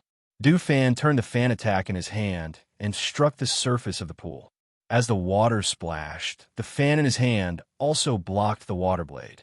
With a flash, his figure rushed out extremely quickly, and a stream of chi from the fan swept past the man's shoulder, leaving a deep wound on his shoulder. He sucked in a breath of cold air. Blood seeped out from the wound and dripped into the pool. Without anything beside him, he jumped into the air naked and shouted, "Who are you?" "The person who will take your dog life," Du Fan said coldly as he released a powerful pressure. Under his pressure, the women who were screaming and trying to escape all hugged their heads and knelt down one by one, unable to move. When the man felt the powerful pressure, his expression changed greatly. He wanted to escape at the first moment, but who knew that a figure would flash in front of him and a fan with a sharp blade would be pressed against his neck. The cold and bloodthirsty killing intent immediately made him not dare to move. "Your Honor, please spare my life." He stretched out his hands in a gesture of surrender, not daring to move, fearing that the fan in his opponent's hand would instantly take his life. Du Fan did not kill him immediately. Instead, he grabbed his throat with one hand and crushed his inner core with the other, crippling his cultivation. The man whose cultivation was crippled didn't even have the chance to scream. He just struggled with his mouth open until he was on the verge of death. He didn't even have the strength to struggle. Because his cultivation was crippled, his appearance also rapidly aged. In the end, he became a white-haired old man who was on the verge of death. After throwing the man to the side of the pool, Du Fan raised his hand and knocked the women unconscious. He then walked to the back, intending to find Yi Feifei's mother. When he came to a stone house in the back of the cave, he saw a woman who was completely naked. Only her loose black hair barely covered her body. Chapter 4067. He sighed softly. With a wave of his hand, the black cloak landed on her body. He said warmly, "Madam Yi, I'm here to take you away." The curled-up woman clutched the cloak tightly around her body. She slowly raised her head and looked at Du Fan in front of her. She didn't say anything and only shrank further into the corner. Seeing this, Du Fan said, "Madam Yi, perhaps you don't know this, but we've already exposed the fake master of the Yi family. I followed him here. I've already destroyed the Protector's cultivation, and he's lying outside on his last breath." We've already rescued the real master of the Yi family. Madam Yi, quickly chase after me and leave." He didn't kill the protector directly because he wanted to leave him for her to kill personally. Killing a cultivator who treated women as furnaces would be letting him off too easily. Madame Ye's body trembled when she heard this. She clutched the cloak tightly and looked at Du Fan. Her voice was hoarse as she asked, "Who are you? Why are you helping me? Why should I believe you?" "Madame Yi, perhaps you haven't heard of me, but since you asked, I'll tell you." As Du Fan spoke, he looked at the extremely guarded woman. He sighed softly in his heart and said warmly, "My master's name is Fengjiu. She's also known as the Ghost Doctor. Some people call her the Star of the Phoenix. She's the master of the heavens and earth, the leader of all the strong cultivators. Her reputation is illustrious. This time, I'm following my master's orders to help Yi Fei. Because of this, I've interfered with the Yi family's matters. If Madame Yi doesn't believe me, you can follow me outside. You'll see for yourself." Hearing this, Madame Yi didn't say anything. She seemed to be thinking about something. After a while, she said, "Help me take that bunch of keys." She looked at the keys hanging on the wall as she spoke. Du Fan followed her gaze and walked forward to take the keys. The keys were placed there. They weren't near or far away. However, Madame Yi, whose feet were chained up, couldn't reach them. That protector did it on purpose. She saw that the key was here, but she couldn't get it. It was like seeing a way out, but she couldn't escape. She suffered day and night. He took out a set of clothes from his space and placed it in front of her along with the key. He said, "If Madame Yi doesn't mind, please change into these clothes for the time being." As he spoke, he turned around and walked out to wait outside. After a while, Madame Yi, who had put on simple clothes and a cloak, walked out. Du Fan, who was outside, glanced at her and gestured for her to follow. When she came to the front, she saw the unconscious person on the ground and the pool that was already dyed red with blood. Her gaze fell on the old man lying by the pool. Even though he was already so old, she still recognized him at a glance. Ha ha. She laughed softly, and in the end, she laughed loudly. As she laughed and laughed, tears flowed out. She walked forward, picked up the sword on the ground, and came in front of the man. She raised it high and viciously stabbed it into his crotch. A mournful scream came out of the old man's mouth. The indescribable pain caused his dying body to convulse in an instant. Blood flowed from his crotch. His eyes were wide open, and he glared fiercely at Madame Yi. He wanted to say something, but not a single word came out. Chapter 4068. Her robes were stained with blood because she had stabbed the man with her sword.